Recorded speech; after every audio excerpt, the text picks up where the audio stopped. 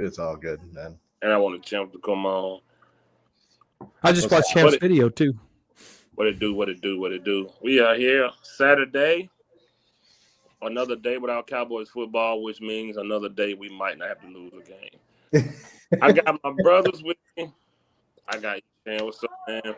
I'm okay, man. What's going on with you guys, man? That much. I got the smooth and clean face, fresh haircut. Oh yeah, you get to fucking. There you go. There we go. Look at the jawline, y'all. Look at his jawline. He getting shit.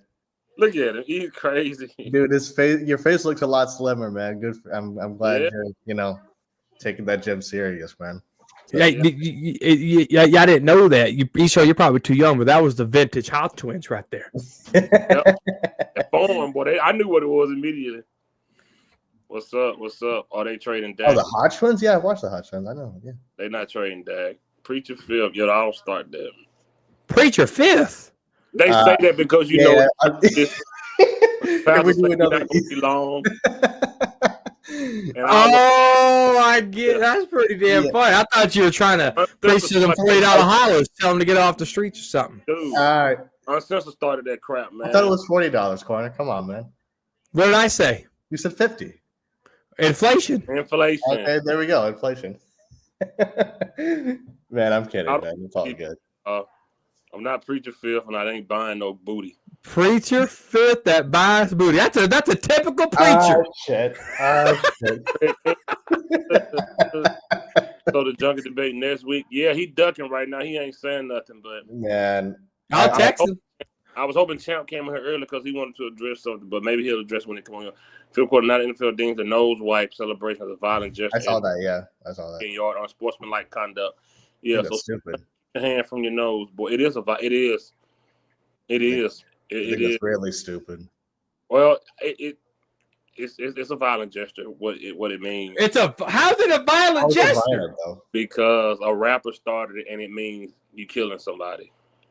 Oh, okay. Well, I didn't know that, but I thought it meant snorting the cocaine or something. No, why does nose mean go do something to somebody? Oh, damn. Okay, I did not know that. Yeah. Bro, they already overhyping Dak because of that one. Man. Yeah, we're gonna get into it. The Dak and Ronald were acting up this week. This week. Listen, it was insane. All right, so we're gonna try to have a little order. First of all, a little decorum? Decorum, yeah. Hey, Charlene, what's up? Hey, Charlie. Micah Parsons seeking the 200. What? Yeah, I saw that. He's seeking, yeah. Let him go. Man. Let him 200. I told you, man. He's not going to take a fucking discount, man. We've been saying that forever. Yeah. Donnell asked what rapper. State your facts. Young Thug started wiping nose. I didn't know that. I thought it was kick back and dirt off your shoulders. No, it means you see what Kelly just put. It's a gesture Young Thug started. 200 million. Yo, that is insane. So let's go to that corner. How realistic is that? 200 million. Like Parsons. What's the year, dear? I mean, let's look it up here. You got $2 million divided by 5. That's $40 million a year. 5-year deal. Oh, yeah. No, yeah. But I think just the number sounds. What would a signing bonus or something like that be? Oh shit! You looking at about 120. Oh, Jesus Christ! And signing bonus all guaranteed, right? Yeah. It goes to the account the next day. The next day. Yeah. The next day it goes right into the account. All that money. Next day. And if they do it early in the morning and you hit the wire cutoff before 2, it might go in there that day. That's crazy. That's my paycheck look like phone numbers. It depends on the years. How would you so that many years, that much money, you think he's worth that right now? Yes. JB, I would do. What's up? You need to come on the show, brother. I would do 5 years, $2 million, and I'd give him high guarantees. That believe it or not, that's more team friendly than Osa's deal. Because if Micah wants $200 million 4 years, with the same high guarantees, that could hurt your salary cap. It just something don't sit right with me with Micah Parsons hitting $40-some million a year. Yeah, it's saying that. Like, Oh, I'm sorry. Go ahead. I don't mean to interrupt. just don't sit right with me, man.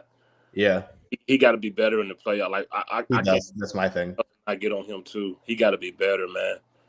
He do the same thing every offseason. Go wrestle, post videos of him lifting weights, and then he come in and he get the same production every year. You know, I just don't. To be honest with you, I haven't seen any elevation in his position from him.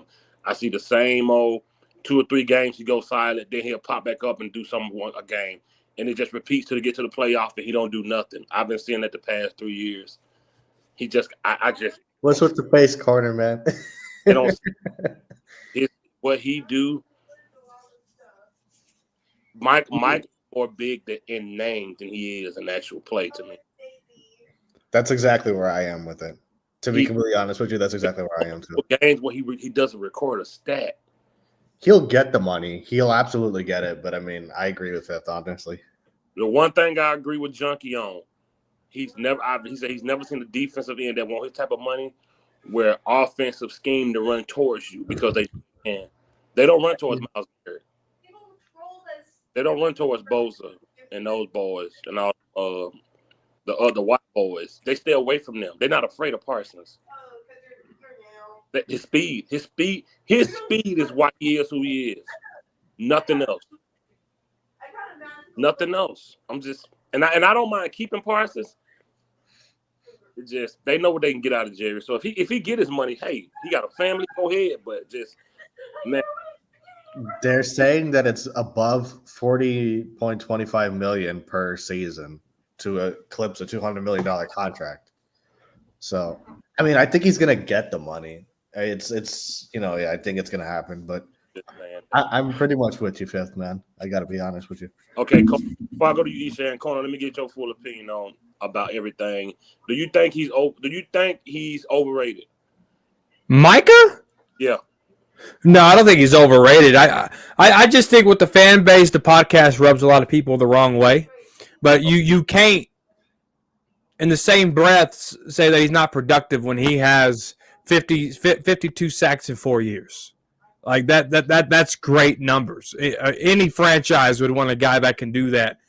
Double-digit sacks on a consistent basis.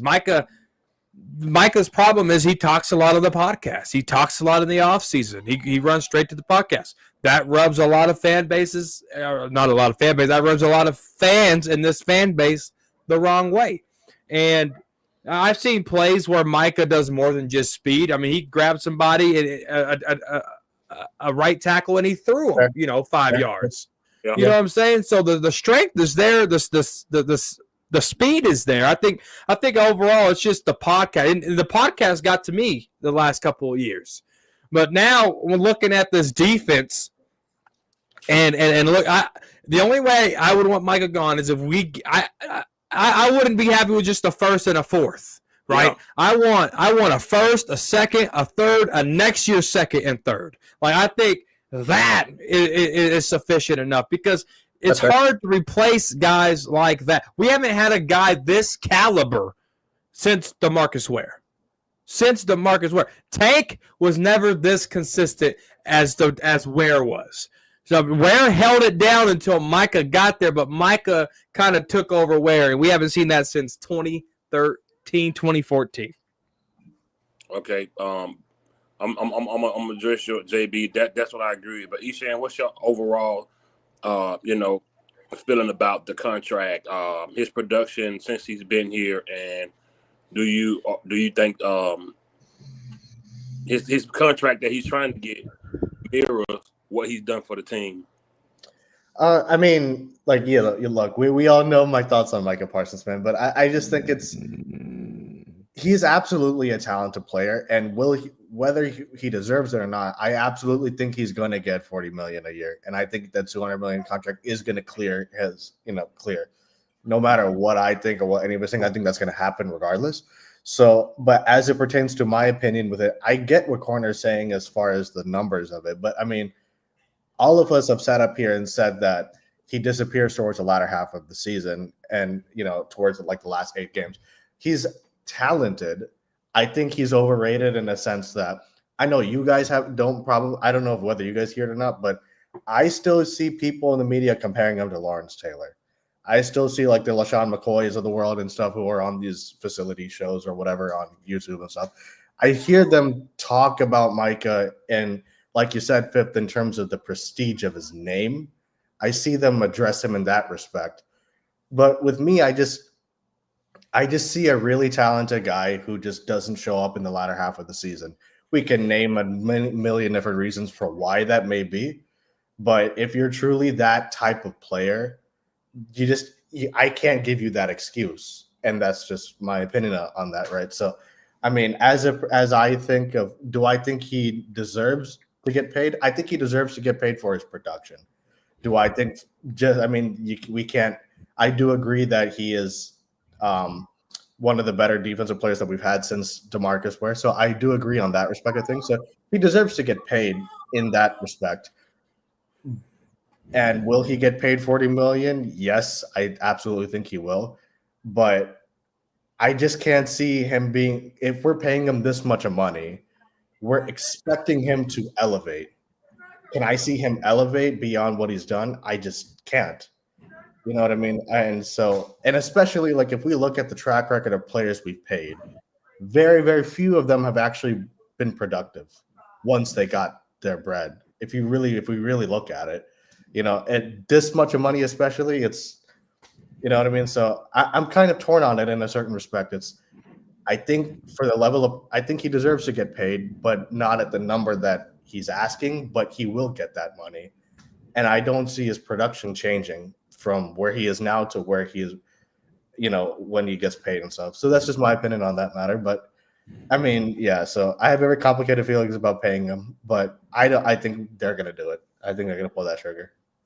I think for me, it's like I said, I can't hold Dak at a certain standard and not hold him, who also, you know, look at, that much of money. Guys that get that type of money normally get that type of money when they beat the guy on the other side of them that is just as good as them. You know, you don't get that type of money for beating scrubs. When I try to compare Dak's stats was better than Lamar Jackson, but that's because he didn't play as good as talent as Lamar Jackson played. Yeah. So, yeah. Micah Parsons, when we play teams that have comparable, there go my boy. When we play teams that have a comparable offensive line, they normally handle Parsons. So, in my opinion, Micah Parsons shows up and plays good. But when the talent is just as good on the opposite side, it struggles.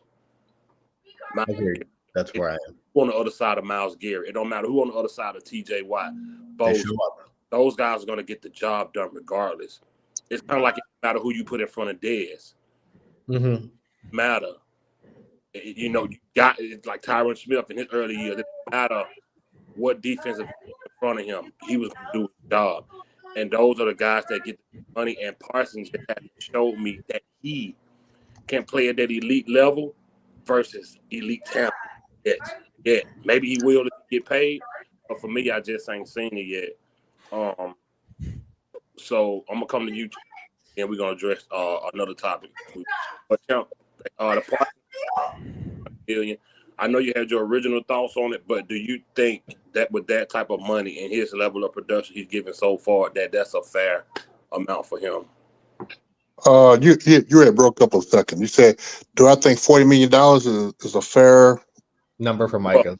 They said for the overall contract, he's looking at $200 million. Corner said about 4 or 5 years, $200 million. It equal out to about $40 million a year. Just about 40, yeah. So how do you feel about that? You know, when you factor in what he's done already for the team. Well, I still say my problem is with Parsons. He is the type of player that he is. I'm sorry, corner, but he is not a defensive end. But he is that impactor player that you can move around to different spots and have him go to the ball carrier. He is not the prototypical type linebacker. He is basically what he is. He is a playmaker. He is a freaking playmaker. Now, $40 million. I'm not gonna say he deserves 30 sacks. I'm not gonna say that again. But 5 picks. yeah, but for Micah to be that's my opinion, for that kind of money, I still say 32 to 35 million. Okay. 32 to 35 million. But the deal is for him to really, really, really be successful in the absolute type of defense, you have to. Well, I've been preaching this for the past 2-3 years. 60. Oh, I see your corner. Man, turning red. Fix the defensive line to protect Micah from getting held up, so he can be the playmaker that he can be. Okay, corner. I ain't gonna lie, corner. I don't agree with him on that. You got I don't agree with him. $5 million a year. That's like that's crazy, but that's funny. Yeah, no way. But that's funny though. Who was that saying corner? Who was that? Marvin. That's a long time follower, Cowboys Corner. Okay. Oh, that's from your group. Nice. Okay. Yeah, that's from my channel. Got you. Oh, Craig from your channel too. And Mike, Joe says Mike alone in the Frisco report, so everyone knows me as Mike over there too. So nice. Remember back in the day, we want to say our real names. Right. I used to say, Will. I mean, what do you think? Right. It was so hard because then I just stopped calling people by their real name behind the scenes and just called them by their YouTube name. Yeah, it took a long time to call me Phil. Everybody will call me DJ forever. That's not even your real name. What, DJ? DJ's still a nickname. Well, because I was a DJ. Well, just because you clap cheeks doesn't mean you DJ. Danny, What's up, Savage? What's up, everybody? Man, much. That's good. All good. So, Champ, before we move on, you had something you wanted to address from a few days ago. I'm gonna let you have the floor. Shit. Okay, the other day when Corner and Fifth was on Sports Junkie, man. I was actually on the chat, and I was agreeing with Corner and Fifth about their assessment of the Cowboys. Well, of course, anytime anybody do a criticism of number 4, the Dakaronis get into their feelings. Mm-hmm. So I just come in and say, hey, y'all need to get out of y'all feelings about Dak. Dak is not he's not the Superman of this team. Mm-hmm. And if we criticize everybody, but if we criticize Dak, y'all in y'all feelings. Yep. And no way you can tell me that Dak is a Super Bowl caliber type of quarterback, because he hasn't shown it. 2-5 in the playoffs. Yep. Well, this one moderator, I'm not going to mention its name. It's a hurt. I know who it is. I know exactly. Yeah, you know who it is. I know exactly. This person timed me out. Yeah. Shut me down. She kept saying that she can't stand Corner. She can't stand Fifth. I'm finna defend my boys. She couldn't stand me either. I'm finna defend my boys because you know what? We talk about the front office, the coaches, the quarterback, running back, offensive lineman, all defense, the water boy. We talk about everybody. If they doing good, yes, we're going to give them a pat on the back. If they doing bad, yes, we're going to criticize them. So, number 4, he is no exception to the rule. We do play good games. Yes, we give him a pat on the back. But we always say, the bottom line, let's see what he do in bigger games and in the playoffs. That's when he have deer headlights. We don't say that Dak is the main reason why the Cowboys lose, but 85% of the plays on offense he is because he got the ball. He's the one that making the bad decisions. So, like I said, whether it's the coaching or him, hey, it's 1A, 1B. But everybody should not get in their little 65 feelings about number 4. Just That's real quick, all I'm saying.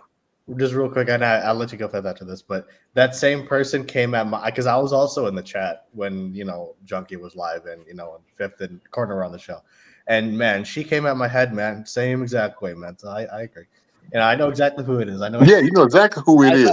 Believe me, I know. Baby Cowboy fan, what's up, man? What's up, man? I appreciate you. What's up, Angry? What's up, Angry? That ain't angry. That's not angry. JB, Is it Angry? That's JB. That's JB, man. Oh man, I apologize, JB. I was on that live too, and corner and fifth was eating me up, bro. Oh man, it was great. They was, make man. a video off them clips from you fifth and corner. I still might do it. Matter of fact, I'm still gonna make that video, man. Y'all was eating. People know. I ain't even had to say nothing because y'all was saying exactly the things that I was thinking about, bro. Oh. Corner, when you hit him with them stats about the separation with the wide receivers, he couldn't come back with Aikman talking that joke. It was He couldn't say nothing. Yo, when he dropped that and corner gave him real numbers, bro, I was just I tell people all the time. Before me and Corner ever debated with anybody, we used to rip each other head off on YouTube. Yeah. Something nobody can do with us. I'm telling you, I didn't even have to step in. I just wanted to get on. Corner can shred these dudes. Shred them. Mm-hmm. See, Corner gonna hit you with the number. I'm just gonna scream at you and tell you wrong. Corner gonna give you the real numbers. Like I can hit you with numbers too. And Eshan just a Oh, he should definitely get them numbers. Believe me, man. My brain's an encyclopedia of this shit. Yo, can we get one thing straight? If Go the ahead. guy with the fucking beeping fucking fire alarm comes on tonight, if his fire alarm is still beeping, that's it. He gotta go. Yo, dude, I bet you it's still beeping. I bet you it's still PTSD beeping, man. from that, man. He said he was in a hotel. I like comments. He is not in a hotel, man. There's no. It was a lie. He was lying, man. I don't believe that for 1 minute. What's up? Is that Cowboys kid? And I'll tell you one thing. Another thing. Hey, man. Corner shredded him and we're gonna move on after this. But the guy said we was lucky to get Dak. Yeah, he said that. He said we were. Man. A fourth round. No. Let him finish. There go my dog, 80. 80, let me know the link in the chat if you want it. Yo, Finish, Corner told him, name something that Dak did that Tony Romo or any other quarterback didn't do. He couldn't answer it. He couldn't say nothing. Oh, He said we were lucky to get that. What part is lucky? What was the lucky part? Right. it's like my man Uncensored said, post Aikman PTSD. What No, was that's a the guy that broke his virginity. That says, "Oh, we were lucky to get him. Like that never had anything else. Never And had then a quarterback." Dog Junkie was like, "Hey man, but listen, Troy Aikman said these wide receivers ain't getting space. They ain't getting separation." And Corner like, so Troy right about everything he saying? Right, Like, exactly. college separation, NFL separation, two completely different things. Things. I tell people Totally. that was that problem with Coop. By the time Coop was out of his break, the ball he was such a good route runner. Dak was just always too late because he wasn't used to it. Yeah, exactly. He was used to a Dez or a go route, a post, a bang, or a T wheel, or a Jason Witten who ain't going nowhere anyway. He wasn't used to a precise route runner like Coop. That's why I think CD had a lot of success in the slot because he created more separation in the slot when he going this way versus the guy up on him. They're gonna be up on him, right on the break. So that's why I think that CD had a lot of success in the slot, and now he's getting better on the outside. I want to ask Savage something real quick before we move on. I know you probably seen it. Dion and Asante Samuel's been going at it. He says he's better than Dion. Yeah, I saw that. On Twitter. I saw that. A week. Why are two guys arguing 30 years? I mean, after the fact. All right, man. Right. Hey, but Asante Samuel's numbers did look a little clean. Yeah, Okay, they but did. you have to realize though, Dion got those numbers, and nobody even threw at him. Yes. Yeah. He That's true. shut down one side of the field. Plus, Dion played offense. So Good to point, compare, Savage. you cannot compare Samuel and Yeah, that's a Dion good in the point, same Savage. sentence, bro. Yeah. He closed off one side of the field, and to even have those amount of receptions is crazy impressive. So you can't even compare. What his name? Ryan Clark said it best. He said Dion did the Cowboys so filthy with Aikman that Jerry said the only way to stop this dude is to get him. He left that team and beat the other best receiver on the 49ers. Yeah. Yeah, but you say that's not really true because in the 1994 NFC Championship game, Dallas was down like 21-0, like in the first 4 minutes of the game. Yeah, they was. Yo, Michael Irvin had like 180 yards that game and 2 touchdowns. Wow. Versus Deion Sanders. And then in the fourth quarter, with 5 minutes left, Aikman throws Irvin a bomb. Deion mugs him.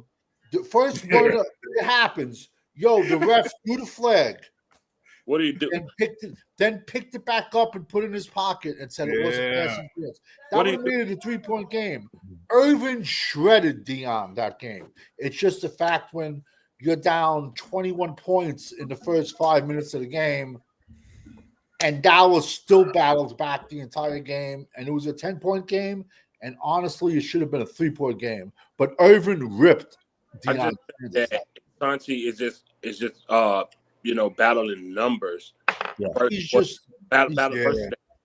He's looking to be relative. Impact. First, nobody had an impact like come on, man. Where do you think plus it was a running league. It was a running league back then. You know what I'm trying to say? But where do we think the term shutdown corner came from, man? Facts is plain and simple. Oh, he gonna use this next week. I'm gonna Oh, absolutely. We already know the arguments, man. He loved that one. Nobody threw it, Dion. Yeah, of course. No one didn't. Let me get JB the Cowboy. Let me get your fan. Your fan. Let me get your opinion on $200 million of what Parsons. What we said. I wish Uncensored was on here when Parsons was talking about he'll take a pay cut. What we said, man. We said it was BS. It was BS, man. We knew it. What's JB? What's your thoughts on what Parsons trying to get, and do you think it equal up to what he's done for the team? Nah, I don't think it equals up what he done for the team because I made videos about Parsons, man, about a year ago sometime. I think I've probably been the first one that was stressing give Micah Parsons that Herschel Walker energy because I noticed it back then. Like almost a year and a half ago, I was saying this, bro. I like him as a player. He's a good player. Don't get me wrong, but I think he's playing out of position. I think he should be playing linebacker. Corner. I don't think he has the intelligence to play linebacker. He's too weak he's too weak playing DN. I think he's playing out of position. So to me, I don't think bro. And he like Dak. He gets stats and sacks up against these teams like the Giants and the Jets and Carolina. But when we go up against the Eagles and San Fran and Buffalo and the Ravens, teams like that. The Lions, yeah. No-show, bro. You want to laugh? Just to segue off that, look at every single one of Diggs's interceptions. It's all from the Tyler Heineke's, Daniel Joneses of the world. Yeah, not one interception in a loss. And the best quarter he has, I think, one. He had 1 or 2 against Jalen Hurts. I think 1, to be honest with you. Yeah, he had a pick 6 against Hurts. So yeah. You okay with the trading him? You okay with trading him? Who, Parsons? Yeah. Yeah, man. I'll trade him to try to get picks or whatever we can do. Whatever we can get. You know what I'm saying? Yeah, I'm cool with that, bro. I've been saying that. I've been saying he is not a generational talent, We need to stop comparing them to LT. To me, and I think Savage heard me say this before. I don't even think he's on DeMarcus Ware level. You know what I'm saying? So I mean, hey, I'm not with signing him more than Crosby, more than Myles Garrett. Who else is gonna sign the big deal? One of them pass rushers. Bosa's got signed. Bosa. Yeah. I don't nah. But bro. I'm telling you, man, he's gonna get signed for 40 plus. I know he is. Absolutely, he's gonna be signed. Jerry Jones gonna give it to him. Oh man, he's gonna milk this out. Corner, any rebuttal to he's playing out of position. Nate Dogg said it best. I'm sick and tired of this conversation. I already stated my case numerous times. Now, there was a healthy conversation on Sports Junkies deal. Okay, and I did agree with them. Okay, maybe he's not a defensive end. Maybe he's not a linebacker. So what is he? We settle on the term pass rusher. He's a pass rusher, and he's an elite pass rusher. And that's what Micah is. You talk about 52 sacks in 4 years. That is D-Law type number. I mean, not D-Ware type numbers. I mean, he's on pace. D-Ware has what, 120 in his Cowboys career? But what about the impact of his sacks, Corner? What about the impact of the games? Okay, I'm going to give you one game in 2009. You ready? Against the Saints. Week 13 against the Saints. That's the only time Ware stepped up for the Dallas Cowboys. And JB, I said this to you. Yeah, I know you said that. DeMarcus Ware was king of the garbage sacks. Yeah, you did. Look up DeMarcus Ware's stats in playoff games. He vanished. He vanished. Your boy. What? I thought DeMarcus Ware was your boy. He is. But if we're gonna compare, I gotta be blunt with you. I gotta be honest with you.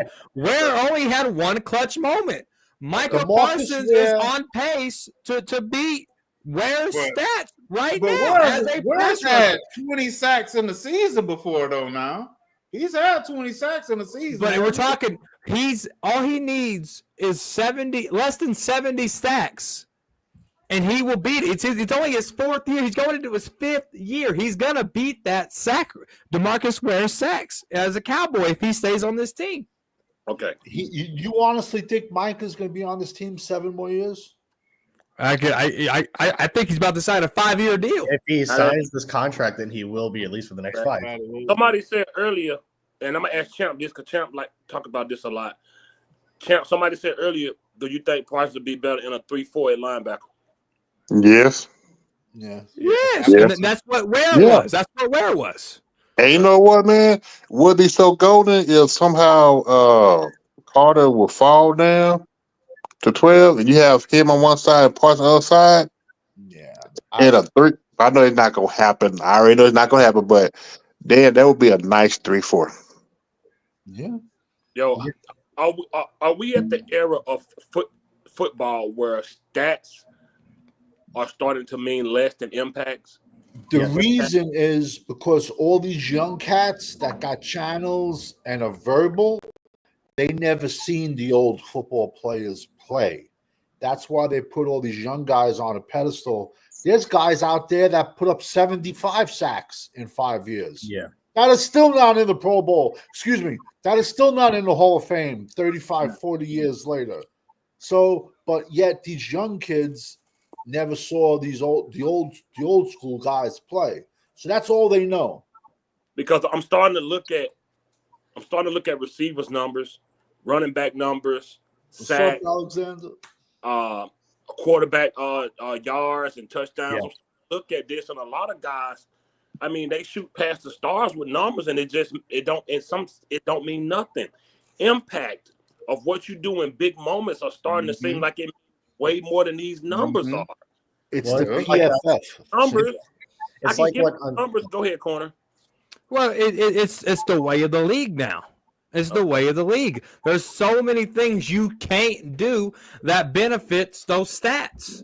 You see what I'm saying? Like the wide receivers open it on a post route on a cover 2, and the safety can't kill them because it'd be 15 yards extra. Yeah.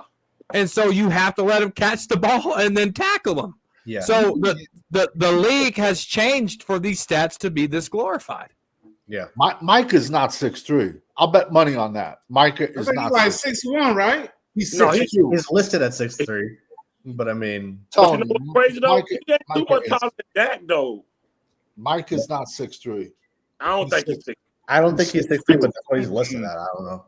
He You probably gotta remember 6'2". the cleat is like a half an inch. Yeah. But yeah, but they don't get their I was measurement. just going to say, every time I got my height at a doctor or we were playing Yeah. football, it was without your shoes. It was without shoes, yeah. Yeah. So like what I'm saying is like when you look at Damn, Fifth, you'll be like 5'2". I'll be right back. Damn. Oh, Put me in the background. I'll be right back. Come on, okay, man. don't listen to him, y'all. I'm like, Hey, can I ask Savage a question real quick? go ahead. What do you think about Ware in the run game? You think he was better in the run game versus Micah? DeMarcus Ware was much better in the run game than Micah Parsons. Okay. Absolutely. DeMarcus Ware was much bigger and he had much more body. He was taller, but he also weighed about 260, 265. DeMarcus Ware was better in the run game. If you have a physical tackle and you run directly at Micah Parsons, he will get destroyed. And listen, I've come on this show 1,000 times like a broken record. He's a phenomenal athlete. Just move him around every play. But you have one job. Go forward, attack. But line him up at a different position so he can't get double teamed. And Nick, I don't care if that's at linebacker. Your only job is to rush. Because when the quarterback gets under the center, I want him to have to look around for you. And then your job is to attack. Yeah. That's just my opinion. And Micah's been used wrong at edge. I think so too. And also, and I've done videos, Abdul Carter is not an edge. And have we learned nothing from the Micah Parsons experiment? Abdul Carter is smaller than Micah Parsons. And people think he's a full-time edge. He's not. He's not. He's a linebacker. But what do I know? You know, I still say play him like Penn State played him. Move him around. Yeah. Absolutely. So final question on Parsons before we move on. Everybody okay if the Cowboys found a way to get good compensation for him being traded? Yes. Have to be like, I mean, we would need to get a package out of it. No, that's what I'm saying. If they got something that was worth it, you would be okay with him being gone. If it was worth it, then yes. But let's be honest. Can we see the Joneses fucking doing No, that? I don't, bro. I'm just saying. I know. In a hypothetical situation, yes. Yeah, but now with Steven and McClay and Jerry eating his ice cream in the corner, if a team offered 3 1s and 3 2s for Micah, they'd be kicking his ass out the door as he's walking out the door. He might offer some fucking Jonathan Mingo bullshit. But then, in the same token, do we trust Steven and Will McClay? Listen, it's not about getting the picks. It's about getting those picks and hitting on those picks. Yeah. This is not Jimmy Johnson drafting. You got to remember that. So do we even trust Steven and Will McClay to not draft bums? I agree with this. He shouldn't be. Your main defensive end should be the standard what a defensive end looks like. I agree with that. I absolutely agree with that. And that's not he's a small guy. He's like he's listed at 245, but to my eyes, he's 240. He looked like 235. He's 6. I'm telling you, man. Alabama offered him a scholarship for running back. They said, you ought to come to Alabama, you're gonna be a running back. And I've said it since day one. He has a running back mentality. Micah's a linebacker, but he plays with an offensive mentality. He's no dog. Come on, bro. Man, I got a bigger dog right there, man. So all right, so next topic. Twitter is jizzing all over themselves because there's a video of Genty running with his shirt off. Yeah, God. Yeah, I've seen that shit. And Twitter is having a cyber orgasm over it. They are oh my God, it would be crazy not to get this dude. We need to because he's running around garbage cans. Fucking idiots, man. With his shirt off. Is he gonna even beat her at 12? I doubt it, man. I hope not. 12.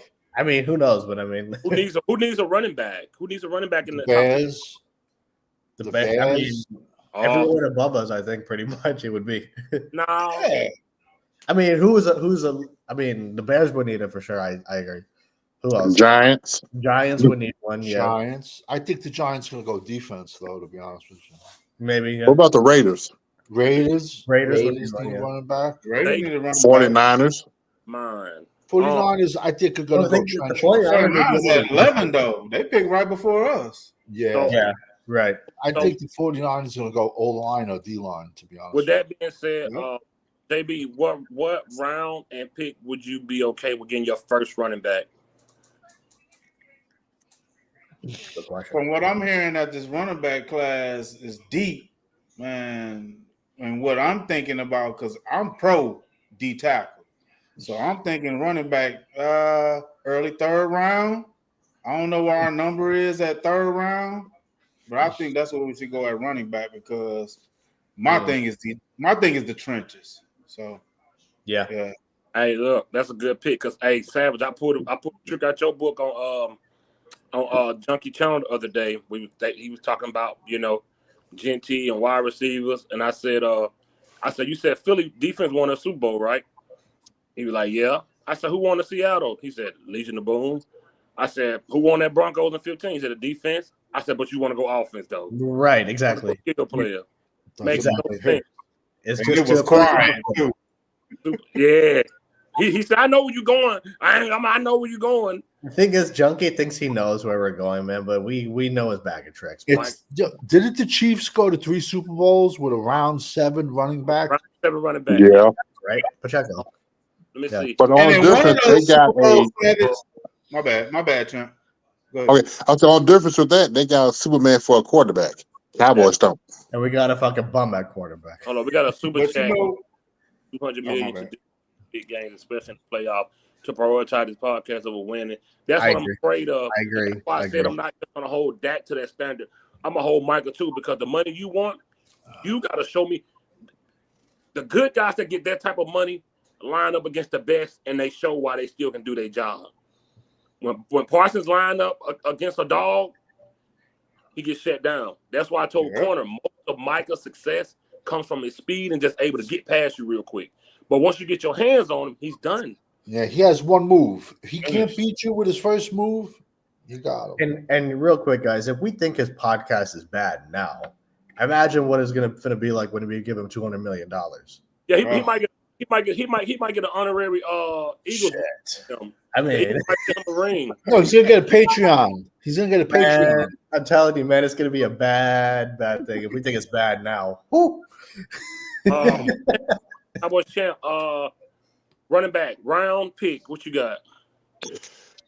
I want my 4th round pick back. I'm taking him in the 4th. I'm taking my first bell cow. Getting that pick though.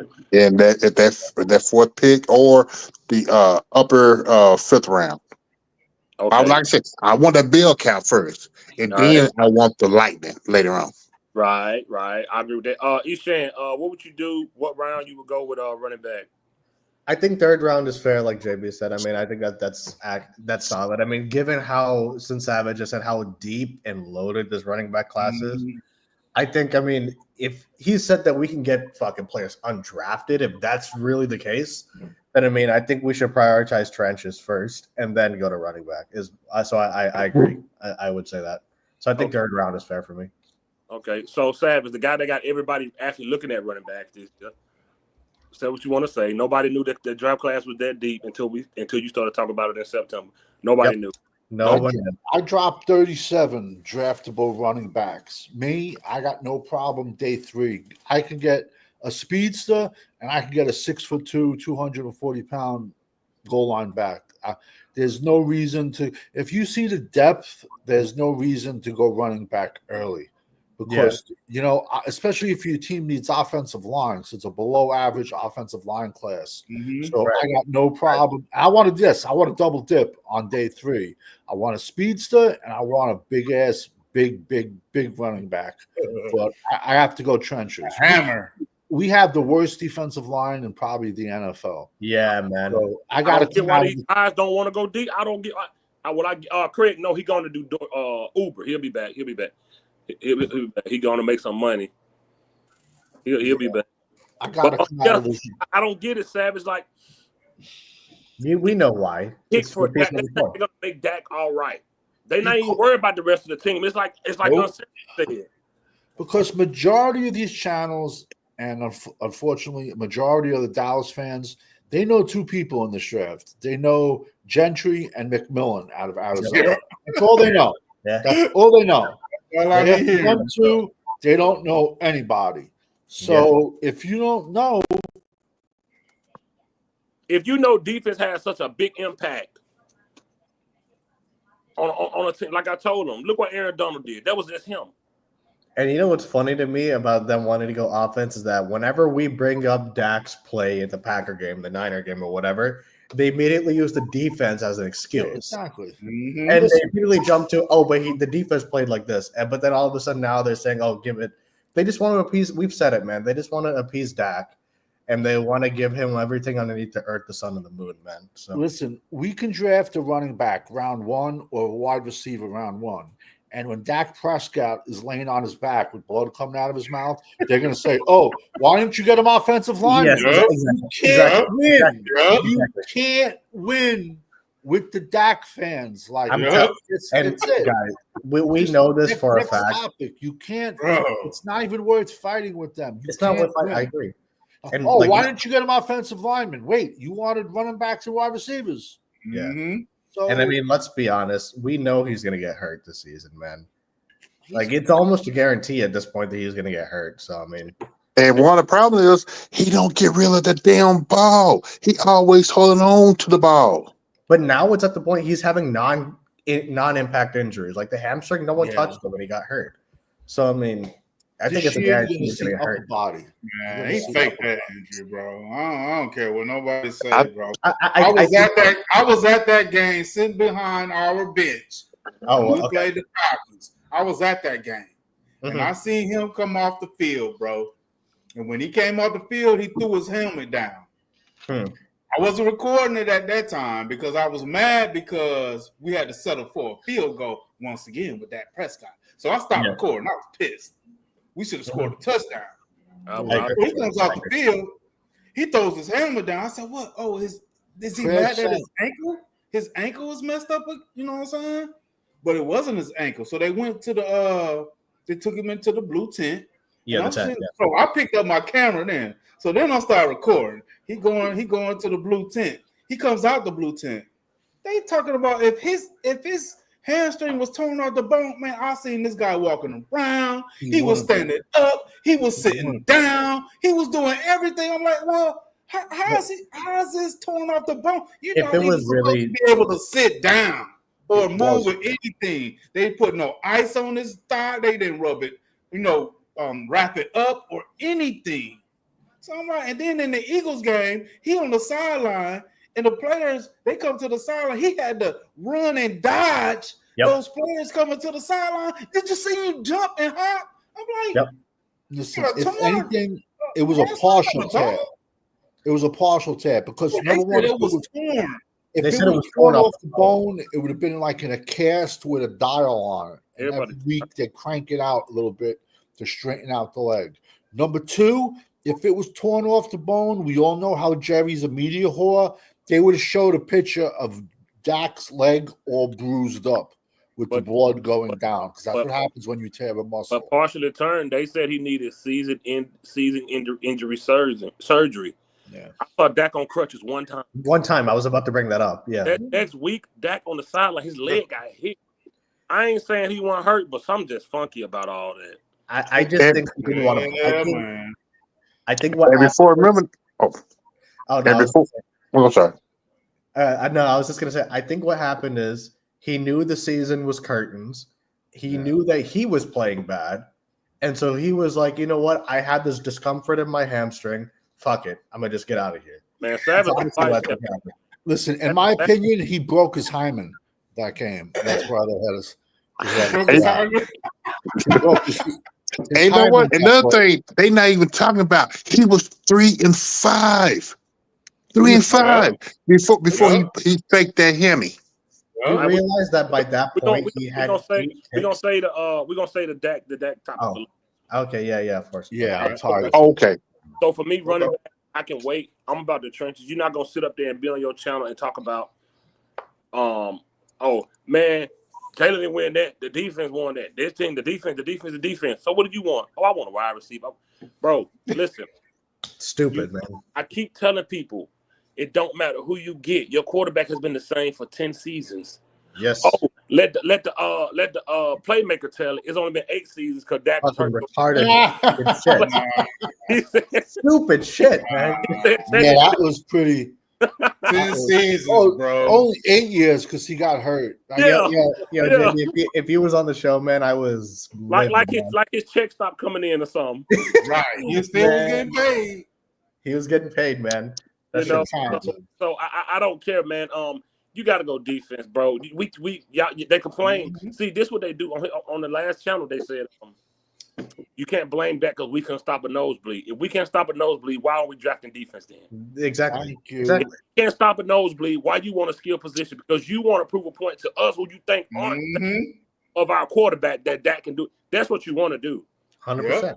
That's not being a Cowboy fan, Fifth. That's not a true Cowboy fan. Fan of number 4. That's it. A Dak fan. It's a Dak fan. And that's why I told him. That's why I got on him his last show. I said, bro, when we lost to Philly with Cooper Rush, you ran to your channel and laughed. People were jumping at that opportunity. You wanted us to lose to say, Dak would have won that game. That's why I got it. That's not a Cowboy fan. You don't get on your channel and laugh at the backup quarterback because he lost because your favorite quarterback was hurt. And you want to prove a point, man, Dak would have won that game. Bro, that's not a Cowboy fan, bro. It's all about Dak to y'all. Y'all want to draft people to get Dak the astronomical numbers. Whether we lose or not, you're going to say, man, Dak threw 35 touchdowns, bro. He had 4,000 yards. It wasn't his fault, bro. Yep. Stop it, bro. Stop. We're not winning that this year. Let's build this team. Stop it, bro. Let's get this defense in. Let's get these defense. Listen, I don't care what nobody say. Your whole core of your defensive front can be built around Parsons and Osa. No, it's not going to work. That's not it. Yeah. We're going to Osa is just a guy. I love corner depth. He know it. Osa just a guy. You could have got that production in the draft. What Osa gives us. He's just a guy, man. I agree. He's just a guy. You know what's sad about that, Fifth? He's just a guy, but from what I see, he was playing better than anybody on the defensive line, man. That's not saying much. That's what I'm saying. That's my point. Why we should go D-line. It ain't hard to be cute in a room full of basic girls. It's hard to be when everybody else ugly. So you know it's bad when Osa minimum production is about the best thing. Bad. Yeah. I still understand why we got rid of Bohanna. Bohanna was clogging up that middle like he was supposed to. Now he's in Seattle. He's in Seattle now. Yeah, I know. Yeah. So everybody, I'm glad everybody on here in agreement of not just rushing to get a running back. Yeah, that's good. This dude knows how to twist our words like a motherfucker, man. I love you, Sports Junkie, man. But man, prior question, I forgot the kid's name. He was talking about Scatterboom. He's my 21st ranked running back. 21st. Junkie, go because if anybody knows the truth, right, is you and your people in your channel.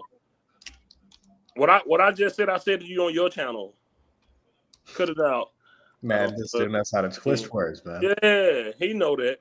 He was sitting quiet, waiting on hoping we said something so he can post that.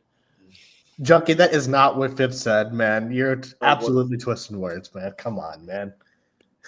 That is not, man. Bro, how many times I told you you're a bigger fan of Dak than you is the Cowboys on your channel? No, don't act like I'm saying something you ain't heard me say before. Hey, I told Junkie that same thing, bro. I had to get at him. I told him, like, bro, you want Dak to succeed. He know that. He knows player position draft, bro. That's all it is. You want to prove a point that Dak is good, but he ain't. That's just bottom line, man.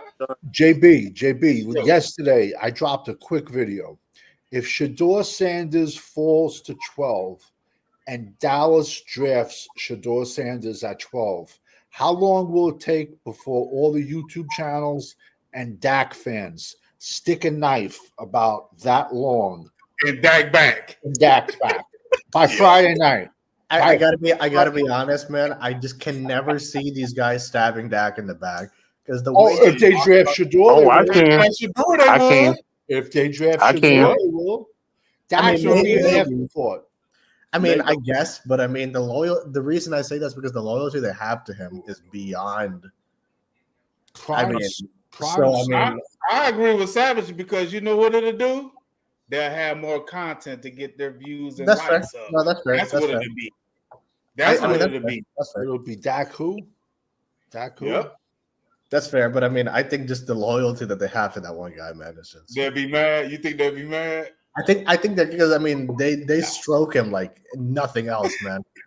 Like it's ridiculous the stuff that people. I don't know any other team and any other quarterback where people are talking about one guy like this.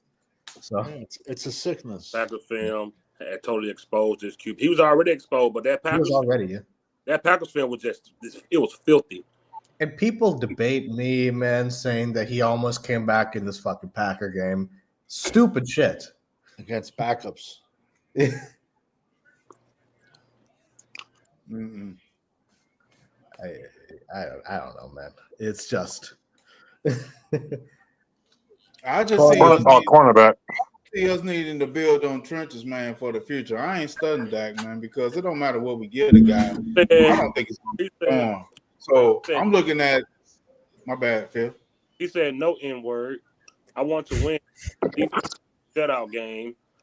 And what happens if the offense don't score? But you're making that point as if your quarterback will score in that clutch moment. He hasn't done it. He has had a game where they did what they're supposed to. He didn't. And we had comparable talent. We had comparable skill players. So stop labeling me with all them other channels. Y'all ain't nobody man, see, that's what I'm saying, man. That's exactly what I'm saying. Stop that. Please. Ain't nobody in comparison. At the beginning of this show, I literally, man, Jeff, you know better. Stop that, bro. That's literally what I was saying, man. Twisting words, man. We was saying what round are you okay with drafting a running back? First, second, third, fourth, fifth. Those are the rounds I'm okay with. Well, we don't have a fourth, so we can take that off. You about to when you trade Diggs to the Patriots. But you They're think going we to trade Diggs to the Patriots? You think so? Mm-hmm. If we trade Diggs to the Patriots, which I don't have a problem, I'll bet money we taking corner. This man round one, Joseph. Round one, out of Michigan. If they do that, 100% we taking the corner. Told me taking Mario Hampton at 12 was too rich. Now you're okay with it? Huh? Just because you said what round? Just because we're in the first round doesn't mean we're going to be at 12. I'd see the Cowboys really trading back in this draft. I do. Is y'all going live for the draft? Yeah, I'll be live, but I'll be in Vegas. I'm gonna be live, but I'll be in Vegas. If there's a monster, hey, Savage, can I ask you something, Savage? Shoot, because you the draft guru, bro. So I got to ask you this. You think it would be a mistake for us to move up, try to move up to the 5th or 6th spot with Jacksonville or the Raiders to get Mason for D tackle? Before you answer that, Savage, hold up. Let me say something. Junkie, get your butt in here because you on here talking crazy. I ain't never with nobody else channel. You know we ain't never did that. Don't even do that. Man, we know how the conversation is going to go. It's going to steer right. I love Mason Graham out of Michigan. He's my defensive tackle 1.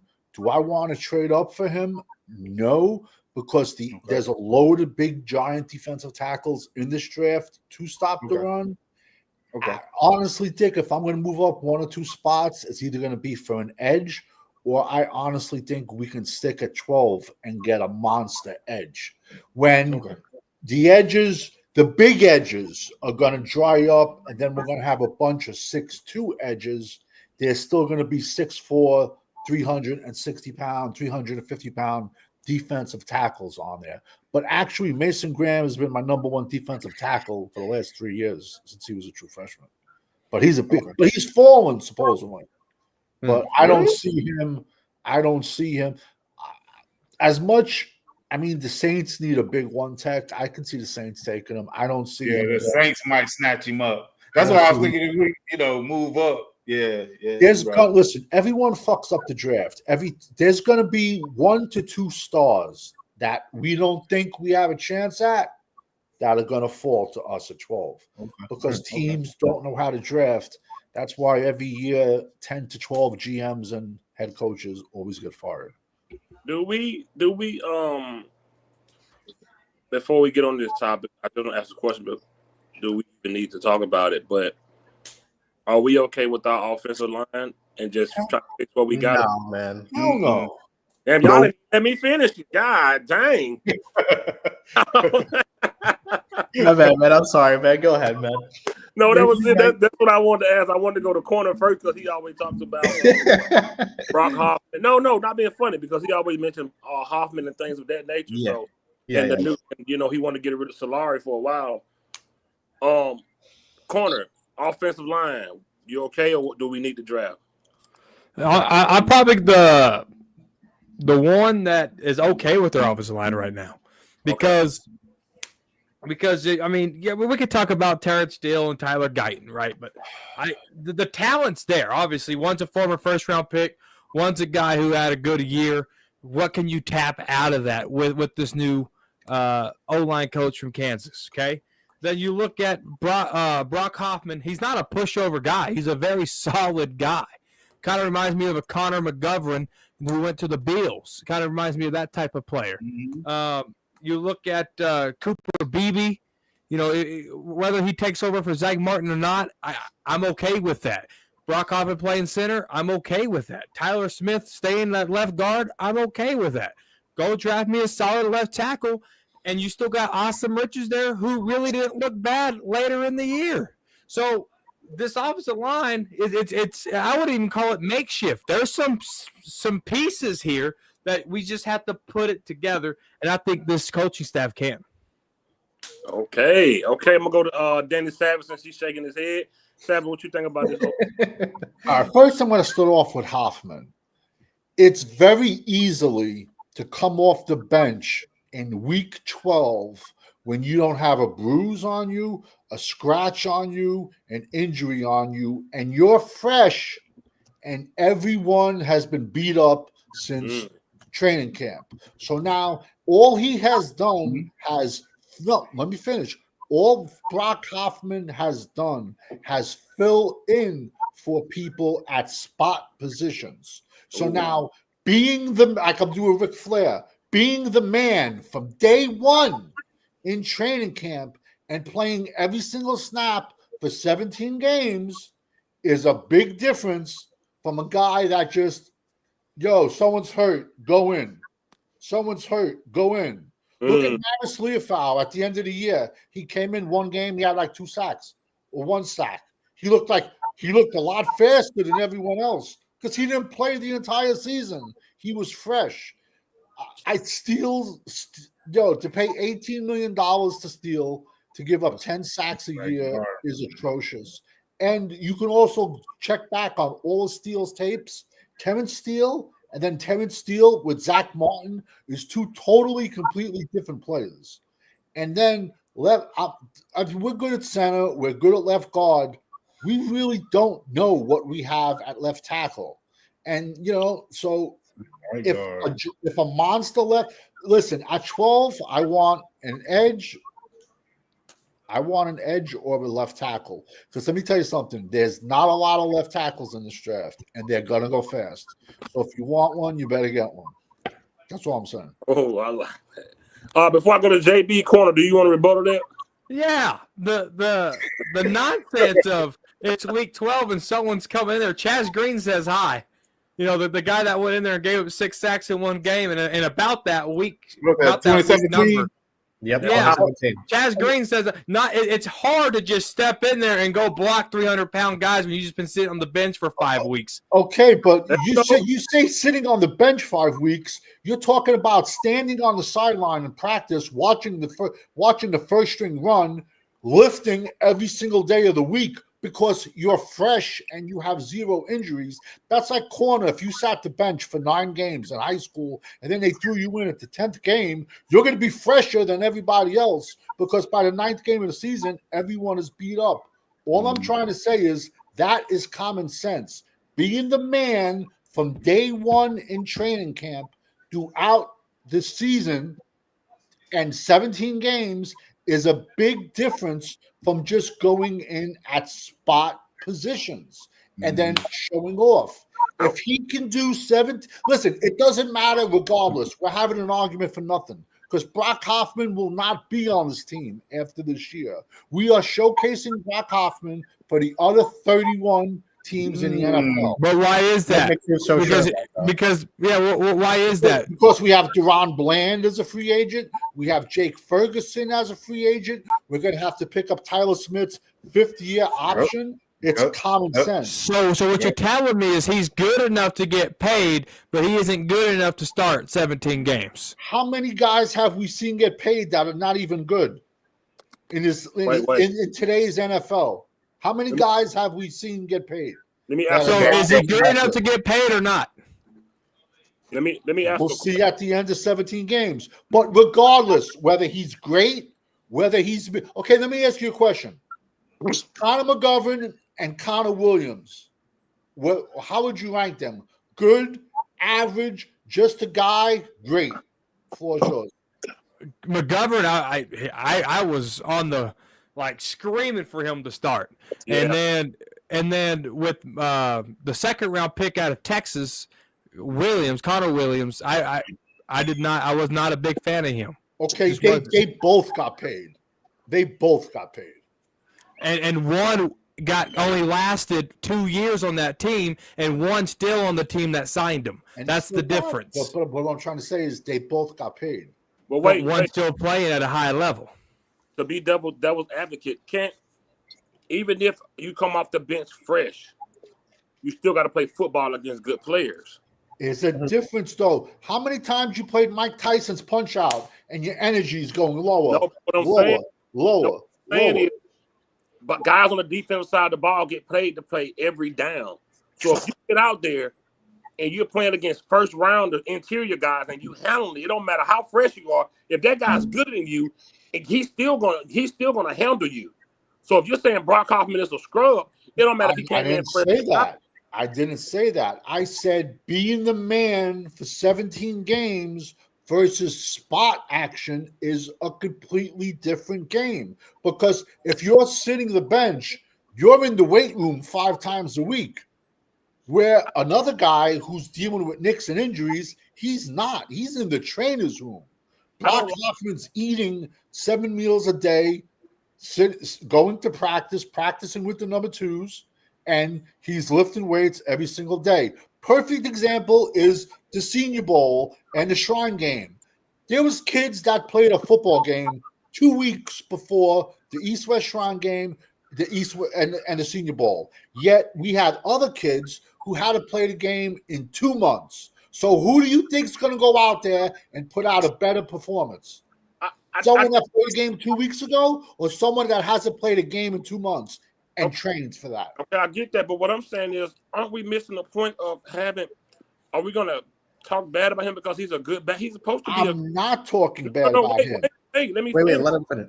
He's supposed to be a temporary guy that can fill in and do the job right. So why are we even saying he's not good enough to? We're supposed to be okay with him being temporarily good. He's probably not a guy that's supposed to play 17. He's a backup. Well, we're going to find out. That's why we need a right guard. That's why I was about to come to you, JB, and get your opinion on. Yeah.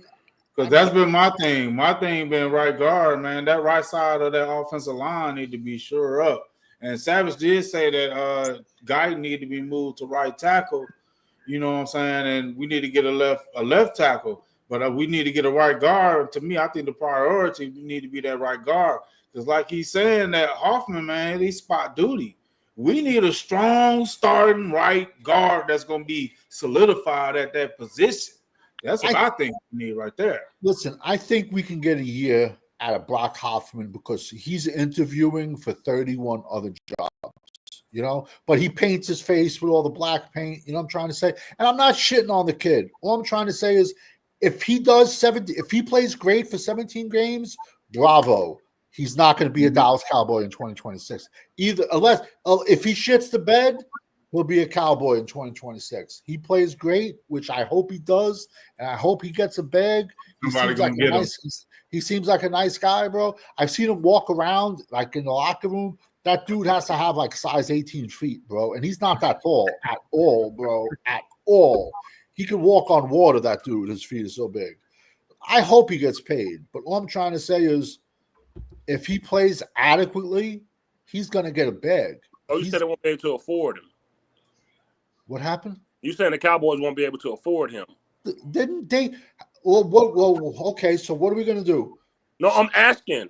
No, we won't. Listen, if a team offers him $30 million, we're not going to be able to afford him. Right. Let's be honest. Let's completely be honest. Because franchise tag. Oh, come on, bro. We're not going to franchise Mark Hoffman, bro. Why not? If he's that good, demanding $30 million on the market, he must be a top tier center in the league. That's why you would franchise tag him. Absolutely. Why? We can go out next year and get. We almost franchise tagged Mozzie Smith, but they came to an agreement. I mean, not Mozzie Smith. Also, Digizua. But they came to a contract agreement. You were the only one on the face of the earth that wanted to franchise tag. That was my franchise favorite. And then guess what? Lo and behold, Cowboys corner was right. He was a franchise favorite for a franchise tag favorite for the Cowboys, but they got him signed. But he was the one that was going to get a franchise tag, and I called that months before it happened. I was right. All right, show me one other person in this universe that said Osa Odigizua should have been franchise tag. See, a lot of people talk about feelings. I talk about Cowboy trends. A lot of people talk about feelings. I talk about, and I've been talking about 11 years about what the Cowboys do. Okay. That's the difference. But now let me ask you an honest question. And let's just say you and Steven and Will McClay agreed he should have got franchised. If Osa did get franchised, don't you think the only reason he would have got franchised is because Dallas did draft him, and we all know how Dallas treats players he drafted. They draft. Yeah. Well, if that's the case, then McGovern would still be over here on the Cowboys and not with the Bills because they drafted him, right? They couldn't afford him. You know what I'm trying to say? Listen, Dallas picks and chooses. But they drafted him. Dallas picks and chooses. Like every team's going to pick and choose who they want to sign. No, I hear you. But also McGovern came in, tore his pec the first year, sat out. You know, listen, I blame the coaches on McGovern. McGovern couldn't snap the ball in Texas at all. He goes to Buffalo, he's their center. The air in Buffalo must be different. No. He's a left guard in Buffalo. You're getting Connor Williams and Connor McGovern mixed up. Yeah. Connor Williams went to Miami and played. Connor Williams went to Miami and played center. Connor McGovern went to the Bills and played left guard. Go ahead.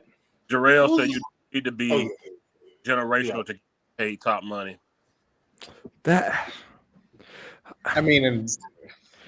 I struggled with this the last couple of years too. But what we have to realize is the top tier money changes year to year. Yeah. And that's what we have to realize, because if the salary cap keeps going up, top tier money that was top tier money 2 years ago. Wrong again, Cowboys corner. That was the Bills depth chart in 2024. That was with the receipts. Oh, Connor McGovern played center. That was with the receipts. Oh. Yeah. Again, I'm on the East Coast. I get all the East Coast games. Connor McGovern played center, but you can go to PFF and look it up. I'll just go to YouTube Bills highlights and I'll take a screenshot of him playing left guard. He played center, bro. I watched a million of the Bills games. He was their center. When we played the Bills, he was a left guard for the Bills. Jaja said you both are correct. I guess he played both. Okay, so he was a left guard in 2023. In 2024, he started all the games at center. But what I ain't wrong about is Connor Williams didn't finish his contract, and Connor McGovern still is. the difference between the two. Because you asked me, would Connor Williams or Connor McGovern, and I gave you the answer. So, yes, you did speak of it. So, once again, Cowboys corner is right. Why can't you just admit you're wrong? Because I'm right. Tell him, corner. Thank you. All right. Not doing a little. Oh, hold up. I want to answer the question too. I was coming to you, champ. That's why I was coming to, brother. Okay. So yeah, give me your take on what you want to do with the O-line or what you hope they do. Okay, JB, we can solve the Cowboys' right guard position. Move BB to right guard. Hoffman, put him at center. Left tackle. Don't say move Tyler Smith from left guard to left tackle. Then we find a left guard. Right tackle, battle it out between Guyton and Steele. Why would you move an all-pro, man? All-pro left guard. Why would you move an all-pro? Man, okay. Eshon, Field. When Tyler Smith was drafted, he was a tackle. Remember now, I thought that was a bad pick. But when he did play at left tackle when Tyler Smith got hurt, he did a damn good job. I understand that, but I mean, 6 games. Yeah, but I'm just saying it's easier to move him unless you can find a left tackle out there. I just don't want to put anybody out there because we're gonna have a Chad Green, the Cheeto with Tube, what the hell the name is. What? I don't want to go through that. What did you call him? Cheeto Chubale. Chuma Adoga. Yeah. Cheeto. I don't want to go through that. That's racist, man. Definitely racist. I do not want to go through that again. Because remember, we went through that 3 years in a row trying to find a left tackle, especially when Tyron Smith kept getting hurt. Real quick, I could get what you're saying, man, but if it ain't broke, don't fix it. He's an all-pro there. I completely get what you're saying, but I mean, just constantly moving people back and forth, especially when you're an all-pro at that position, I don't think is necessary. Man, he could be all-pro at left tackle. Yeah, but in his free agency year, do you really want to move him to left tackle? First of all, he's an average left tackle. He's an all-pro guard. Who get paid the most tackle or guard? Left tackles. Left tackle. That's the black side. We're leaving him at left guard. We're leaving. Yeah, don't move him. Yeah, man. Okay. Dean. Okay. Unless one of these offensive linemen that's in the top 10 fall down to the Cowboys' lap. If not, what you gonna do with left tackle? Tell him, champ. That's the question. We disagree with him, man. What do you mean? Hey, and we just drafted. I'm with champ. I don't care what y'all say. I'm with champ. What do you mean? You What do you mean you just disagree with me? I'm agreeing you with just disagreed with him, man. my mind. I think we need to see what we have in Awesome Richards. I really do. This is his 3rd year. It's time for him to put up or shut up. We got to apply some pressure on these guys that we drafted. I agree. Like Awesome Richards, it's time for him to show out at left tackle. But do you want to watch him in the regular season? Listen, I could care less. You know what I'm trying to say? Like, I want an edge, but if the top tackle is available at 12, I can flip a coin.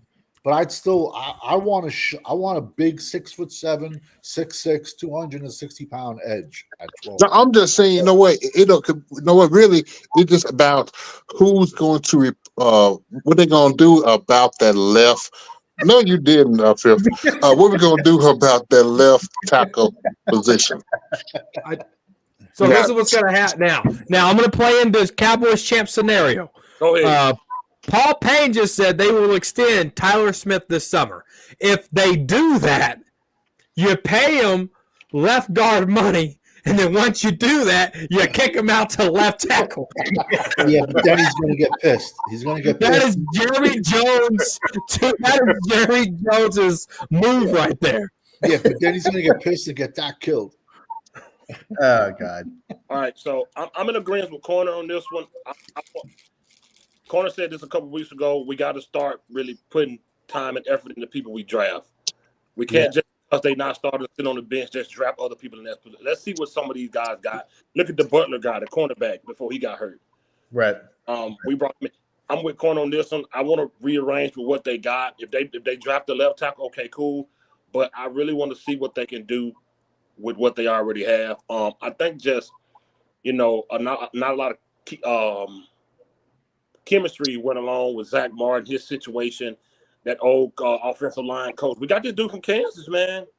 We don't know what he can do. We don't know. I do believe this. I'm not saying he can't get better, but I do believe that Terrence Steele overrated, overpaid. He had a few good games, and Jerry Jones just paid him. I'm not saying the guy from Kansas can't make him any better.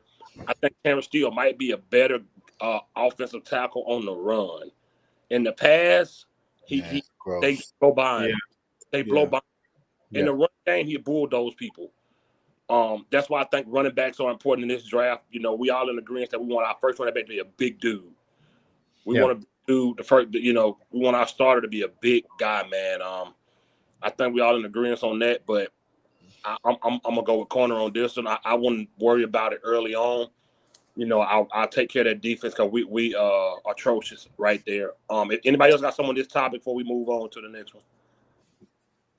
All right, cool. We got to keep some decorum in the house. Yeah. All right, so cornerbacks. I wish 80 was on here for this one. Yeah. Cornerbacks, Cowboys corner. Trayvon Diggs, Deron Bland. Trayvon out. Deron Bland didn't look like his old self. Whatever that contributed to injuries, rust, or whatever. Is that an issue for this season? And would you draft one early, or would you have a problem if they drafted one early?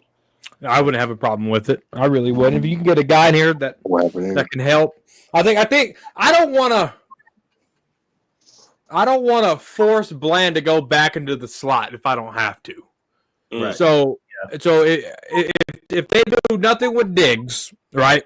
Keep him on the outside, keep Bland on the outside, and get me a slot guy. Because we still haven't replaced Jordan Lewis at all. So give me something like that can go in there and keep Bland on the outside versus moving him to the inside. Because Bland never played slot corner at Fresno State. That was his first time he ever did it, and he did it at a high level his rookie year. That's where we fell in love with Bland, but he really plays on the outside. I got to push back on you, Corner, on that one, bro. Well, come on with it. I think Bland be getting burnt more on the outside than he doing the inside, bro. I'm telling you, like you said, his rookie year, he was best at inside. And I think the only way we moved into the outside was because Diggs got hurt and Jay Lou was out at the same time too. I think I'm not sure which one was out first or they both was out at the same time. But when Bland was doing this thing, he was doing it from the inside. We had to move him to the outside. So I'm thinking if we need to get another corner on the outside, move Bland back to the inside. If we don't do nothing with Diggs, put Diggs on the outside, get a corner on the outside, and move Bland back to the inside because I think he'd be the closest to get back to Jay Lou because I don't care what they say. Jay Lou was, to me, he was top one, top two, you know what I'm saying, and nickel defense in that slot. And we're going to be missing him big time. To me, he was one of the dogs on the team. You know what I'm saying? That's what I've been trying to tell these guys. Go ahead. Yeah, that's all I had to say on that one. No, I mean it's a very fair point with Deron Bland coming off a fractured foot injury. He didn't look like himself. And I don't want to be that guy that chalks it to injury, but he just didn't look like himself. But I feel like to me, Bland is better on the outside than in the inside because that's his natural habitat out there. Okay, so JB, since you already had started, would you be if they drafted a cornerback first round? How would you feel about that? I don't know about first round though, because if we do something with D tackle on the D line, that will help a corner that's not really that good or something. That he won't have to be in coverage so long. I think we can get a pass rush, or we can stop the run better with a forceful D line. So if we had to wait to get a good corner or something like that, I think we'd be okay if we build up that D line and have a pass rush or have a D line that could really solidify and stop the run. So drafting a corner to me in the first round, nah, I don't think so.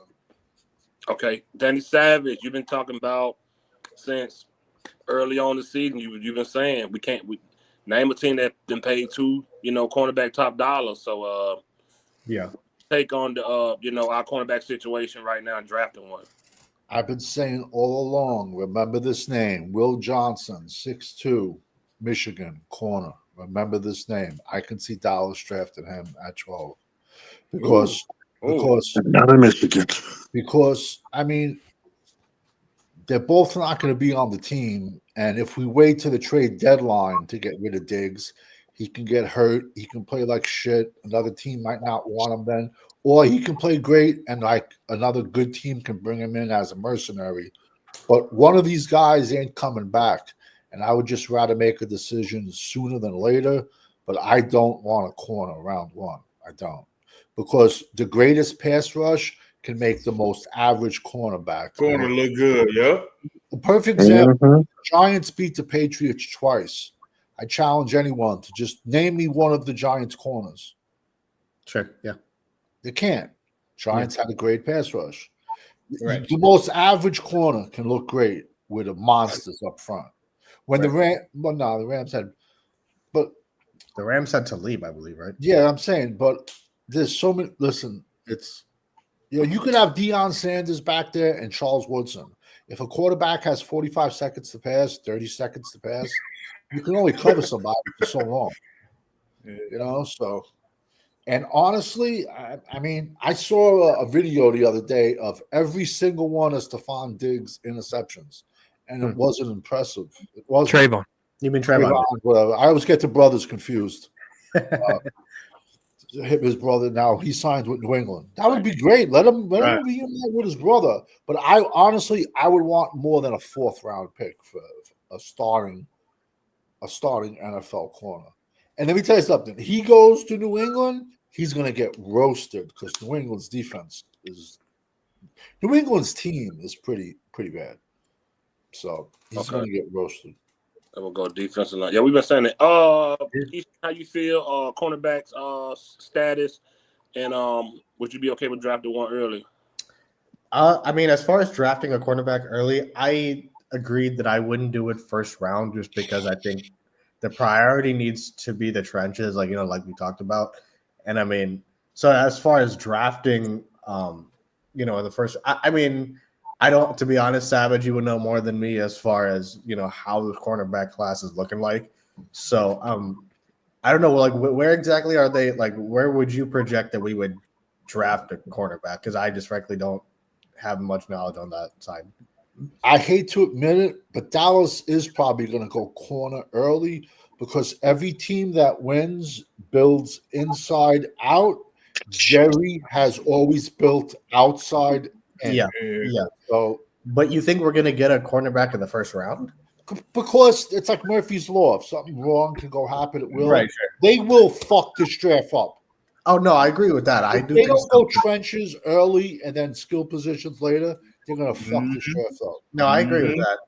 So, I mean, if you're asking me, I wouldn't go cornerback first round, but I mean. They will. Because they're going to have a plan to move either Bland or Diggs. One of them's getting moved. No, I as far as Deron Bland's concerned, I mean, like, look, I think last year, of course, he played bad last year, and he didn't look like himself.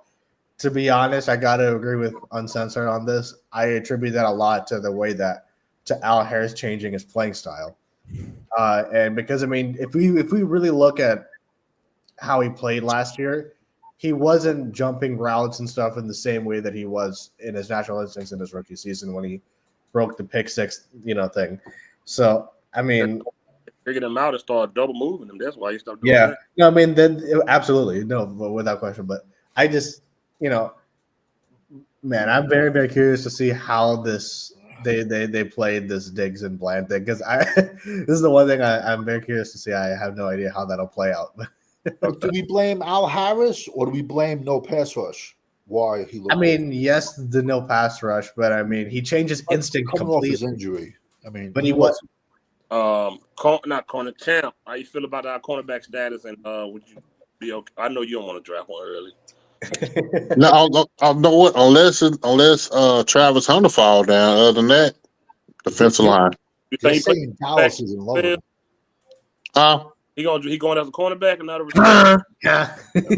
Nah, I said if I get Travis Hunter, he will be a cornerback, not a wide receiver.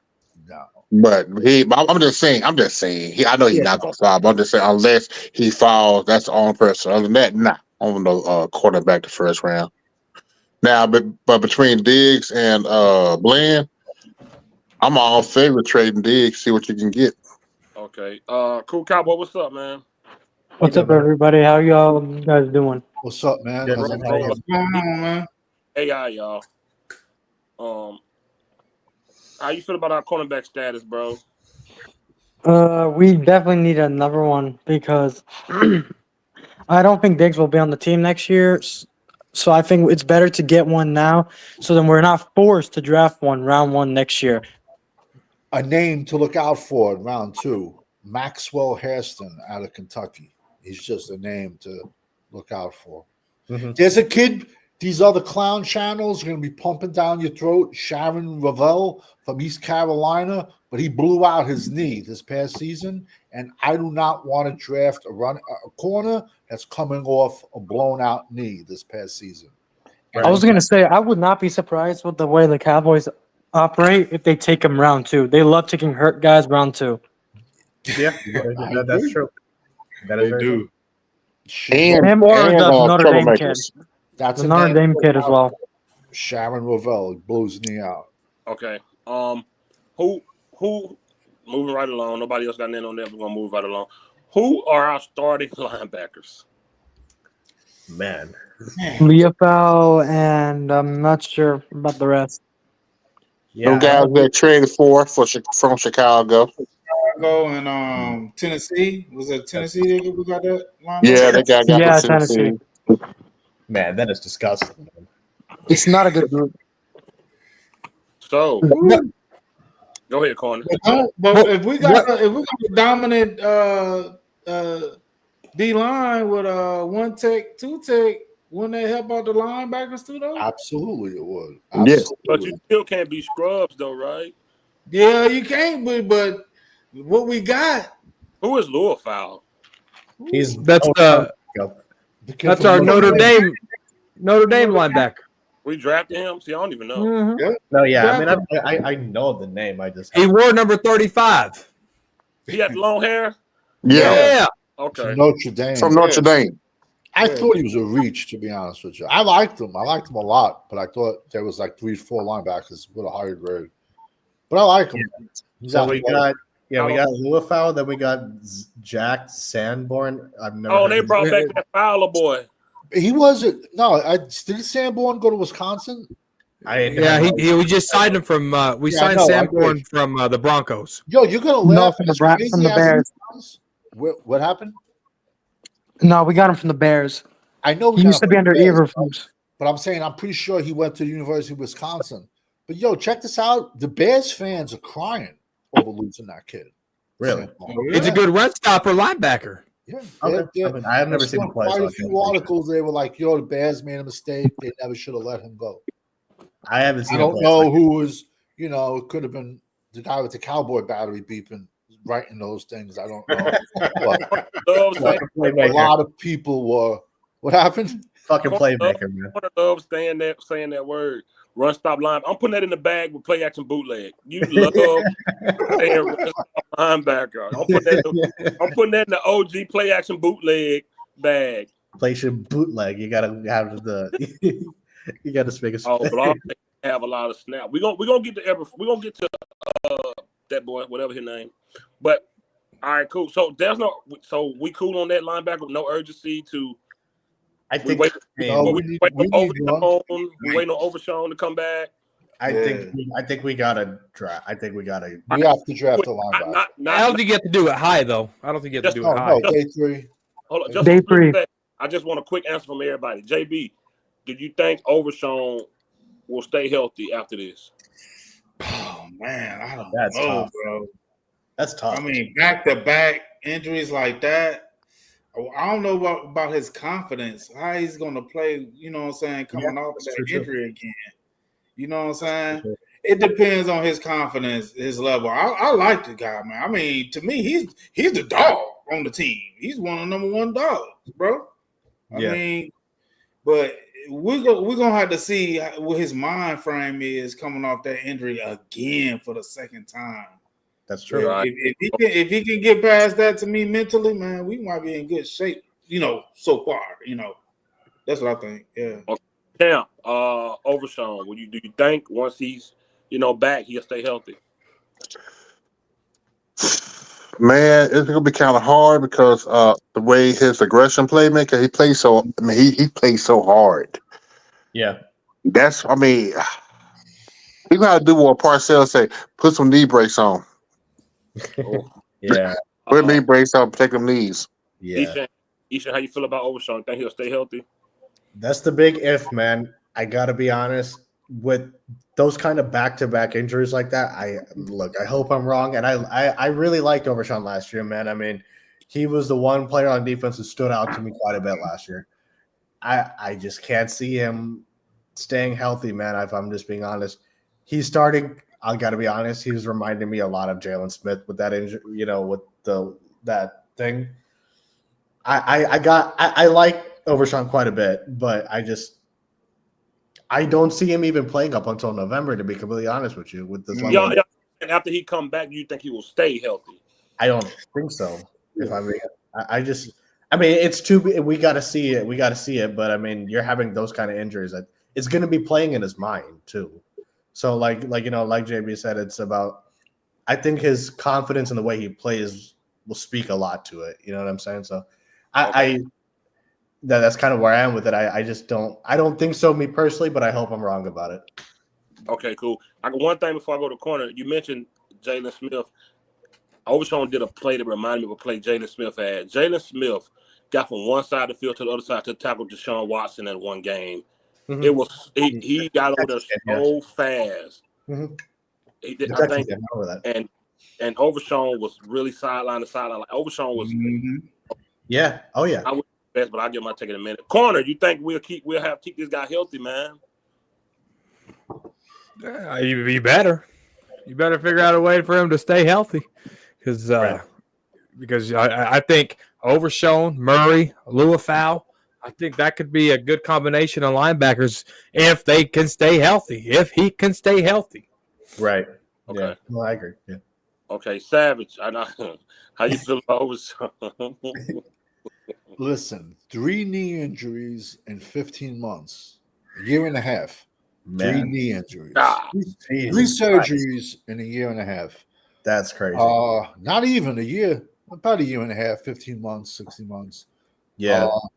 Corner, you look confused. No, it's been 3 surgeries on one knee. They went back in the other knee. Remember, you forgot. They went back back into the other one that was supposedly repaired. They went back into it. He's had 1, 2, 3 surgeries. That's racist. Why you counted me in Spanish for? Yeah, that was racist. That was racist. Racist. No, it's not. I can speak Spanish. It would be like you trying to count Hindi to me. No, I would have to look up to that. That's crazy. I was just showing him that he had 3 surgeries, and because they went back into his other knee that he blew out the year before. Listen, me personally, Ishan made a good point. I don't see him coming back to November. Let's just say hypothetically, November, we're 3-7. Do you even want to see this kid on the field? What would be the purpose of bringing him back in 2025? Yeah. I personally do not want to see Overshawn on the field until 2026. I agree. Let the kid heal. Then we could see what he is in 2026. Dallas always rushes their hurt players back fast. Yep. And that's what I'm afraid of. Surgeries. Yo, let him and this might not be a popular opinion, but another reason I think he gets banged up a lot is because he's a safety playing linebacker. I agree with you. He played safety at Texas, but he should be a strong safety. Yeah, he was strong safety at Texas, wasn't he? Yeah. Thank you. Yes, he was. Move him back to strong safety. And he has a suspended ability. No. Go ahead, Carter. Tell him, Carter. I thought he was for that strong safety because he didn't have the build to go up against O linemen. Thank He you. would be fragile against. Oh God! Here we go. Overshown's With the, about as wide as this marker. He was a So we're gonna safety use at Texas. They made him to a linebacker. The only So thing we're that gonna makes use the him look Parsons wide is his narrative. cowboy hat. Go ahead, corner. Cowboy hats. Go ahead, so corner. we're Go gonna use the Parsons narrative with Overshown too. So when guys play at a high level, y'all just want to say, you know what? It ain't working. No. Go to safety. Let's ask the question. Was Overshown Get him. Was Overshown a typical defense pick, or was Overshown a Dan Quinn gimmick pick? Dan Quinn. Thank Good you. question. Yeah, It was a Dan Quinn pick because Dan Quinn was the defensive coordinator for the Dallas Cowboys. So, I guess we can go down the list of who was drafted under Dan Quinn. Does that make him a gimmick pick? But Dan Quinn like them hybrid players, man. So he would mix and match them out of different positions. So if Dan Quinn was still on his team, Overshown would be a safety. We would have no linebackers. He's not on this Dan team. Quinn was here because Dan Quinn hated linebackers for some reason. Okay, we all bitch about Dallas drafting players and moving them to positions, but we're okay with them doing that to Overshown and then 3 knee surgeries. Does it work? No, it doesn't. Sean Lee should have just been a water boy because his body couldn't stay playing linebacker. I mean, what are we talking about? Either your body can handle NFL or it can't. Just because his body would still be the same fragile body at safety that it would be linebacker. Either your body handles it or it doesn't. That's just what it is. And his doesn't. He's a safety. I think the difference with playing safety and linebacker is less impact over. The kid has crazy speed. He can fly. Ball snap that linebacker. You're going in there, safety. You just back, wait for the thing to come. Well, hold on. Is he a free safety? I agree or with you, corner. I'm with you, corner. I agree with you. I don't want to move him. That's But why I think that's what their point is. I don't want to move him. I don't want to move him either. A strong safety doesn't do what a free safety does. Right. A strong safety is a glorified box linebacker. Yeah, that's what he was. But he's still going to have less impact. Unless your defensive tackles suck, which ours do, and unless your linebackers suck, which ours do, a strong safety will have less impact than a linebacker. Listen, let's ask Barry Church if he agrees with you on that. Linebacker, every play is a car crash. You want a guy that's this wide, because that's how wide Overshown is. He only looks wide when he wears his 10-gallon cowboy hat. Why did we want to move him when he was a safety in college? But he was a why do you want to move him back when he's a hybrid playmaker? I would even be happy with moving Overshown like all over the place. I do not want him to be stationary in the middle. But stop the run. If you want to move Overshown, move him and Micah every single play. I would clap for that. But him just playing inside the tackle box, he's not gonna. And like I said, I'm most worried about three knee surgeries in a little over a year. You can't help that though. That's just the body. I get that. So do you want to rush him back in 2025? Then he gets hurt again, and then context. That second when they went back in his knee, it wasn't like a full repair. They just went in there. And, it was a cleanup. Yeah, but it's still a surgery. It's still a slice of your knee.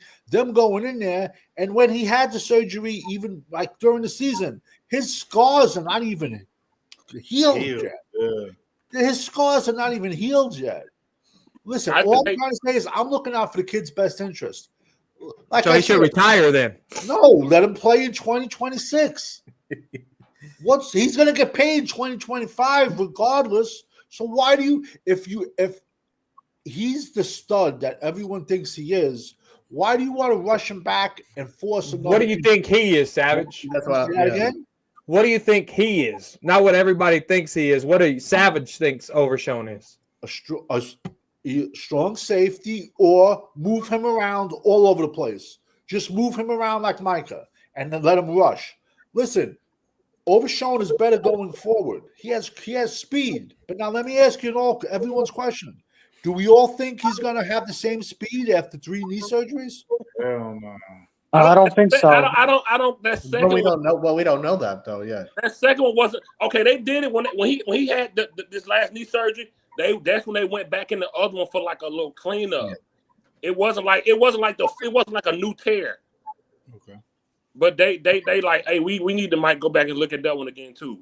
And they saw something, they went back in there, but it wasn't like the one he just had was super major. Yeah, and, it was a total reconstruction. Yeah, since we're gonna suck, he basically RoboCop now. But since we're gonna suck next year, though, we should just honestly wait until 2026. I agree with that. I'm cool no with that, point. What I'm saying is we can't coddle these guys. Play them. Players get hurt. Play them. I think Overshown. Okay, but fifth, do you remember the RG3 game in the Redskins? Yeah. When he blew his knee out and the coach made him stay on the field? Don't you think they regret that? That ruined his career. That's two different scenarios, though. That's two different scenarios. What's difference of leaving a guy on the field hurt versus rushing a hurt player back? Hey, somebody give me his size. What's Overshown's size? 6'4", 230, he ain't 6'5", something like that. Oh, I think he's 6'4". He might be 6'4". He's 6'4". Yeah, he is 6'4". I think like 235. He's listed at 6'3", 220. And that means he's 6. That means he's 6'2", 210. If you Google Sylvester Stallone is 5'10", he's 5'5". I would like to see him put on off season rehab and put on more weight muscle. I would like to see that. No, I agree with that. I would love that. When I look at Overshown and Parsons, I see Overshown as more of a linebacker than I do Micah. He makes plays there, though. That's my thing. He plays like a linebacker. Yeah, he do. And now you're seeing my point. I was trying to say that the other day. Man, the gap he's supposed to shoot, he shoot him. I like Overshown. He's better going forward. I agree with you. I think actually moving him to strong safety will probably hurt us, man. Because he gets back there. One game last year, he like broke a record for getting in the backfield like the fat. I forgot what it was. Something crazy. I don't remember which game it was, but I know what you're talking about. Go ahead, Corner. So I could see Savage's point with Marquise Bell, right? Because that was a Dan Quinn who's a strong safety converted linebacker, right? I can see the point with Bell. I cannot see the point with Overshown. I just can't. That's where I agree. Well, they're gonna overhype his recovery like they always do. 100%. They're gonna push him out there. But like I said, if we're 14-0, put him out there for spot duty, I don't have a problem. But if we're 3-7, why would you even bring him back? I agree. Well, I put him out there to try to get the 10-7. I still want to win. Before we move on, Cool Cowboy, how you feel about Overshown? You think he'll be healthy? Honestly, I don't know. Honestly, I really hope he does get healthy. I mean, he is an impactful player, and he's the only one who seems like he tries on every play. Not like Parsons, who like some plays will just take himself out or cry about the refs. Like Overshown puts full effort on every play. So I really hope he comes back. But two major knee injuries is not something to scoff at. So I don't know if he'll be healthy for 2025, but I do know that for 2026 he should be back to normal. Let's hope he doesn't sustain any more injuries. He seems like, if anybody know basketball, he's like Greg Oden. It's like he just can't stay. Yeah. Stay healthy. I don't know what it is. And last year we be on live watching game. After a big play, he always gets up slow, and I was like, dang, he gets slow almost every play, and I don't know what it is. It's like the Sean Lee and the Luke Kuechly and these type of guys and the McCaffreys, like they good, but man, you just know that something gonna happen, and it seemed like he's treading towards that way. Was he injury prone in college? I don't know. I have no idea, but so what? I mean, they played him everywhere in college. The only thing is, they played him everywhere. It may be the position. I don't know. I really hope they don't Michael Gallup him, man. It's weird that you ain't never had injuries like that in college, and now that's how I feel about Micah. I feel like this was going on with Micah going up against these big dudes all the time. He's getting hurt more now versus when he was at the linebacker position. and it looked different. It could be. I don't know, man. A lot of times too, it's just bad luck. When Jimmy Johnson went to the Dolphins in the first round, he drafted Yatil Green. He was a wide receiver out of Miami. This kid was Michael Irvin 2.0. He blew his knee out the first year. In training camp. He blew his knee out the second year in training camp. He never played a single down in the NFL. And I challenge anyone to look up Miami's Yatil Green, and you would think he's Michael Irvin 2.0. Can I get his first name in a sentence? Yatil Green got hurt playing for the Miami Dolphins in training camp. He was a beast. Big kid, too. Big kid. So small. If Fred Warner only 9 more pounds than him, and they're the same height. But Fred Warner is more of he plays more like a. He looks bigger, at least. I don't know. To me, and Overshawn looks like a light. The difference is either your body's built for it or not. Fred Warner looked 240. His body built. He looks big. Okay, but you see, you can take two people the same height and the same weight and stack them next to each other and look at them, and there's going to be two completely different builds. It's how your body's built. Yeah, it's how I mean, he's a lot leaner. But we got 2 more topics. Next topic, coaches. Shotty Too Hottie and Eberflute, whatever his name is. So I don't know what the expectations of this team. Shotty said he's gonna bring them a Super Bowl, which is crazy, man. Cowboys corner. Cowboys don't have a winning season, even with new players, Dak coming off of injuries, whatever. Do you think the fans will put the blame on the head coach? And to my question, what do you expect from him? The very first year, see, Schottenheimer is set up for failure already because it's the same old story with the same old quarterback. Yep. In order to get a rookie head coach, get him his quarterback. Mm-hmm. Get him his quarterback. Ooh. And so I think at the end of the day, though, Schottenheimer, I want to see how you do the culture in Dallas. How do you change it? How do you separate them? Because no one has done it since Jimmy Johnson. How do you separate Jerry in the locker room versus you in the locker room? Because Mike McCarthy failed that, right? So the culture, players going to Jerry saying, no, I should start this. Schottenheimer should bench him for 3 games if that happens under him. Like, how does Schottenheimer do? If it's the same old culture, they get him out of here. But if he can bring in some good culture and some winning culture and hold players accountable, he stood on that podium and said, I took Dak Prescott out of practice because he threw a pick. Show me that shit in a game now, since you're the head coach and you can do it, right? Show me that you're going to change this damn culture and hold players accountable. That's what I'm looking for in the first year with Schottenheimer. Savage. Schottenheimer, man. We fail. Will fans blame him? And what do you expect from him? I expect jack shit from him. I'm with you. He ain't going to change. He ain't going to change. He ain't going to change nothing. Jerry has him on a leash. Nobody wanted to come here and coach. Plain and simple, I expect nothing from him. Wow. JB, man, same question, man. Will fans blame him before they blame Dak? And what do you expect from him? They're going to blame him, and I don't really expect nothing because he was there 2 years, and he's supposed to be from that family tree of the run game. He had no impact or no influence in 2023 and 24 running the ball. So I'm like, he didn't call plays. So what is he going to do now as head coach? Mm-hmm. All of a sudden, you got a rookie offensive line coach. Offensive coordinator. Is he going to prioritize the run game?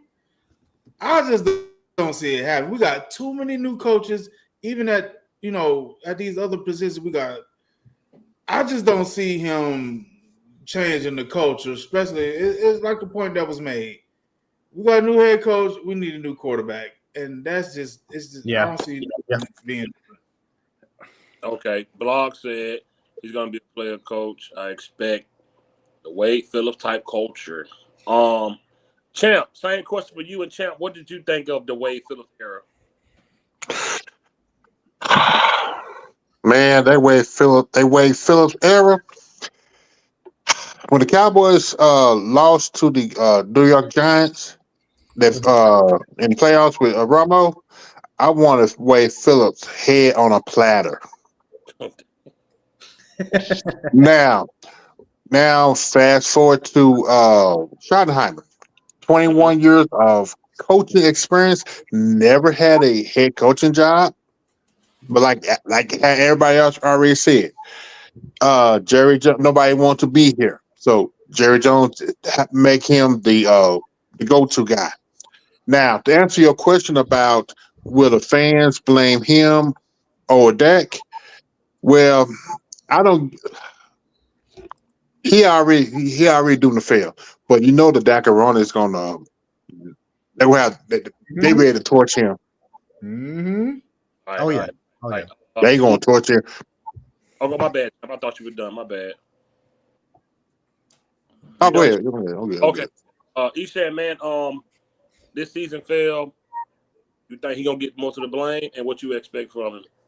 I absolutely think he's going to get most of the blame, man. Whether it's him, whether it's the offensive line, no matter the defense, doesn't really matter. Everyone is going to blame everyone else, but the real core problem with the roster, and that's number 4. We know that. I mean, that's just what it is, right? So and the mere fact of how we got him, just to me proves that the season will not be different, because and I've said it before. The way that at least the way it came across to me in this hire with Schottenheimer is that, I didn't expect McCarthy to be gone. Oh shit, Schottenheimer, you're in the room. Hey, I'll give you a coffee and a beer. You want to be our coach? Here, be our coach. That's how. Like, to be completely honest, that's the way it came off to me. It felt so out of the blue, so unplanned, so unmotivated, and that he just randomly was there. Now, to be completely fair, we don't know how this will turn out. And so there is a possibility that it could end up being really well, that I could eat my words. I would fucking love it. But I just don't see it, man. And I think it's going to be the same old, same old. I think these players are going to fucking churn through this guy. And again, I hope I'm wrong. But just me personally, as of this point, just me projecting, I can't see the culture being any different. And I see no difference, honestly, between this year and last year. And I'm just being honest about that. But I mean, yeah, that's kind of where I am with as far as the culture. I don't see it being any different. And then him being Dak's scapegoat will absolutely be true. Whether it's this year or next year, he's gonna be Dak's scapegoat. So that's where I am with it. Okay, cool, Cowboy. How you feel about Schottenheimer? You know, what they projected for him this year, and who will get the blame if we fail, and what you expect from him? They're definitely gonna blame him if we fail, because that we saw with the last dude that came on the show. He literally put everyone else on blame except for Dak Prescott. So the fans are gonna do the same thing. And as for Schottenheimer himself, like my expectations, I don't think it's gonna go well. I predicted that we're gonna win only like 5, 6, maybe 7 games if we're lucky, because we just don't have talent, and it's a very tough schedule. So even if he is a good coach, he's going to be set up to fail, and it's going to be a disaster, in my opinion. I agree. Okay. Hey, real quick, Fifth, before you go on, can I say something real quick? Yeah, to the point where Schottenheimer, I did a video on Cooks before he went to the Saints. He was talking to Clarence Hill Jr., and he was saying how about the Cowboys didn't use him right, but he was also saying about how Schottenheimer was going to keep some of Mike McCarthy stuff and sprinkle it in on his offense. So I'm like, why is he going to do that? It's because for number 4, man, plain and simple.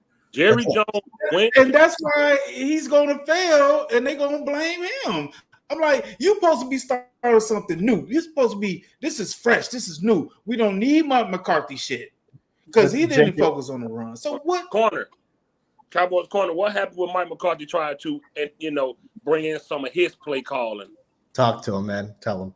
So I'm sorry, I wasn't listening the last minute. I said when Mike McCarthy, JB, what we saw from McCarthy was what Jerry told him to do. What Jerry told him to do. Or Jason Garrett Fleming for Dak. I'll ask you, corner, what happened when McCarthy tried to bring in his style of play for Dak? Oh, Dak crumbled like a cookie. Yep. Dak can't learn that offense. Nope. So, I mean, Oh yeah. so to answer your question, JB, it ain't the Mike McCarthy system. It was just before McCarthy. Jerry went to McCarthy and told him to implement Kellen Moore's play caller because it's Dak friendly. Yep. Mike McCarthy said after I don't know what playoff game it was. Green Bay. Tried to get Dak going early. Obviously, it didn't work. The Packers He playoff tried game. to bring in some of his stuff, so a more complex style of playing, and it didn't work. So even he said at the pub, I tried to get Dak going early. Obviously, it didn't work. So they went back to the norm: curl routes, comebacks, slants, all the basic stuff, all the wide receiver screens, the stuff that don't work. So Dak can't. And that's why he's so predictable. So every year we're going to see the same thing. It's going to be the same thing. Who that was came in and said they learned the offensive playbook in a week? I think it T.Y. was. Hill. Was that Amari Cooper? Yeah, T.Y. no, Hill. He said he learned Oh, the him. Yeah, it was T.Y. It was T.Y.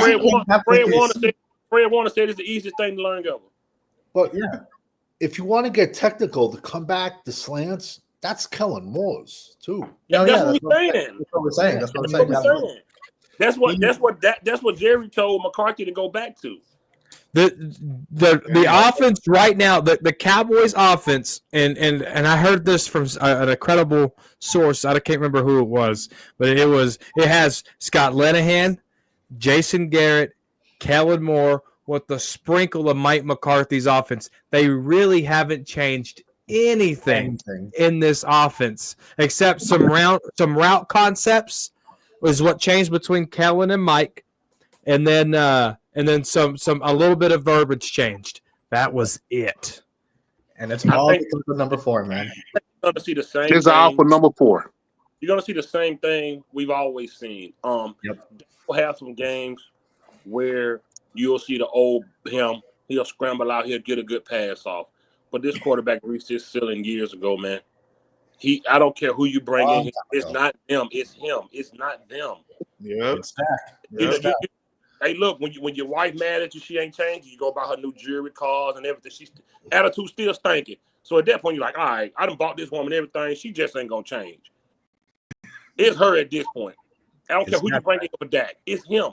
It's him. It don't matter who they get. They can get skill. They can get anybody. They can draft for a top wide receiver. They can trade for one. It don't matter. They can get Genty like they want. It won't matter. It will not matter.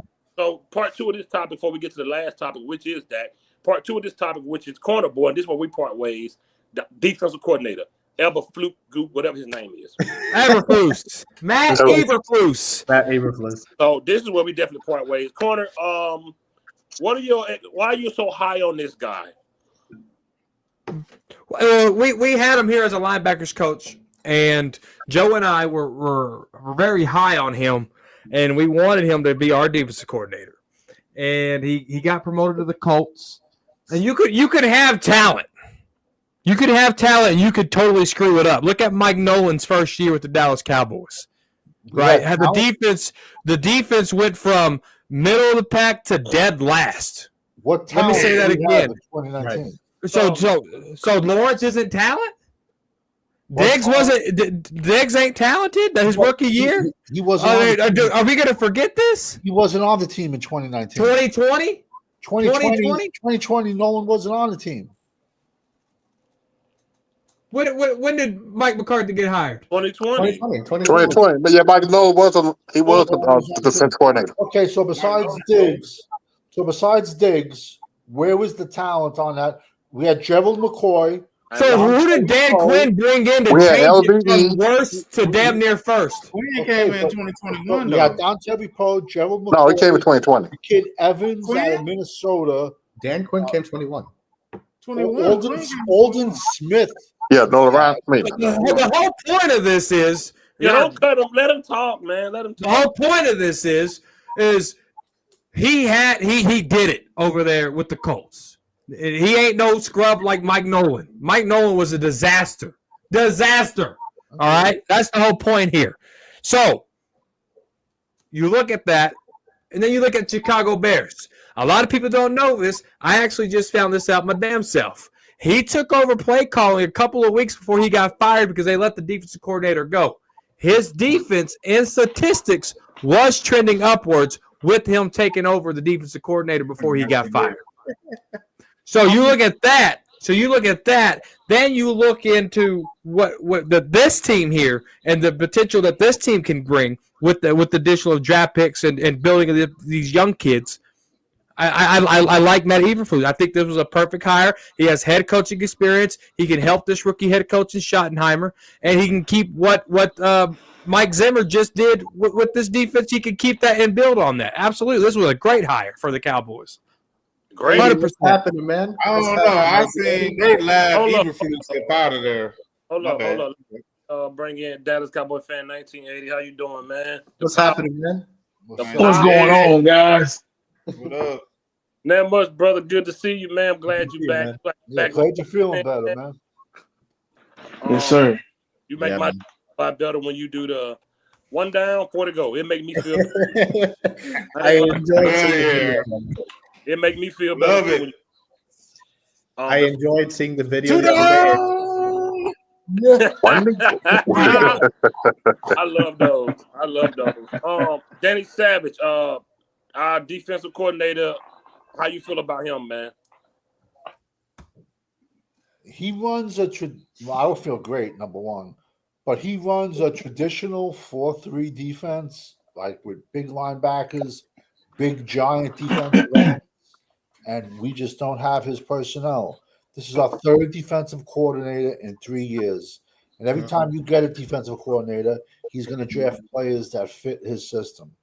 You said corner. You were saying that his stats were heading up. How many games was he DC for the Bears before he got canned? I think it was 4 weeks. Who did they actually play? Because that's in consideration. I don't know. I have no clue. But I did find that out, though, and I was like, that's pretty interesting that his defense played better when he took over. Yeah, but that's really grasping at straws, man. That's just in my opinion. Listen, it's the Joneses, man. We can put anyone in there. When you go 3 DCs in 3 years, that's no way to build a defense. It's not. It's like having a restaurant and just bringing in 16 chefs. I'm not a fan of Eberflus, whatever his name is, but it all starts on top. Because now what? Now we're going to draft people to fit his defense, and then next year what? We're going to go to 3-4. What? We're going to go to 3-4 in 2026? It doesn't make sense. Okay. Before I go to JB, 80, I got to take on Dion and Asante has been going crazy. Even though Asante Samuel has the stats, what's the difference between those two guys? That's just crazy.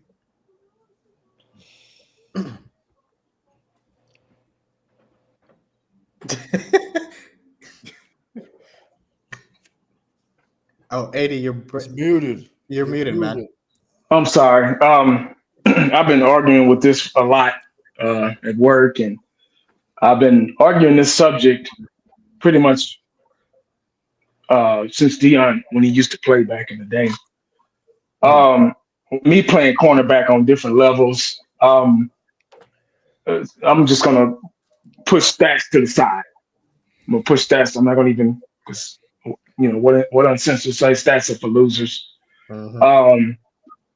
I think the reason why Asante Samuel's stats are where they are is because he was tested. The quarterback wasn't scared to throw his way.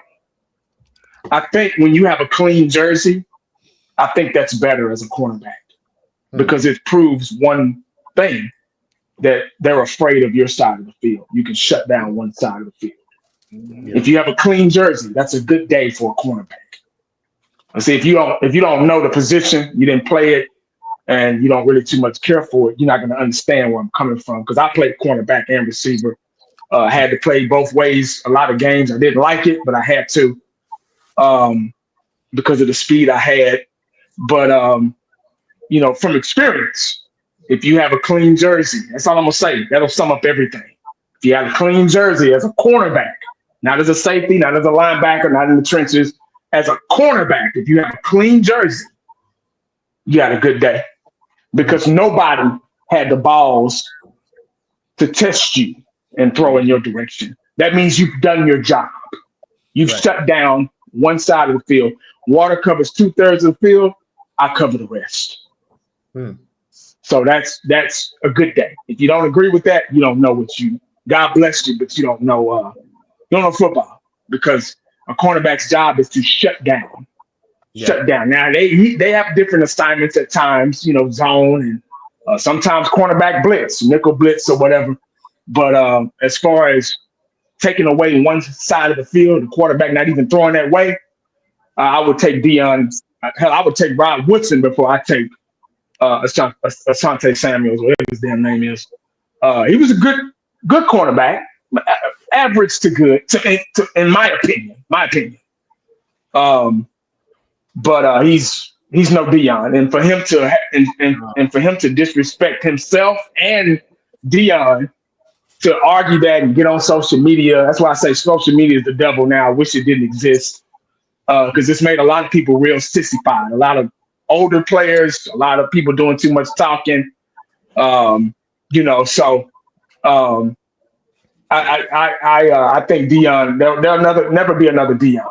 Never, ever, Absolutely, ever. I'm sorry. Yeah. I've been waiting to get your opinion on. JB, man, we got this new DC man. Coming off of Chicago, and 3 years as a head coach, he never had done it. And how you feel about? I only got. My thing about Eberflus, he got laughed out of Chicago, so I don't even know what he's going to be able to do with us at D coordinator. So wait, say that again. He got laughed out of Chicago. So Did Dan Quinn get laughed out of Atlanta? I think Dan Quinn was the scapegoat when he got out. You said Atlanta? Yeah, did Dan Quinn get laughed out of Atlanta? Yeah. He got fired during the COVID year. He got the Cowboys beat him being down like 20-something points. And he got fired a couple of weeks later. You gonna let that man talk? Damn, he turned our defense around though. But he got laughed out of Atlanta though, right? I don't know. I ain't hear nothing about that. I think they probably they was down on it because of what happened in the Super Bowl. But far as being laughed at, I don't know. I know for sure they was laughing at Eberflus out of Chicago. I know that for a fact. And I think Dan Quinn has done a lot more than Eberflus. I don't know. That's just what I've learned about it. That's just my opinion about it. So I know Dan Quinn got a hard time for giving up that game against New England when they was up. But was it all on Dan Quinn? Nah. Players. Corner, real quick, corner. Do you say stats are for losers too? Or no? I think stats have to be talked about. Because your whole opinion on Dan Quinn. No, because Hall of Famers are Hall of Famers because what they did on the field. If they didn't have the stats, they wouldn't be there. But you talk about Dan. So you have to talk about stats in any conversation because that holds substance. When you talk about LeBron and Kobe and Curry and all these basketball dudes, you bring up what they did on the court, right? So why can't Dak fans talk about stats? Because I tell you this, I say this, that I'm the number one guy. Dak is the regular season MVP. I say Dak that. is a regular season He's bully. a great fantasy. He's a great fantasy quarterback. But all I'm trying to say is, I'll say this from the start to finish. I don't care about where he's gone, what he's done. He's lost. When all is said is done, Dan Quinn's legacy is going to be blowing a 28-point lead in the Super Bowl. I don't care. Unless he wins one. Yeah, unless he wins one. You never want to bet me, but fifth quarter says you don't pay his bets. It's never. Wait, whoa! What? You never want to bet me because you say you don't bet. But fifth quarter says you never pay his bets that you lose. When did he say that? What bets do I owe you, Fifth? Come on, Junkie. You're talking about Junkie, man. No. I don't even bet Junkie. No, I'm talking about me and Junkie. Between nothing. So you two never had bets together. I said he never admit when he wrong, but we ain't never bet none. All right, no problem. Man, My bad. Danny Savage wrong again, guys. No, I can pull back shows. I can pull back shows. JB, you had something else on the defensive coordinator?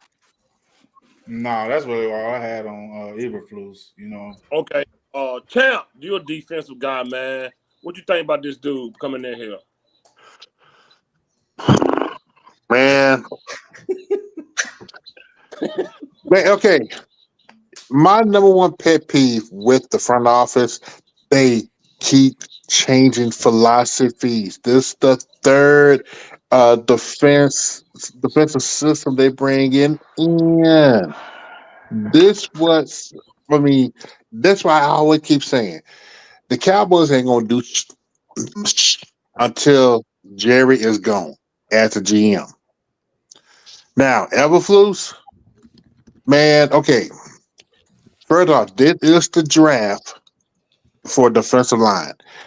Help get this guy set up his defensive line first and just see what he can do. Okay. Start with that. Because there's no excuses. I mean, this draft you got running backs and you got plethora of defensive linemen. Fix defensive linemen first, and then let's see what you do. Because you do have pass rushers on the team already. Fix the interior line. Then let's see what happens. I like that, man. Eshan, man. New defensive coordinator, man. What's your thoughts? I mean, I align with Champs a lot, man, in this respect, in that I just think that, we've said it, 3 defensive coordinators in the past couple of seasons is just, you can't build a team, you can't build a defense that way, man. Where's the continuity with it? And I mean, look, I didn't follow him in Chicago or anywhere else for that matter. So, I mean, I have to be completely honest, I don't think any of us really know how the fuck this hire will turn out. It's the same thing with Schottenheimer as it is with this cat. We don't know at this point. So, I mean, he could be, he could be a great defensive coordinator. He may end up being a bad defensive coordinator. We don't know at this point.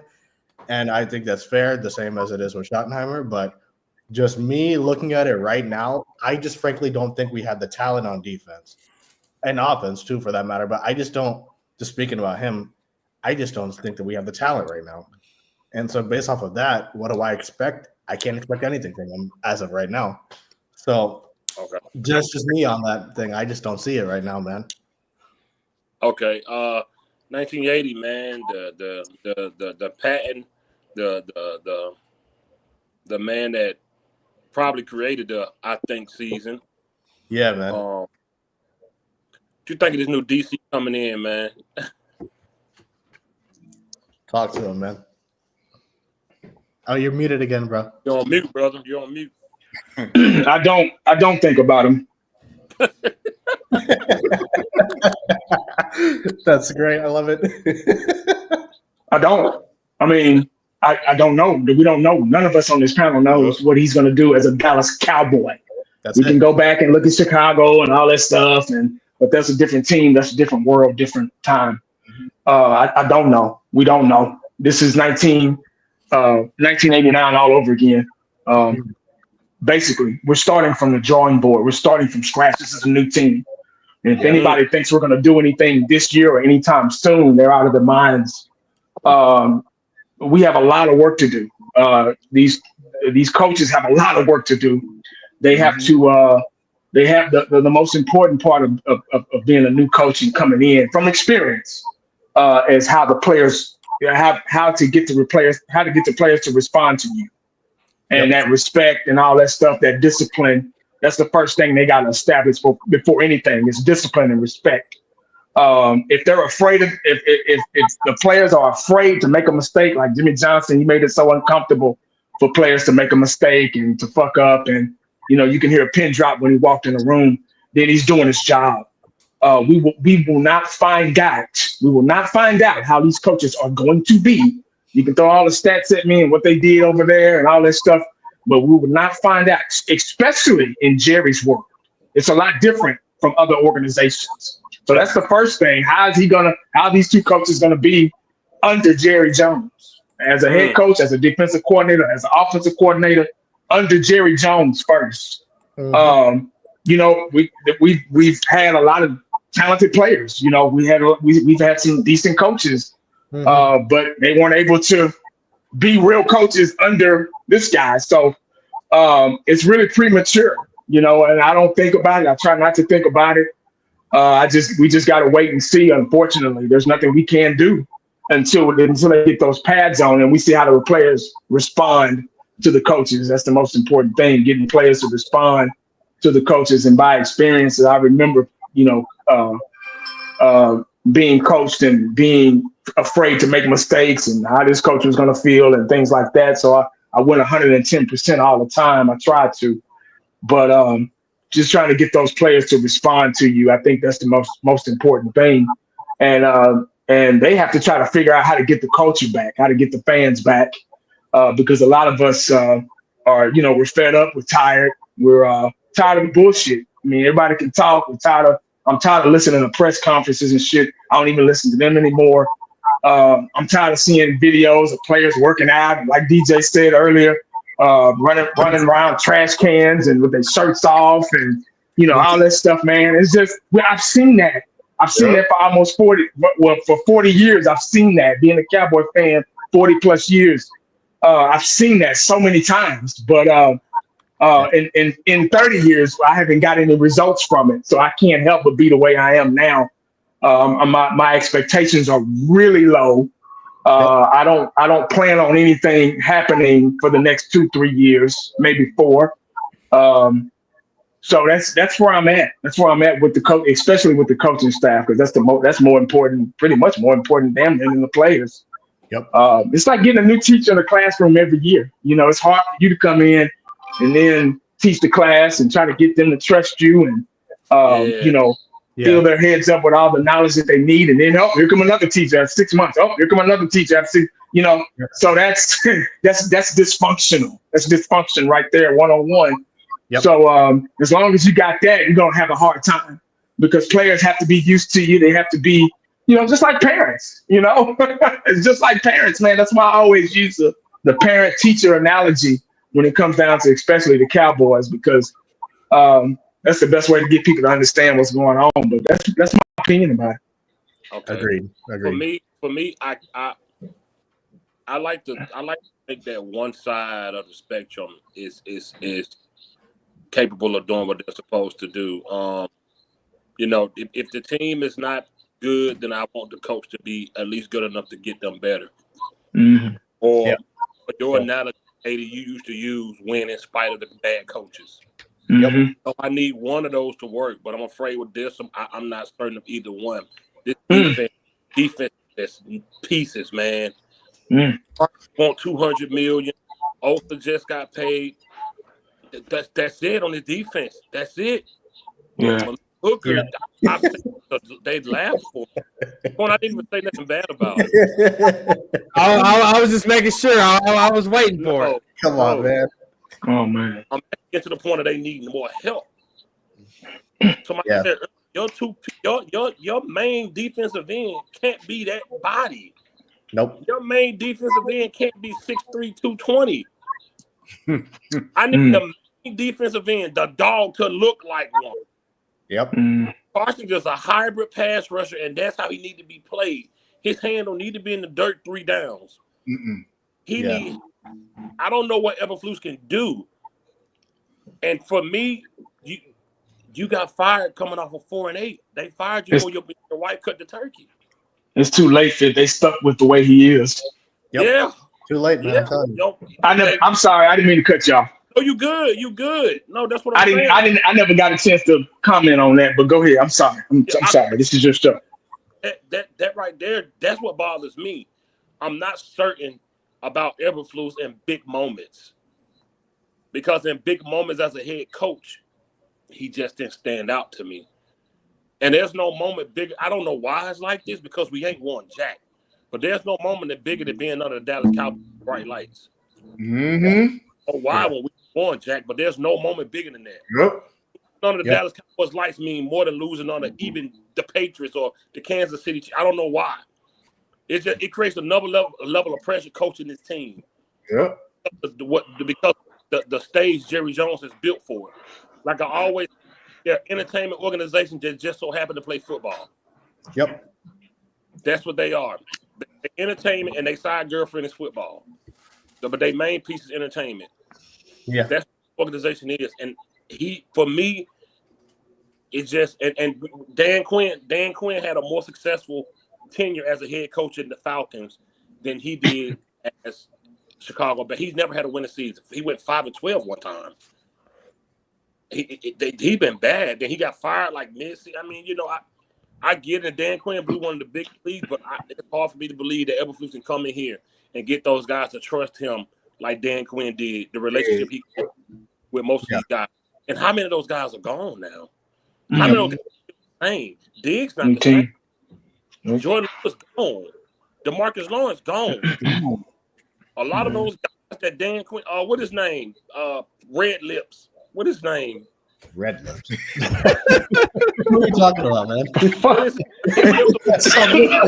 That's a lot lizard's nickname. Red Lips. That's good. Corner know what I'm talking about. He just don't want to say a name because Corner racist. What's his name, Corner? That's crazy. I ain't saying nothing. Yeah. Thank you, Nate Dogg. You racist. Why would you know that? Red Lips. Nate Dogg, why would you know that? Racist. I said Red Lips. You shouldn't have knew that. That's crazy, man. Who's Red Lips? I can't see what he wrote. Yo, man. I was talking about J-Ron Curtis. I was talking about J-Ron Curtis. What the fuck? Dan Quinn got more out of him. Dan Quinn got more out of him than the defensive coordinator from last year got more out of him when he was with the Vikings. Yeah, because Minnesota just let him. They did away with him, didn't they? Dan Quinn more out of him than Minnesota and them did because we made him way better. We started using him as a blitz safety. He started getting picks. He started tackling good. I think they had a meeting one time and said, let's stop tackling. Because the last year they all were together, nobody was tackling. I think they had a meeting or something. Because they all just stopped. Literally, everybody stopped tackling. We started doing shows about guys not wrapping up no more. That was bad. Eshaun sent me something today, and I remember this statement, man. It was so good when 80 made a statement. Once the ball is in the air, the receiver is no longer your responsibility. The ball is. Yep. And you turn into a wide receiver. I love that statement. And that season, you were preaching that shit all season. So for me, I don't know. I'm nervous about it, bro, because it's gonna, like y'all said, it's a new team. Yeah, it's a completely new team. Dak is the only guy from the old era. Yeah. Jordan Lewis, corner never gave up on Jordan Lewis from 17 till the day he left. Yeah, that's right. He gone. Ain't I gave him his props, but he started playing different. Before J. Lou, bro. Jordan Lewis, he sold up that New Orleans game when he got that pick on Drew Brees. MG. He was really good in the nickel. He was really good in the nickel, man. Damn. But last year, that boy stepped up. He played ball. Well. He wanted. That's big Jordan Lewis. And he got it. He got his money. He didn't want to leave. That's Ben J. Lou. I'm happy for him. So we had a 3-headed monster safety, man. Yeah, listen, man, we had our windows, and that leads me to the last topic. Rain Dakota Prescott. Final topic. Oh God. All right, y'all. All right, man. I'll let y'all. I can't do it. I can't do it, man. Final topic, Dak. Oh, I can't do it. Dak motherfuckers are crazy, man. Oh, fifth froze, man.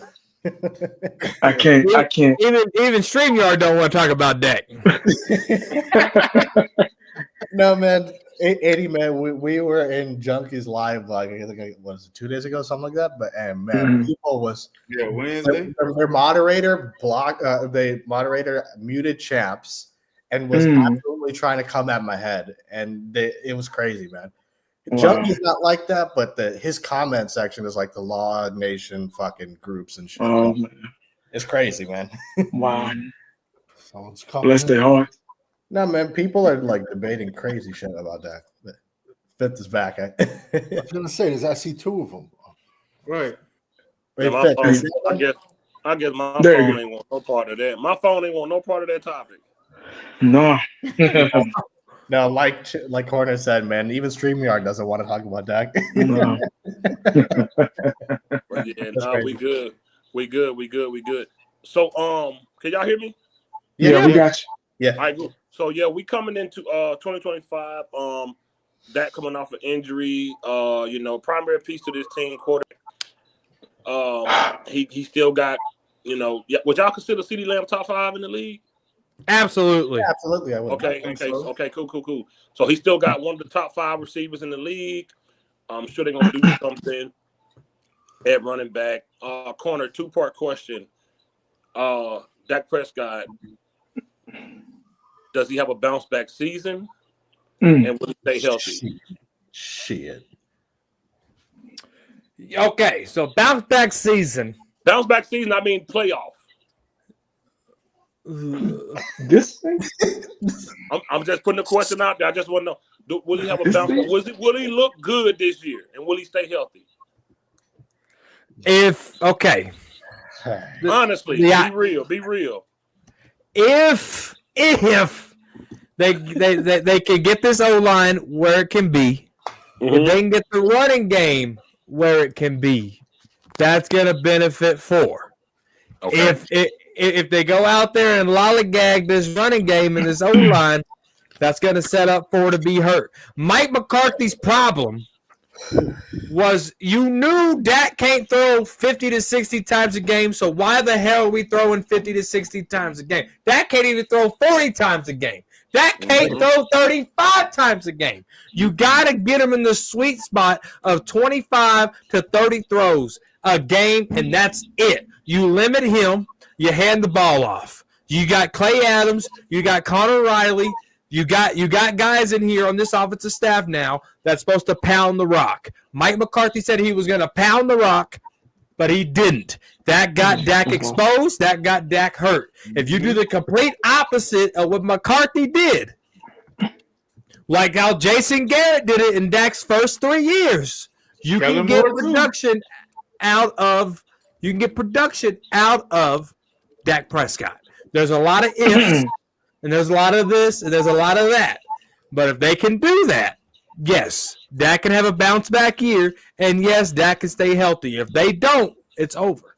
Okay, I'm gonna come to 80 next because 80, a guy on my show, said that you put Dak on that 90s team, he can win them same Super Bowls Troy won.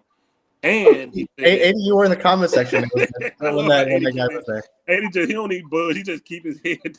And he was in the comments that day, man. He said statistically, Dak was better than Troy Aikman. Fucking idiot, man. I'm telling you, man. I want your opinion on that before we even get into these questions. The same people. The same people that are trying to justify losing. Pretty much. That's what our fan base has become. Yeah. Not us, we're a low percentage. But that's what the higher percentage of the fan base has become. It's become an excuse makers, like Corner says.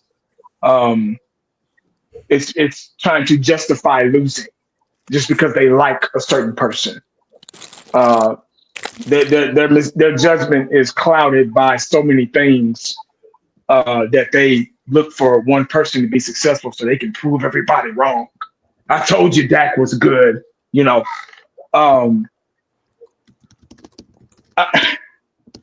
I think it was very disrespectful to talk Dak Prescott and Troy Aikman in the same sentence. Fucking idiotic, man. Very disrespectful. But the same fans that are justifying why Dak was better than Aikman or his stats were better than Aikman, I bet those same fans were hooping and hollering when we were winning Super Bowls. Yeah, they were the same ones. They wasn't talking like this when we were winning Super Bowls with Troy Aikman and everybody else. Yep. But now that their guy is not doing so well, he can't stay healthy. He can't get the job done. He can't get over the hump. They're trying to justify losing. That's what we've become, or they've become. Absolutely. Is justifying losing, trying to make an excuse for it. Well, this is why, you got to give Dak Dak don't have this, Dak don't have that. Man, there were so many quarterbacks back in the day that didn't have this and that, didn't have that won Super Bowls, that were very successful. That shit drives me and crazy. See, we're not on here. We don't hate Dak Prescott. Thank you. We don't hate him. Thank you. We want him to succeed. But the fact of the matter is that he hasn't succeeded. That's fucking. And succeeding to us, especially me, is winning Super Bowls. Yes, 100%. I thought, the last time I checked, I thought that's what you played for. I thought that was the ultimate goal. If there's another goal out there, somebody please wake me up and let me know. Because the last time I checked, it was Super Bowls that we were going after. Yep. And it's been almost 30 years. It's been almost 30 years.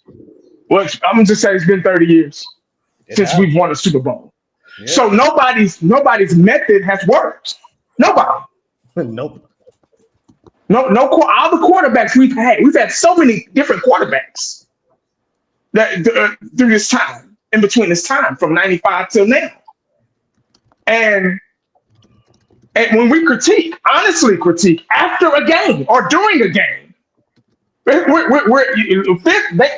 live during games. Yep. And you can't make up something watching it live. Mm-hmm. Yep. Just to get a point across or to make Dak Prescott look bad. We're not here for that. We're here for the betterment of the Cowboys. Bottom line. I want the Cowboys to succeed. It's been so long. How much longer we gotta wait? Man. How much longer we gotta wait on Dak Prescott to develop or get better? He's past his prime now. So that's not gonna happen naturally. Father Time won't let that happen, guys. Mm-hmm. So don't get mad at us. Get mad at Father Time because he's the one that's doing it. The guy's getting hurt every season. Yep. Your body falls apart. And trust me, I know I'm 40-something, mid-40s. And I can get out my truck and be like, oh, shit, what the hell? Damn, my damn leg just started. There's nothing you can do about it.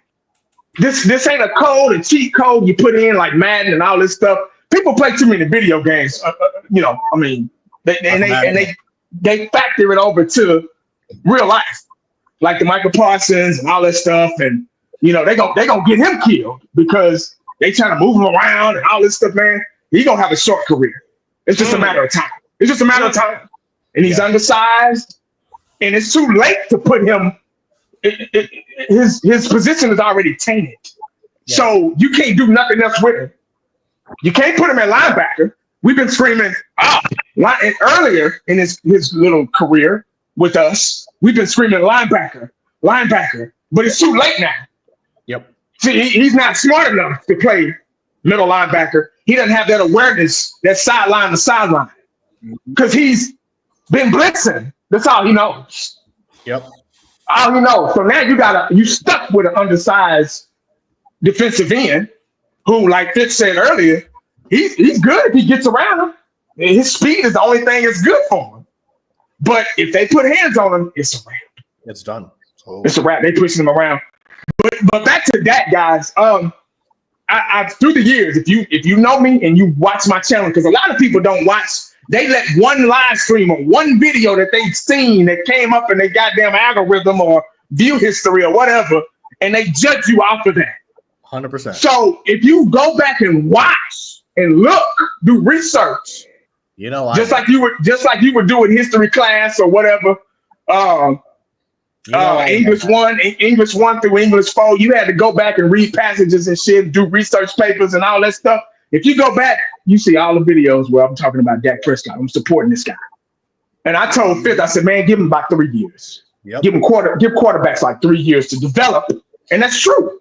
They need about at least 2 to 3 years to kind of get in the rhythm, get the feel of the NFL. Because quarterback is a tough position. You're responsible for so much. Yep. And that didn't happen. So I said, okay, I was wrong. That's about to be. And I'm okay. I'm okay with it. I think that's the number one thing with content creators. They're so scared of being wrong. It's okay, man. Yeah. You know how much shit I was wrong about in not just Dallas Cowboy, but in my life period? How many mistakes I made? I'm still cleaning up the dumb shit I did in my 20s. in my 30s. I spent my 30s cleaning up all the dumb shit I did in my 20s. But anyway, when we talk about Dak Prescott, we're immediately talking about what we see during the game and after. We don't just make up Dak, he sucks, just to, get views and clicks. That's not what we're here for, man. Dak Prescott has not got the job done. We're here for Super Bowls, nothing else. I'm not here for I know you got to get those wins to get there. I'm not stupid. But I'm not here for anything else besides the Super Bowl. And if any one of you are, there's a problem. Yep. You just like the same fans when they open them raggedy ass doors at AT&T Stadium. They go running in there like fools, giving their money away, giving their fucking money. Sorry for the language, giving their money away. You just like them. You just like Jerry Jones. You're here for something else. We're not here for that. We're here to win games. We're here to get to the playoffs, be successful, win Super Bowls. If Dak Prescott has a breakout year this year, I would so hope for that. Shit. I doubt it happens because, like I say, like y'all say, his window has already passed. He's past his prime. He's injury prone. He's injury prone now. And his ability, I just don't see it. And his ability to move the ball in a positive way downfield to get us in a good position to get a touchdown and to win ball games. He just hasn't done that in the playoffs. See, we got too many regular season fans. We got too many regular season fans as content creators and in the comment sections of these content creators. They love the regular season. Oh, well, Dak drew for so-and-so many yards for so-and-so, so-and-so. Man, I don't give a damn about that shit, man. I don't care about that anymore. I used to, but I don't give a damn about that anymore because that don't win Super Bowls, obviously. Yep. So we're here for what wins Super Bowls. Dak Prescott has not got the job done. And if you ask that dumbass question, the question uncensored can't stand, who else they gonna get? Man, please. Who else they gonna get? If you ask that question, everybody is replaceable. They will find everybody in football history has been replaced. Charles Haley has been replaced. Deion Sanders has been replaced. Bo Jackson, Jerry Rice. Everybody is replaceable. Herschel Walker, Walter Payton, and the list goes on. Everybody has been. It's the circle of life. It's the circle of the business. It's the circle of football. Stop falling in love with one player because they don't. I wanted Michael Jordan to play forever. I wanted Deion to play forever, but I knew that wasn't going to happen. I knew eventually they were going to retire. Yep. That's just the bottom line. And you just got to get over that fact. It's okay, man. And you ain't got nothing to prove to your fan base. If you have a channel and you watching and you got to be right all the time about shit, man, fuck them fan base members. They ain't winning Super Bowls either. Yep. They can't tell you nothing that's going to make the Cowboys play better. Yeah, exactly. They don't know. They're not more of a fan than us. We're not more of a fan than them. Hell, I can't even call myself a fan no more until they start winning games and winning Super Bowl. Y'all see, I done painted my damn wall back to the original color. Yeah. I mean, I'm selling my house, but I got to get my house ready and shit. But nonetheless, I'm just here for a different thing. I'm on a different level as a Cowboy fan. And all the stats and shit and all that stuff. I'm sorry, I'm going on. This all I'm gonna say. I'm gonna let everybody else talk, but this y'all show. But I'm so past all the bullshit. I'm so past all the YouTube and all that stuff, man. It's good. I'm gonna still continue to do it. I'm gonna still continue to support the Cowboys and support you guys. And God bless you, But I'm just so past everything, man. I'm just.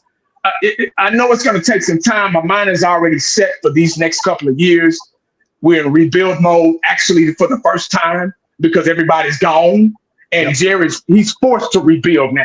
He's forced to draft. He's forced to get guys, And I just hope they fix the trenches first and get everything else, second. But that's all I got, man. I ain't going to talk no more. Yeah, man, you were preaching up there, man. I appreciate that. Can I go real quick, Fifth? Go ahead, JB. Go ahead, JB. You good? Go ahead. First of all, I just want to appreciate y'all, man, for letting me come on. This is really my first time coming on with y'all, and I really appreciate it. And Yeah, much of course, respect man. to Savage, because boy, you doing your lives, man. I be in there paying attention to your draft, man. And Thank you. I gotta give you Thank credit on that, man. I be in there. And 1980, man. I've been subscribed to your channel for a while. You probably don't even know it, but you be spot on about everything, bro. And I've been following you for a long time, man. And I just want to thank y'all, man. I appreciate y'all for letting me get in here. I got to get out of here. But y'all know my stance on Dak Prescott. We ain't gonna be shit until he gone. That's bottom Man. line. That's all I gotta say about that. All right, Okay. y'all. Peace out, man. All right. Take it easy, man. Take it easy, man. Danny Savage, real quick, touch on the Dak Man. Prescott, Troy Aikman thing before you get into that season. Fucking ridiculous. You can't even put them in the same book, let alone the same sentence. You know what I'm trying to say? And then, like, honestly, I would like to think, like, a lot of the younger fans are saying that dude said he was rocking with Dallas since the 70s. And that's You know what I'm trying idiotic. to say? So to put Dak in the same sentence as Troy Aikman is just a joke, bro. It's just it's not even worth the debate. it's not even worth talking about. I'm sorry. I can't have debates with idiots, man. Especially idiots who fucking piss me off. Fuck that. Yeah. Yeah, man. Fuck that. So Savage, what about Dak upcoming season? Do you think he'll have a bounce back, and you think he'll stay healthy? Oh my god! I love it. Let's go. Let's go. That's it. Nothing else to say, huh?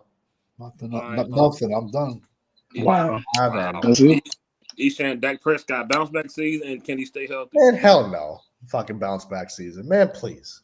You're not bouncing back from nothing. I mean, like, look, as my brother 1980 said, man, he is what he is, man. Dak is what he is. And, you know, he knows me. I've been rocking with, he was the first Cowboy YouTuber I ever saw, man, back in 2017. And so I have mental receipts. I can go back to 2017 because I watched that Seattle rant that he said 90-yard field goals and stuff. And, you talking about giving Dak 3 years to, and because I was with you and I was in school still at that time. And I just think at this point with him, it's just, we've seen everything that there is to see with Dak, man. What is going to be different this season from last season? Okay, he may have less picks. He may have more touchdowns, but it drives me crazy when people say Dak's a regular season or anything like that. Let's just keep a spade a spade. He's a regular season quarterback against sorry-ass fucking teams. That's just the fact. Any big game, any big team, it's guaranteed he'll throw picks. It's guaranteed he'll make bad decisions. That's even in the regular season, let alone playoffs. We don't even have to go down the playoff list. And I don't know, man. I just think as far as a bounce back season, let's be honest about this. His health is not an if. It's a fact at this point. The past 5 seasons, he's been hurt 4 of the past 5 seasons. That's not just one thing. That's a trend. He's going to be 32 in July. So he's on the latter half of his career. He wasn't even good. He wasn't even really that good even when he was younger in terms of consistency. Now he's older. He's injury prone. I'm willing to bet, honestly, I don't see him playing more than 6-7 games this season at most. I'm just being honest. I mean, I don't wish injury on him. I mean, of course not. But I mean, that's just is what it is. I just don't see him being healthy. But even if he is healthy, just looking at the schedule, man, we play the Chiefs, the Lions, we play the Packers. We always lose to the fucking Packers. The Cardinals always whoop our ass. Even if he's healthy, man, and that's the biggest fucking if with him. I gotta be honest. I can't see us doing much, man, in the season, and I don't see his play being any different, man. I mean, this is going to be his 10th season in the league. He's been paid $60 million per season, and everyone wants to make this guy's life easy. Everyone's saying if he plays well, if they do this, if they do that. I don't want to hear that for a player who's heading into his 10th season. You're being paid this much of capital to overcome stuff. I don't want to hear it at this point. Well, the dude on my channel said he said you can't say it's 10 because he kind of missed 2. No, so I just said, I said 8. Eddie, Oh, yo, No, I Eddie, do you like want 80? This dude said, well, technically he only played 8 because he fucking missed. most Like, idiotic oh my arguments, man. God. oh my God. No, 80, I remember you were in the chat, Eddie, but I don't know if you saw exactly what this dude was saying, but like he came up there and said, so first he started by saying he played bad against the Packers as if that's some breaking news or something. And then he immediately 2 hours later, he's debating me and Fifth and Savage, and it's like he's trying to make excuses for his picks. First, it was that CeeDee Lamb ran the wrong route. Then it was that Brandon Cooks got mugged.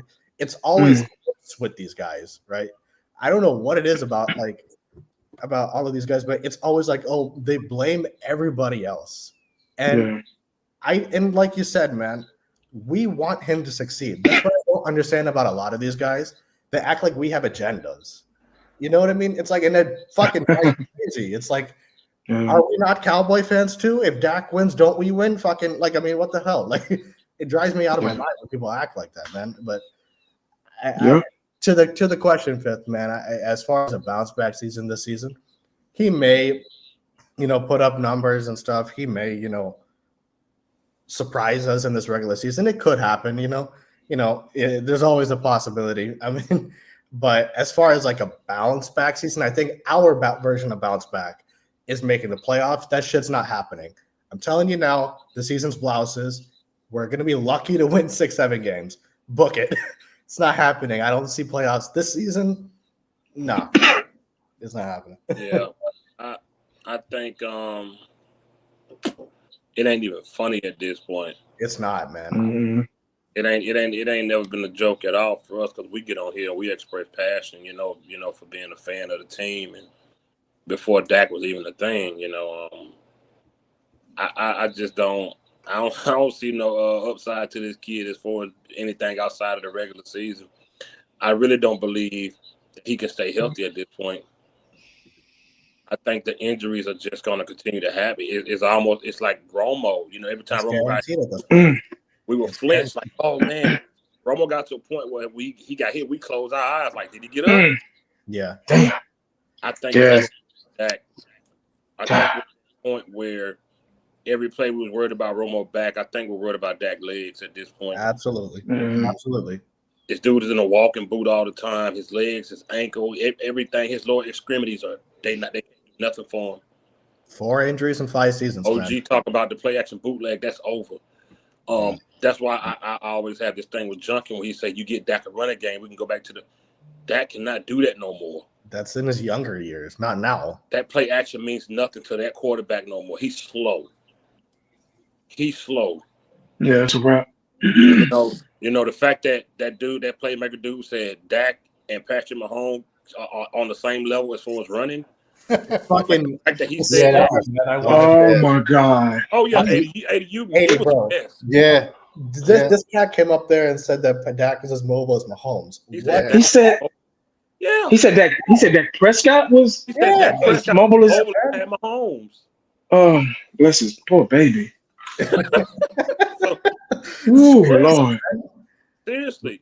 Oh my God. You got to go back and watch that show, man. Dude, that was one of the most wicked lives ever, man. He was just, and you should go back and listen to me. I was pissed. It was ridiculous, but he said Dak is top play action has been that's the problem, man. I tell them they treat it like a relationship. They treat it like a toxic relationship. A lot of people stay in relationship because what they think it could be. They hang on to Dak because what they think he could be or what he should be, not versus what he actually is. Yep. They live in this false reality of what they want him to be versus what he is. And what he really is a fourth rounder that always played like a fourth rounder. He never elevated. He wanted a guy like Tyreek Hill that was drafted late and became who he was, or Tom Brady drafted late and became who he was. Man. These guys, and you said Brady is an anomaly or Tyreek Hill, but he's just not one of those guys that was drafted late and elevated to look like. I always use this analogy. fans get so. That's why other fan bases laugh at us because they don't care. They let players go. They let players go. These fan bases will hold signs up saying "cut you." They were roasting Lamar. Philly crucial for that. Philly was done with Carson Wentz. Dude, they were killing Lamar. And when the owners they about done with Lamar. Yeah, Baltimore almost done with him. Yeah.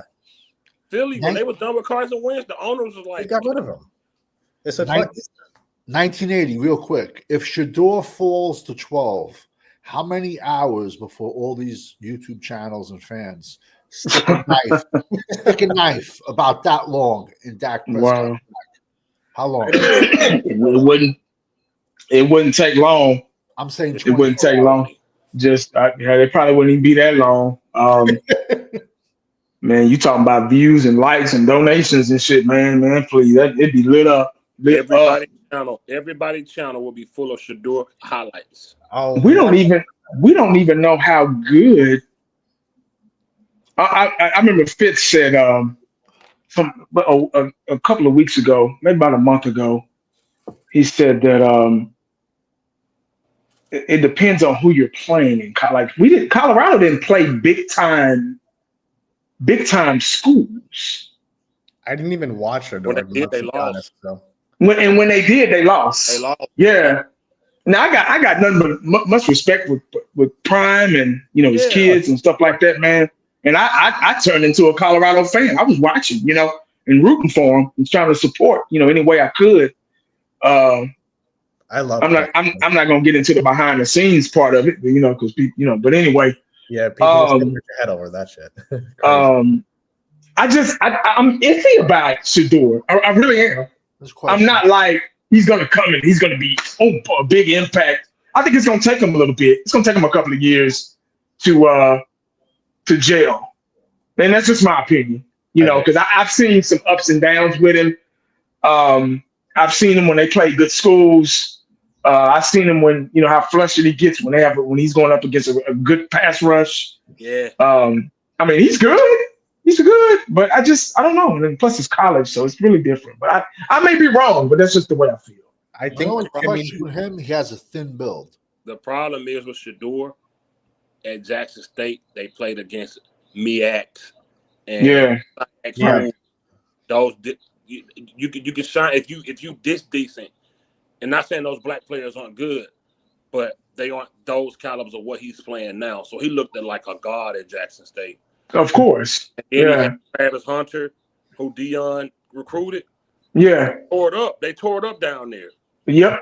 Right, yeah. He had 3 good wide receivers at Colorado. I know what I'm saying. He played decent, but in Colorado, hey, what was that movie when what he said, boy, don't hit back? What movie that was? Oh, that was Enter the Dragon with Bruce Lee. I was in Jackson State, but in Colorado they hit back. So Enter the Dragon is one of my favorites. Man. I love it. So it looked a little different, and he could, in a few years he could be decent, but he's definitely not like ready to come out and go. No, he's not. Not right now. No, and win 10, 12 games. But if you do, the guys will tell you, hey, I got that Shador Sanders footage on my Patreon, man. Yeah. Got it up on the Patreon. Go get, it'll be bad. Oh, shit, yeah. Oh, yeah. People are just focused on all the wrong things, man. I can't stand some of these people, man. Fucking idiotic arguments. It's just ridiculous. You probably never, and it's unfortunate for a lot of young people that didn't get to see no Super Bowl. I never got to see a Super Bowl either. And like I say, we're in the social media fan era. Yeah, so you gotta follow somebody. Yeah. Versus back in the day when you sat on the phone with your homeboy and talked about the game. Man, you believe, man, Irvin had 100 foot. You sat on the phone with your homeboy, the house phone. Yeah. Now you just get on Twitter and critique everything. You can put a play up. Man, he only got there because this cornerback hurt, or man, the cornerback he wanted to be. It's different now. It's very different. In the social media fan base. Yeah. And a lot of guys, a lot of older guys or a lot of younger guys that be around older guys just don't mix with it. Because the older guys that want to get a dime, they take advantage of the younger fans that may not know no better. Yeah. And it's sad for me, man. They put old knowledge on them. Like I say, they had these fancy setups, make you think it look like they know what they're talking about, Right. And like 80 always say, brother, you being right or you getting don't help us win no It game. does not do anything for the Cowboys. It don't help us win a single game. No.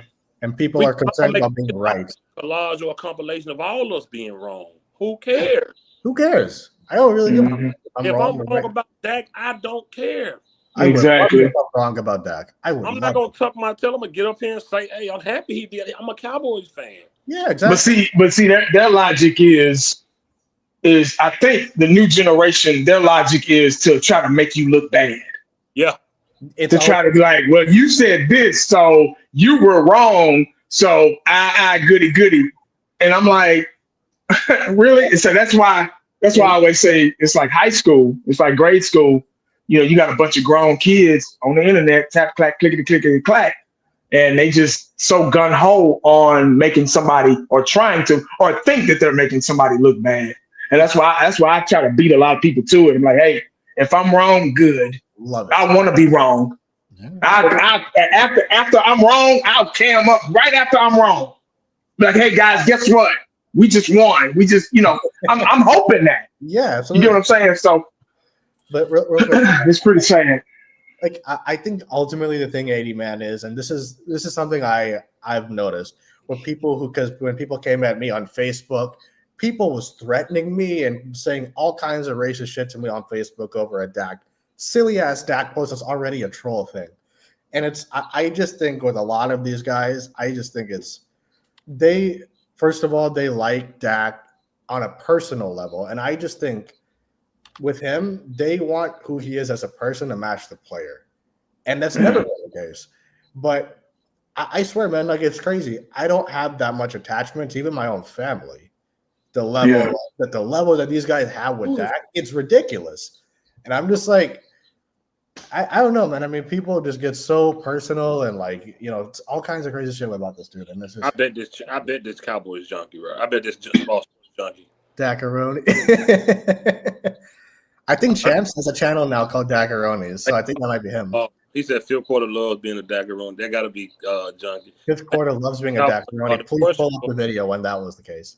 The question was, do you think Dak will have a bounce back year, and do you think he'll stay healthy?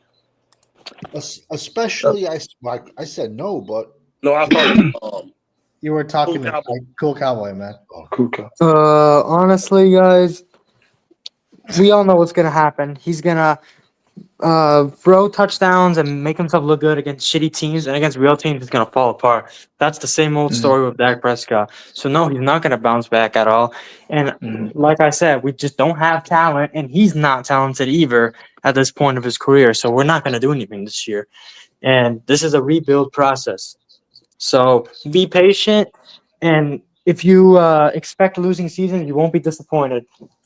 Let's hope we can get Arch Manning next year, guys. That's all I'm hoping for. Yeah. So Savage, think about Arch Manning. See that, man. Savage, Arch Manning. What you think about it? I'm surprised he didn't play more this past season, to be honest. Texas, right? Yeah. Yeah. Okay. Listen, if you went down the line, check. He has everything. Am I a fan of the Mannings? No. I like Peyton. I don't like Eli. Yes. I mean, What's his best quality, Savage? Archie. His intelligence and his arm. Okay. Intelligence and his arm. I think we could say that about a lot of the Mannings. They were students of the game. And they have that drilled into their head since they were 5 years old. You know what I'm trying to say? Like I said, I'm shocked he didn't play more over, Ewers over Texas. But he was better than Ewers, honestly, when he got his time to play. Because remember, Ewers got hurt, and so he subbed him for a few games, and he looked better. Yeah, he looked outrageous in last year's spring game, like 4 TDs. But I'm not even going to see spring games anymore. Colleges are not even doing them. Deion Sanders at Colorado, they tried to do a spring game with Syracuse, but the NCAA didn't allow it. A lot of colleges are not even doing spring games anymore because all they're doing is showing off their talent to the other colleges, and then the other colleges are coming in and poaching them because of the NIL. Giving away. Yeah.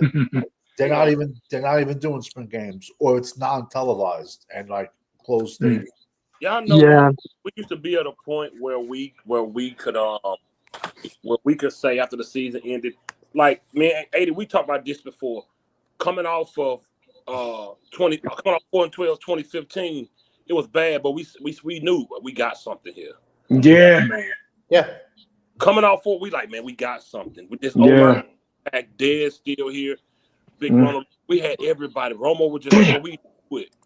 We knew we had something. I don't have that feeling. We ain't got nothing. Nope. Yeah. This is gonna be bad season, man. That was a good window, Fifth. That was, like you said, that was a good talented roster in a talented window.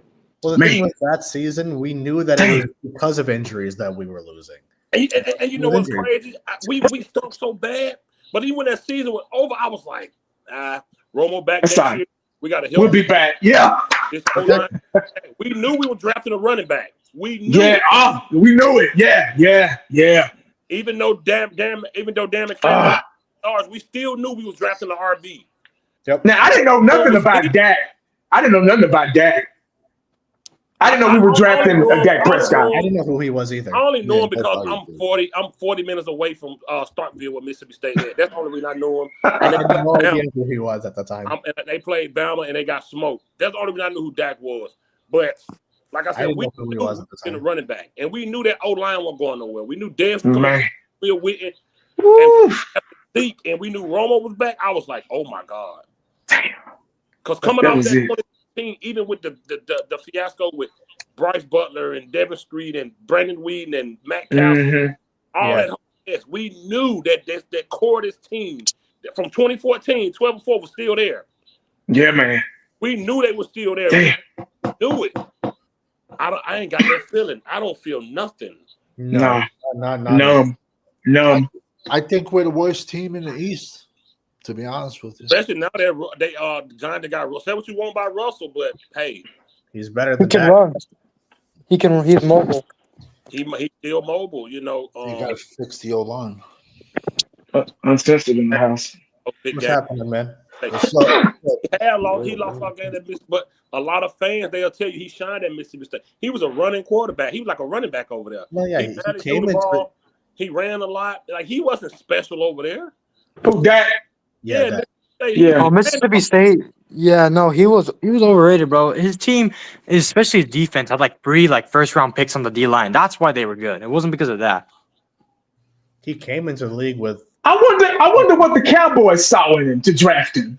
I wonder that. Now that I look back and I think about it. He was the last quarterback on the board. And every other quarterback drafted. So did we think that Romo was coming back? Yeah, at that time. But technically, he was. But we knew any backup would have been better than Matt Castle and Brandon Whedon. We just needed one, and better than Kellen Moore. We just needed one.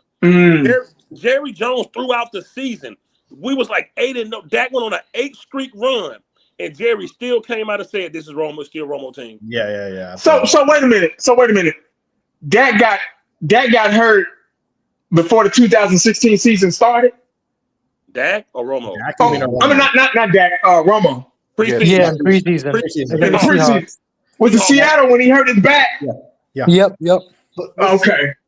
I'm going to make a point. It might not be popular. I'm sorry. You should not lose your position over an injury. You should be given the chance to come back. And I've seen a lot of other quarterbacks lose their position. A lot of people. Joe Montana did with Steve Young. Phil Simms. Yeah. You should lose your starting spot for bad play. You should not lose your starting spot for getting an injury. You got to think about it, though. Boy, 21-4 was looking good for the Dallas Cowboys. It looked like something different.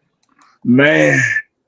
Defense didn't know what to do with Dak. They didn't know what to do with Zeke. Dak was running, and they didn't know what to do. And Jerry, he couldn't resist it. The media was talking about Zeke and Dak. Oh, man. He couldn't resist it. You got this young, fresh quarterback and this young running back. Good. We was looking different. We were good. Jerry couldn't help himself. I get what you're saying, Savage. I agree with you. It was just looking crazy. Uncensored, I want to do my dog. What's going on, brothers? What's man. up? What's up, man? Uncensored? Let's just left this I know why. crazy banquet, man. These people crazy. Only rich It's folks, rich folks go to banquet. it's the very first time, man. These motherfuckers, they ain't here bidding on gold bars. I don't know how much money y'all think I got. I ain't never supposed to be in a room with an actual gold bar. This That's shit crazy. crazy. That's crazy. Eat caviar. We go to we don't call Dude, our I buddy. love caviar, man. Somebody's house, they got rotel dip and meatballs. Yeah, I like caviar, man. I got invited to it, and I'm like, all right, whatever. I never missed a chance to rub elbows and socialize. Yeah. And I walk in, there's gold bar sitting on the table with security standing next to it. Jesus Christ. I'm like, that's a real Man. gold. I'm like, that's a real gold bar. They're Wow. like, yeah. How much you want to bid on it? I was like, Jesus. man, I have to get divorced if I put a number next to that. I went to one banquet one time, man. It was crazy. I'm gonna tell y'all something y'all not know. They said Romo and Rico Gathers was looking like real. In preseason. I remember that. Yeah, Rico Gathers. Yeah. They said Romo and Rico was looking. They called him Zeus.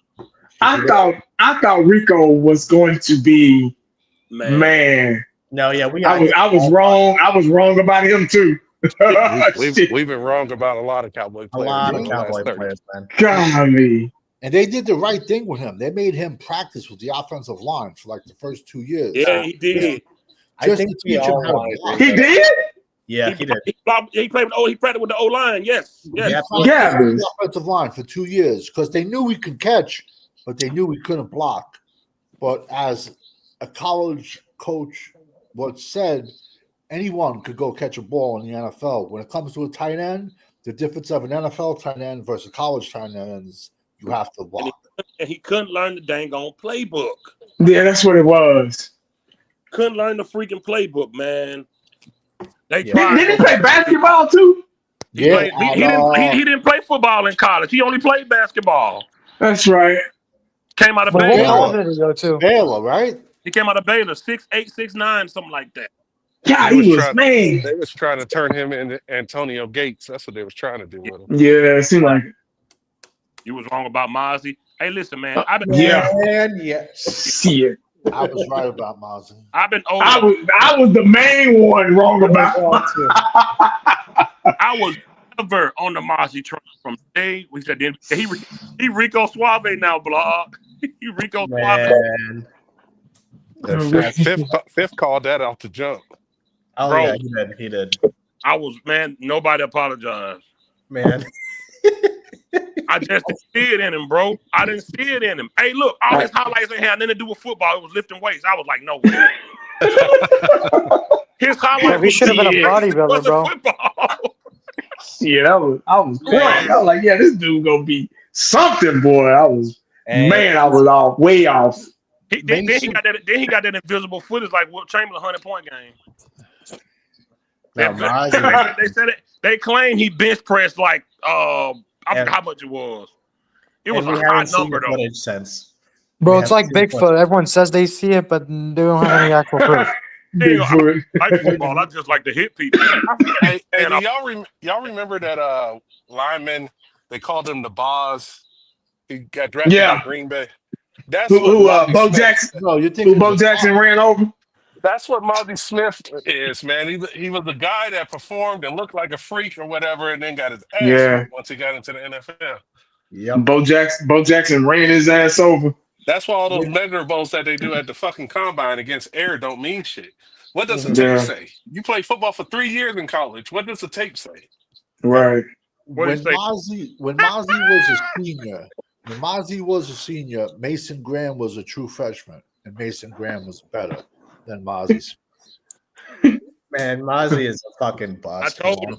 Hey, look, when I saw the Cowboy Nation and the Cowboy Twitter channel posting workout videos, I was off there. No, I wasn't doing that. I said, "What the footage out of him dogging somebody?" No, there was jumping up on a damn box. Yeah. With 40 guys behind him. 40 guys behind them jumping up the same fucking box. The same box. You know what's crazy too, guys? That I remember, I don't remember which Cowboys content creator was, but one of them said he was gonna be like Vita Vea, bro. Like That's how you know these guys don't watch football. Thank you for saying it. Thank you for Yeah, saying it was him. Yep, I remember now. It was him. it was Blasphemous. No, these No, content creators are fucking he idiots. still says Mozzie's better than Jalen Carter. That is crazy. That's Yeah, he's that's gotta delusional, be, bro. like, looking for clicks. It Yeah, has he- No, these content creators are idiots, man. Fuck them. Dude, I'm telling you, the man ain't had no. You can go watch anybody we draft. College highlight reel. People put it on YouTube and put music behind it. Mozzie had weightlifting. I said, man, get this. I knew it. No, listen. Because you know when we draft somebody, we go straight to YouTube and find their highlights. Yeah. I went to YouTube and saw a bench press video. I was like, man, no, bro. This ain't it. And I saw him jumping up on a dang on box. I said, man, what is this? God And he damn. said about his mama, I don't even like football. I just like him. Man, y'all get this man out of here, man.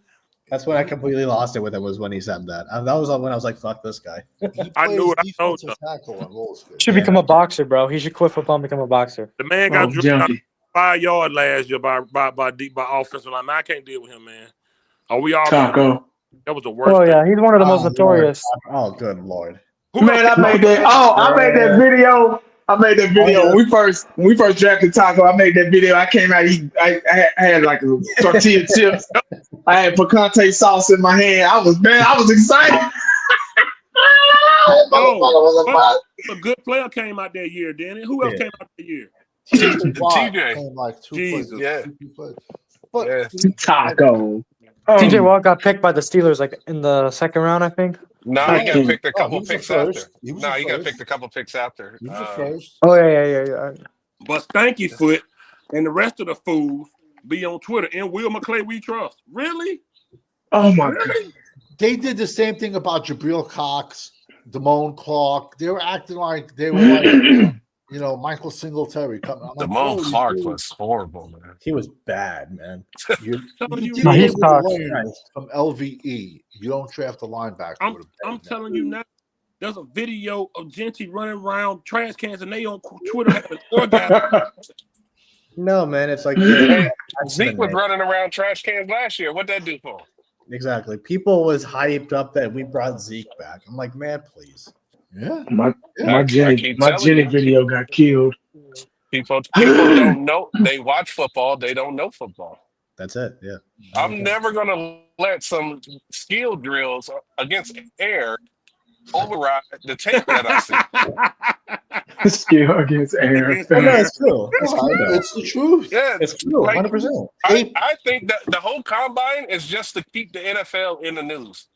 That that shit is absolutely fucking pointless. I'm not gonna. If you got a shutdown corner all season in college, and then you have a bad day at the combine, what the fuck does that mean? I'm gonna go with the guy that shut everybody down all year long over somebody that can't move his feet around trash cans. I don't care. When he put the pad on, he shows up.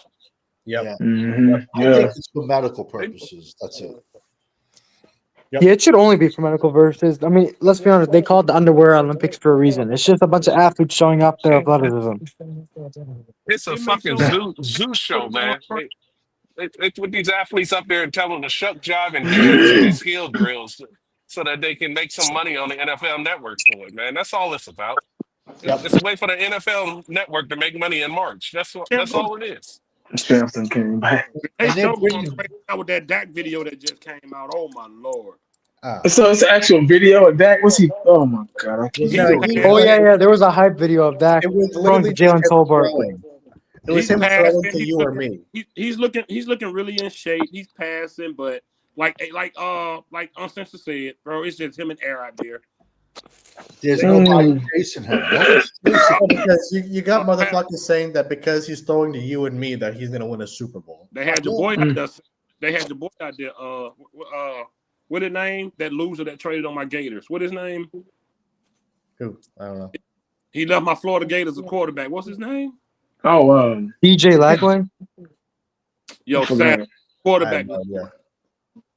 Who you talking about? Will Greer? Yeah, he was out there with Dak now practicing. What do you fucking do? Will Greer's out there, man. I'll take Will Greer over Trey Lance. Hey, I think he was. Calm down, Savage. Calm down. Yo, the crazy part, if you look at Will Greer's college tape at West I Virginia. know. His college tape is magnificent. He's a fucking ass player in the NFL. Okay, but have we ever seen him at once?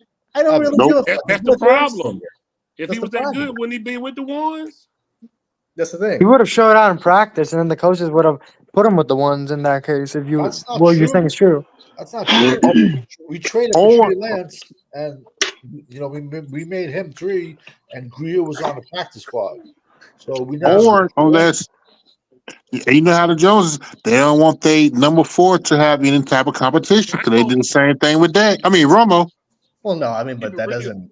I think they're gonna draft a quarterback. I do too. Yeah, they have to, bro. Will Greer is not going to cut it. Because I if think we get out there with Will Greer, Hey, you can't put all your There's eggs no in quarterback in it. There's no quarterback in the draft after the top 2 that is worth drafting to be a replacement Right. for that. That It's a waste of a fucking pick. That's right up the Cowboys' alley, bro. Come on, Jonathan Mingo. Yeah, I understand, but it's a waste of a pick to draft a quarterback just to draft a quarterback. They got to stop doing that shit. Just because you need some, go get a cheap veteran. You love to do 1-year deals, and then get in the draft next year and get you a quarterback that might be a starter. There's no starters in this draft outside of Shador and Cam what's Ward. his name? Cam Ward. And I'll Cam. disagree. Ward. I'll disagree with that one. There's none of them that's going to take you to the promised land. I know there's a quarterback day 3 I'll draft that has all the tools, all the checks. Curtis Rourke out of Indiana. He's only thrown for over 10,000 yards, about 80 touchdowns, rushed for 1,000 yards, 13 touchdowns, and he's 6'5", 230. I'll throw a pick at him day 3 any day of the season. Any day of the week, I'll throw a pick at him day 3. He should be there at day 3. He should, but I'll throw a pick at that. I have no idea. I think they're gonna be right. They're gonna be right back at the well, man. Next year, doing the same shit. What you got? What's that? Hey man, look at this shit. Oh no! You stuck with that for the next 2 years anyway. What? What I missed? Dude, I miss the old videos, man.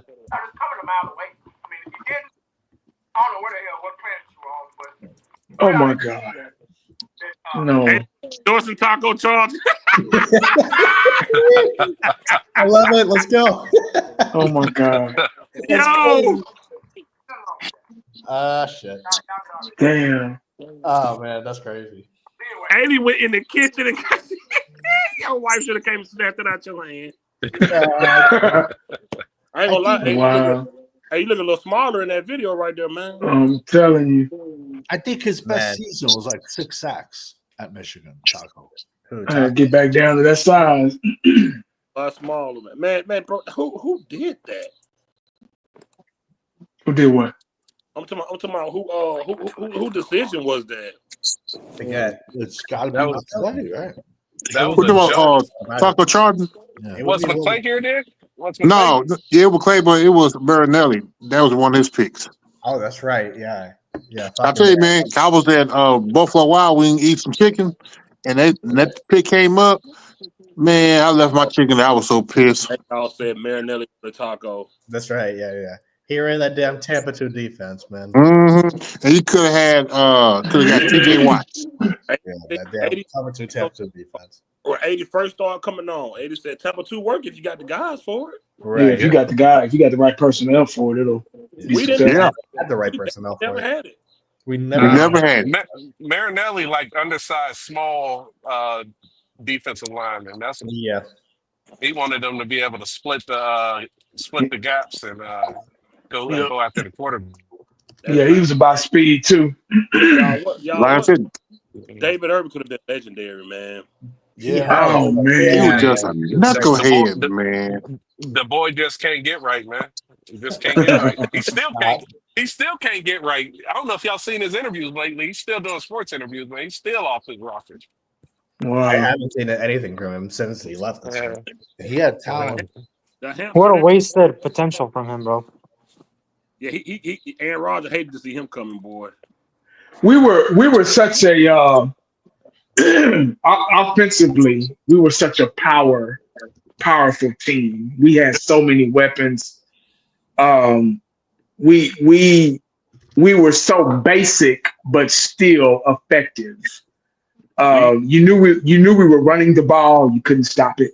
Mm-hmm. You knew we were going. You knew where we were going in the red zone with Des Bryant or Jason Witten. You still couldn't stop it. We were so. It was just clicked. We had talent. Really goes a long way. And you outplaying the coaching staff really goes a long way. And we were so successful, and it just went away. It just faded. Oh man, it just faded, man. We went up there and beat the Pack 17 and didn't break a sweat. Yeah. I'll hear you. Didn't break a sweat. No, man. Easy. We used to blow it. That year we were beating teams back to back. Man, it was I was making a video before the game. Yep. I was doing motivational videos before the game. And I already knew before that we were gonna win that game. Before, it didn't matter who we were playing. It was just that feeling, that positive feeling, man, that we had. And I just thought I knew that was our window, but I just thought we were gonna take advantage of that being our window. What year was that? 16. Yeah. 16. 13 I was the same way in 14 also.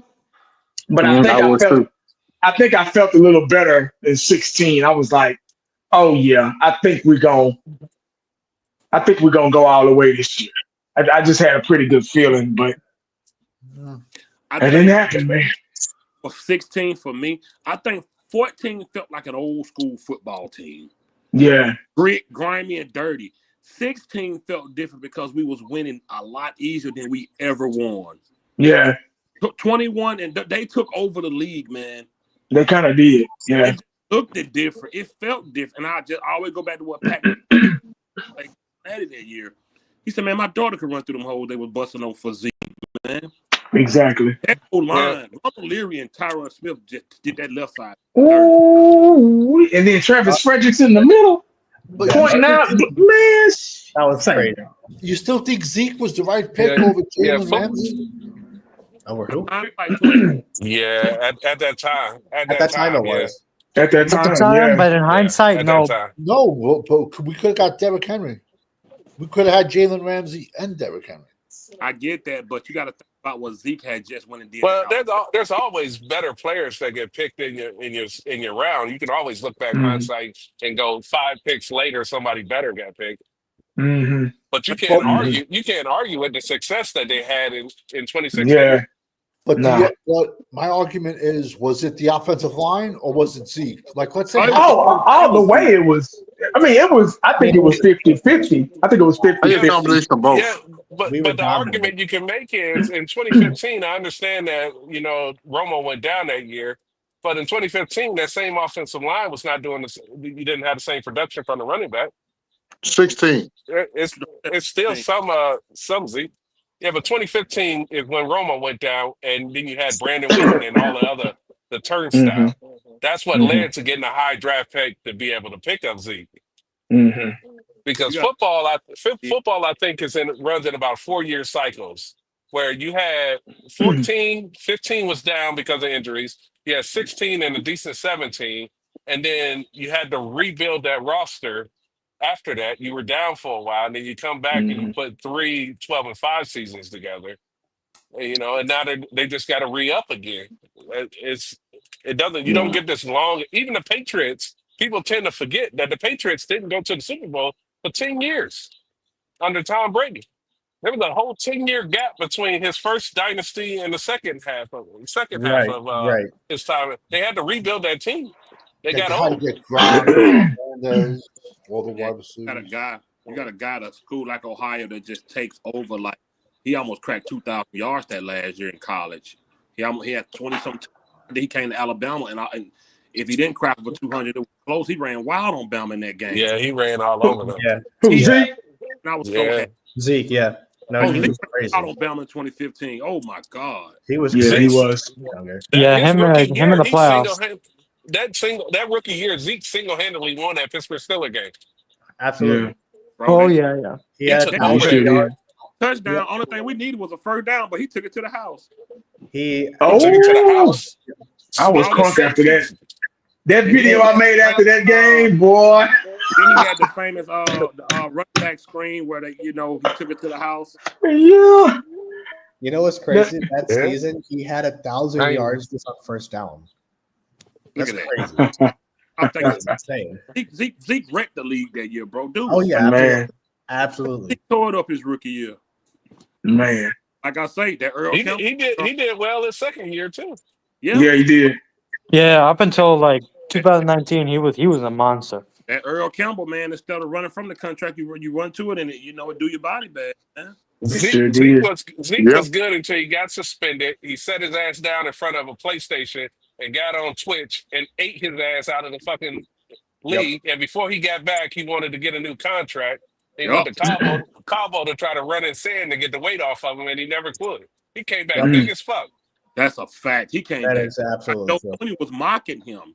Yeah. He came back. Yeah, Dude, most guys when they holding out they work, dude sat in front of that game, ate and smoked weed, and then try to go to Cabo and they've been detox, and it didn't work. Well, and he didn't even. I got insider knowledge on this. He literally would not go back to Cowboys, the star, because he did not want them to see him overweight, and he wanted to get the contract done before all of that shit. That's why he went to fucking Cabo and held out that year. That's crazy. That is crazy. Everybody was wondering everybody was saying why he went to Cabo for. Yeah, exactly. I remember that. Man, that was crazy. He was over fucking weight, sitting in front of that PlayStation, playing Twitch, eating and streaming all fucking night long. I mean, he was streaming at 2:00 in the fucking morning. You can't get piss tests talking in about Cowboys. I'm faded, bro. Yeah, I'm low-key faded. That's right. Yeah. Exactly, Savage. Exactly, Savage. It's hard to get an NFL official down in the Cabo to get you a piss test. Thank you. Yeah, that's what happened, man. But that was his downfall. He was. He did it to himself, man. Also, I heard he wasn't as bad as Eddie Lacy. Eddie Lacy was just ridiculous. I also heard, I don't know how true this is, but I also heard like he started not taking like his recovery seriously, and also he would eat like a lot of junk food and just he wouldn't condition right. And I heard that's also why like he fell off so fast. I'm pretty sure his streams are still on Twitch. You can go watch him fucking shoving his face while he's playing Call of Duty. He was, bro. Every night. He sure was, bro. I just hate it, man. And I wish this organization would just get control of. They got to stop treating the homegrown players like that, because I respect Zach Martin. He's a Hall of Famer. But I'm not giving you more money if you're already on the contract and you know you're going to retire. You set me up. You played me. Yeah. You knew you were retired. Why are you holding out for more money when you're already under a contract? A nice one, by the way. And you hold out for more money. Jerry just say, okay, here you go. He took that money, came back, played terrible, and now he went to the house and got on his John Deere tractor. I'm sorry, you can't. That's wrong. Listen, I salute him for what he did. I appreciate it. I wish we would bring Notre Dame player, because nobody have better offensive line than Notre Dame players. That's a fact. That's a fact. Has that ever happened in the history of the league where a player got an extension and then the next year retired? I don't think so. I don't remember. I mean, that shit wild to me. Got tossed around, then retired. Tossed around. He just wanted one more little paycheck, bro, because he knew he was going to retire. He was already talking about retirement last year before 2024. Yeah, he was. Yeah, that's right. Yeah, I don't know why they re-up. Anytime somebody starts to mention that, they are already halfway out the door. And both times both times he the one brought it up. Yeah, he did. I was saying I didn't bring our word, bro. Nobody asked him. I'm like, he done. He out of here, bro. Travis probably been telling him to, man, just let it go. I knew this was since last year when Micah Parsons got up there talking about he was trying to win for him. Oh, speaking of that, Aiden, let me get your opinion before we get out of here. Parsons, he want $200 million, man.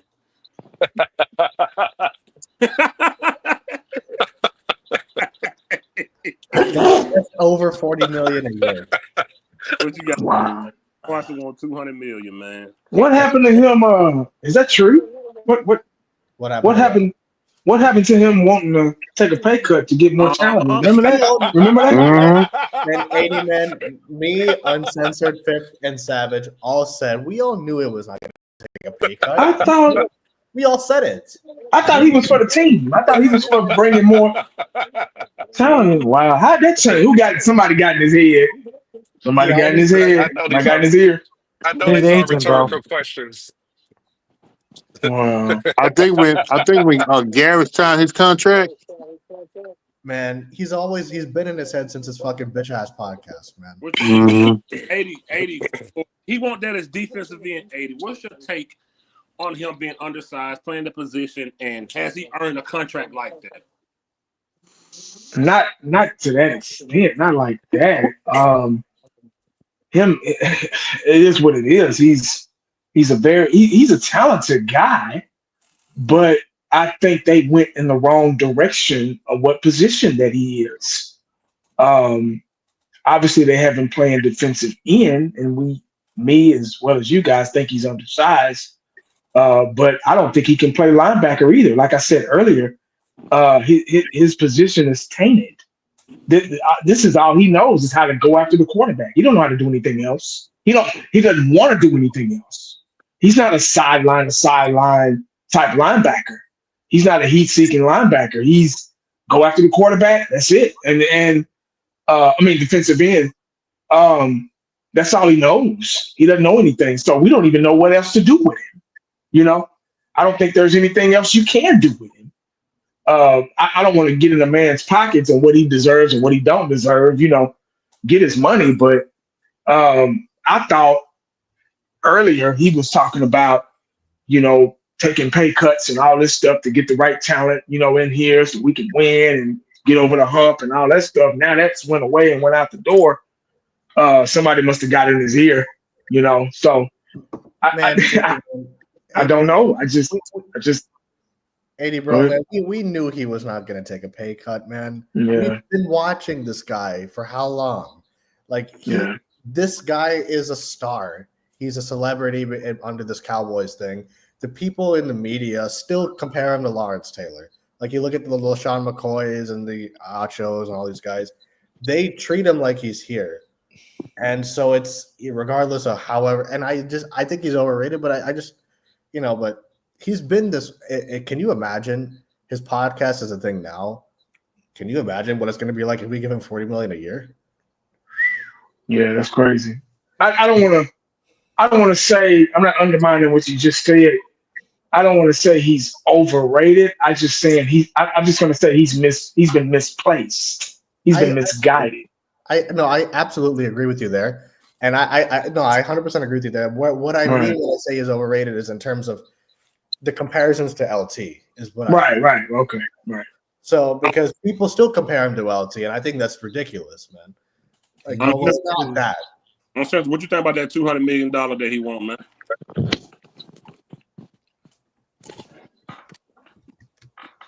Uncensored? You on me? Absolutely fucking ridiculous. It's crazy, right, man. That's it. I told everybody when people got on there, I don't know why they keep listening to Cowboy people.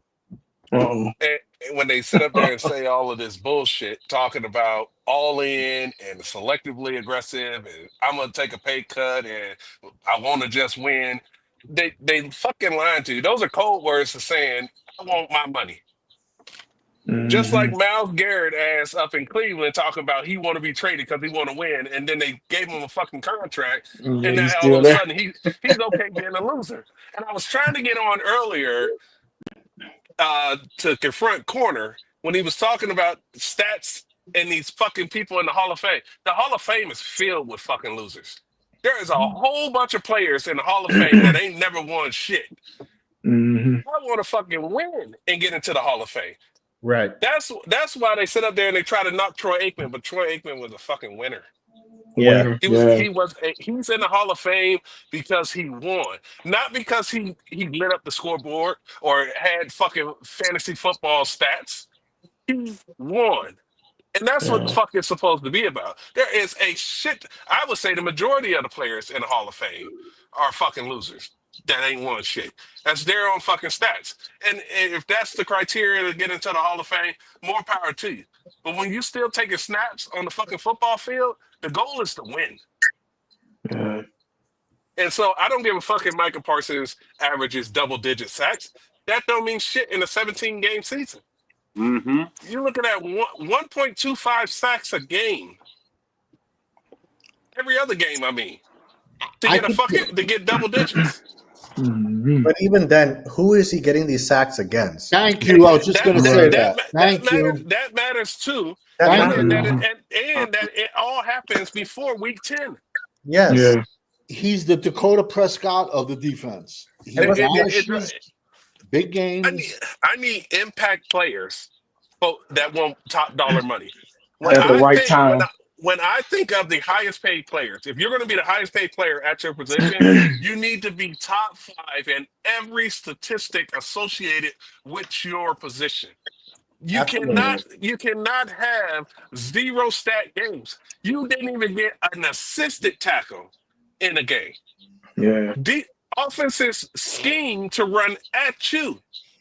You cannot be the highest paid player. You can't even you an edge, but you can't set the edge because they run right at you. Yeah.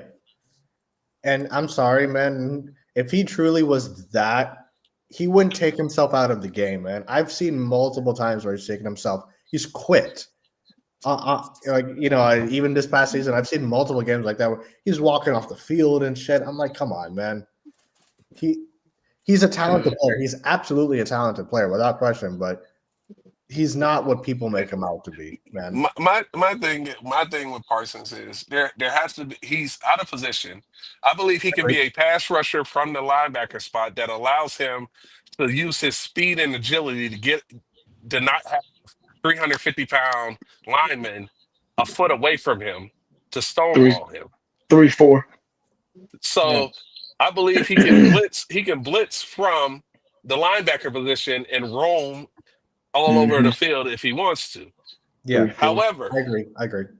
However, at the same time, I'm like, his value is never higher than right now.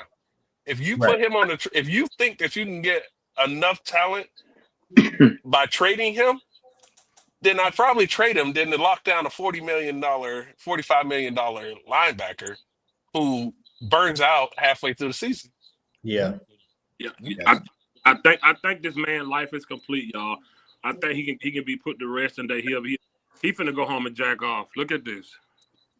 Jesus. Oh, God. Of course. Who is that?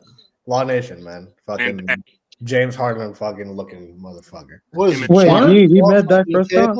Yeah. Of course he met Dak. He fucking strokes his dick every day. Oh, wait, when was this? Oh my God! This is why these motherfuckers. Jesus, man.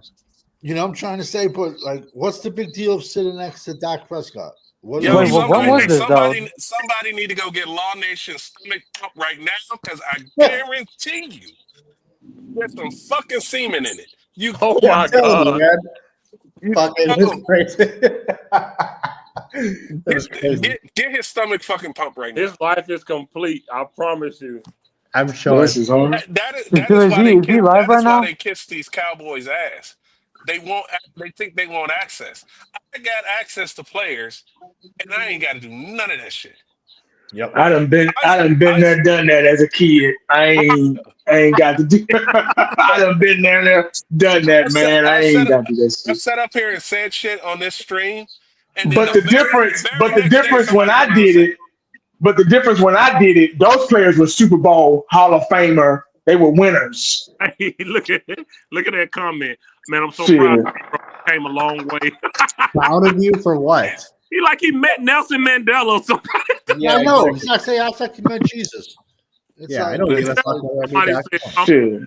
He said, "I'm so happy for you, Law." Like, what the? Well, because look, man, listen, is what happened to me, losers? Man, get out of here, bro. Get real, man. Here's the funny thing. I don't really give a fuck about being a dad. Been there, done that. I don't get that. I'm happy, man. I fuck that. I don't need that. Been there, done that. It is love insane to me, that. man. We got two people on this panel that got inside information. It ain't nothing to boast to brag about. Exactly. Nope. Or run to Twitter and post it with the fire emoji. Like he is so happy. He is Look, so man. happy. He's Get over me. I can literally start up a podcast and start doing interviews of active Cowboy players in probably a week because I know a couple of them, and I just don't give a fuck. Yeah. This is not my life. No. And it's sad that they get validation off of another man. That is crazy to me. Yeah. He is nervous. I meet people, like I just said, man, I was in a room where people were buying gold bars. Yeah. And I'm like, I don't give a fuck about none of these people. But that's the thing. Like, it's like we're set in our lives. We're comfort. We know our value. That's just the fundamental thing. I know so many big name producers, so many big name directors. I don't have to talk and flaunt them. My relationship with them is my relationship with them. It is what it is. Hey, Eshan, tell me if I'm wrong on this. The people that you want to know, nobody know what they look like. Nobody knows what they look like, and we don't need to. I don't care. The people I'm working with on the film I'm working with right now are like fucking some legends in the Hollywood business. Fucking, I would have dreamed I would have met some of the people. And you can bump into them in the store, and you wouldn't even know who they were. You wouldn't know who they were. I'm telling you right now, some of the wealthiest people and the most powerful people I ever met look like average Joes, and you would never even know them. You would never know them. It's only like a select few people like that. They let people like Dak Prescott get on TV and shuck and jive for them, and they make all the money, and they pay them out twos and fews. Just like the music industry, the artists, it took 40 years for the artists to wake up and say that you know what, I'm actually getting paid pennies out here dancing my ass off every fucking night on these concert stages, and the producers are sitting back fucking smoking cigars off of their talent. Right. The real people, you don't know who they are. He's sitting there nervous like he's next to Angela Bassett. Yeah, man. Wow. No, I just think, the fact that, in my opinion, you don't have to flaunt relationships or like important relationships or whatever. It's like, I knew you, you know me, we're cool. That's I don't give a damn who the fuck you are. It doesn't really. When you meet people that are truly influential, you can't even talk about them in public. You cannot. That's the thing. You will never be allowed back in their circle if you speak anything. Never. About them. Yeah. Oh yeah. Because the people like that, they're so active with this. People of value and of importance, it takes a lot for you to even get in their circle. That contract, can we pay Parsons? CD contract, we got 4 players taking up all this and stuff. Like, this is crazy, man. You can pay it because right now Parsons count for $24 million on the books. So what they're gonna do? They're gonna extend him and lower the cap hit for the next 2 years, and then they'll restructure him in year 3 and kick the can down the road because the salary cap just goes up. That's what they got. That's what they do. They doing credit card shit, hoping that their credit card limit continues to go up every single year. Can you imagine? In one of these years, $70 million is going to be a common pay in the salary cap of the NFL for a quarterback. That is crazy. You know what's going to be crazy, guys? When the first player hits $1 billion contract. That is ridiculous, man. Jesus. Well, y'all remember when Dak Prescott got his first contract at 45? Everybody like, what the fuck? Yeah, it was a conversation. I remember if he was going to get $25 million, and people were like, "Nah," and then he got paid $40 million, and everyone lost their shit. And let me tell you, NFL is pushing the 18-game schedule. They're pushing. They gonna get it. They're absolutely gonna get it. They better add like 10 more people to the roster on Sundays, and they got to do another bye week. They got to give another bye week. Yeah, and they better add like 10 more people to the practice squad, man. Well, from what I'm hearing is they want to push the Super Bowl back closer to the spring anyway to open up more stadiums. See, now, right? Okay, I've heard they want to put Super Bowl on Netflix. We would save a lot of money because it'll probably be on Amazon before. It would. I wouldn't be surprised if it's on Netflix at one point. I don't know. They need to move it to Saturday. Yeah. Yeah, Sundays. Yes. Yeah, I that's agree. I agree. right. I agree. Netflix just did that big old deal with WWE, so it'll Yeah. probably hit Amazon first. Yeah. But Yeah. They need to move Super Bowl to Saturday. They do need to move it to Saturday. I agree. think about it. Yeah, they need to move that shit to Saturday. Last year on like But Yeah. No, I so agree. annoying, bro. How you have to go to work the next day or school or whatever you have to do Man. after Super Bowl. Like that sucks, bro. 2, 3 in the morning. But I'm gonna be It It honest. ain't so bad on the West Coast. It's over by Yeah, eight. exactly. Yeah. Me and Uncensored got it good over on the West Coast. Uncensored. Oh. And the sun just starting to set. We good to go out here. You say that though. But one time I was in Vegas watching Monday Night Football at 5:00, and it felt weird. It just felt weird watching Monday Night Football at 5 p.m. Yeah. Yeah. Must be nice. It took a long time because I'm from Ohio originally. It took a long time to adjust to the time differences and stuff. Mhm. Waking up to watch football at 10 o'clock in the morning. Yeah, And when exactly. they do the shit overseas, it's like 6 o'clock in the morning. Yeah. All right, y'all. So I'm gonna say this, and y'all say dub or L. Giants. Hey, double. 50-50. W, Home we or own away? them. Home or away? Home. That's a win. That's a That's win. that's a loss. Eagles. Eagles at Loss. home. I think it's gonna get a Loss. Loss. Loss. It don't even, they could play on the fucking moon. They still gonna lose that game.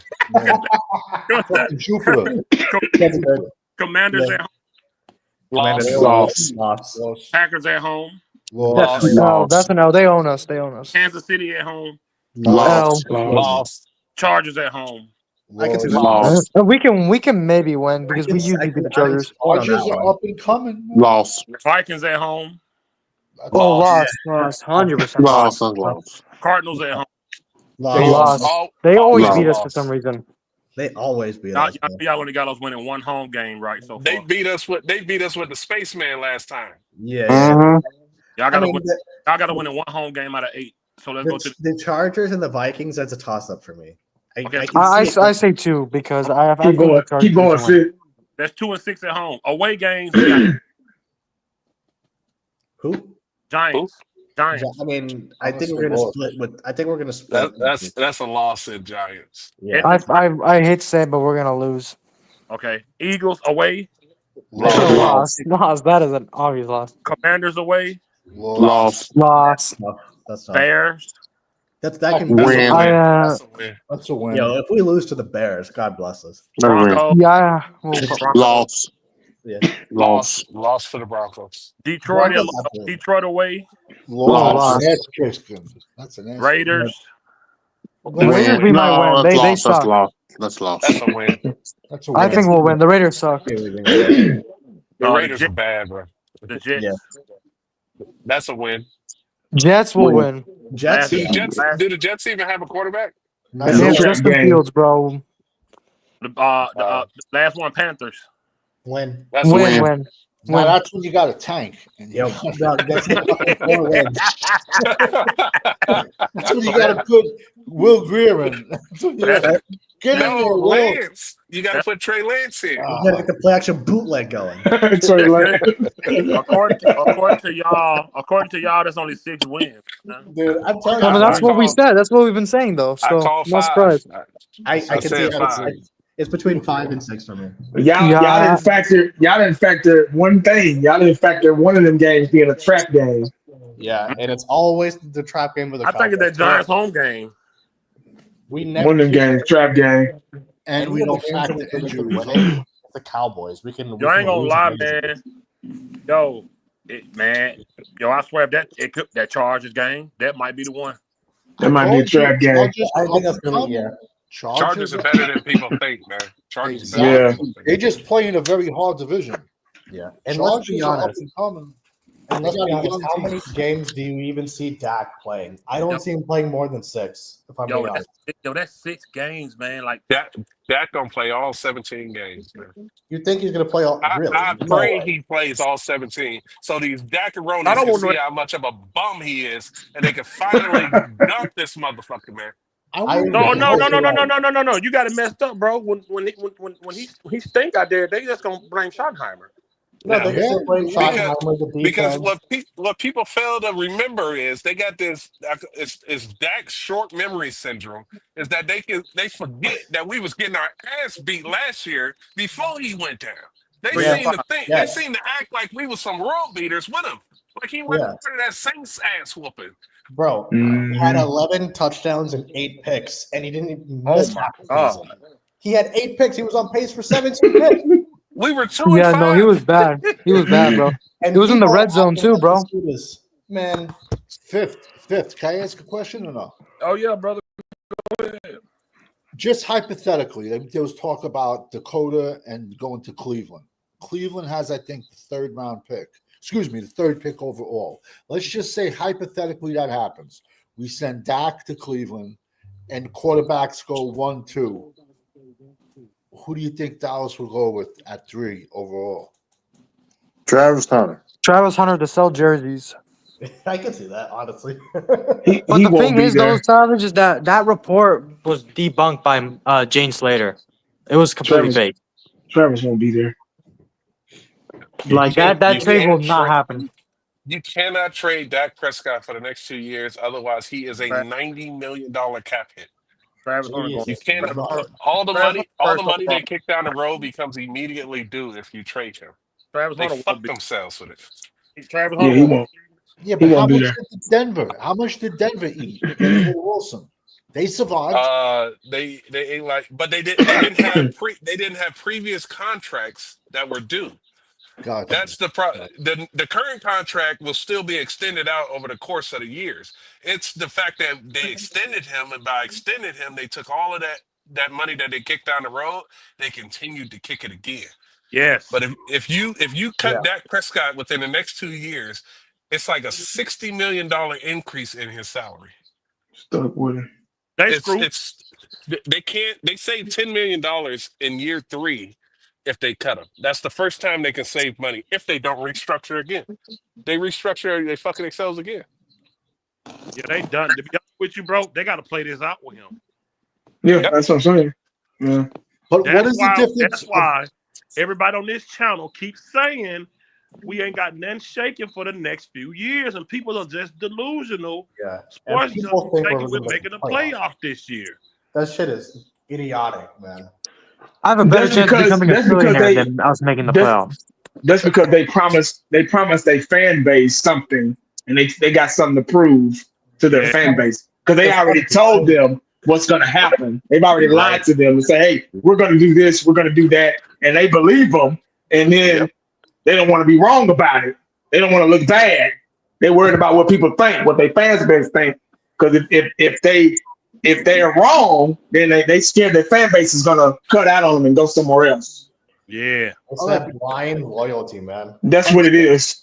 Uncensored. So it ain't even really about the Cowboys. It's about them being right about the Cowboys. Absolutely. What were you saying, Savage? Real quick, you said if we traded him, we're gonna eat how much? 100 million? Let me pull it up right quick. I don't want to lie to Because you. my theory is, I don't wish anyone to get hurt, but let's say he goes out next year, plays 3 games, and now he's out at the end of the season. What's the difference of eating 100 million versus paying a guy the same amount of him sitting and he's sitting home? What is the difference? 2 seasons in a row. So right now, if you trade Dak Prescott right now, his salary cap hit goes from 52 to 148 million. Jesus Christ. And if you trade him next year, it goes from 76 million to 97 million. And if you trade him in 2027, you actually save $10 million. For the next 2 years, you're fucked. It's a bad contract. It's a bad contract. The Jones.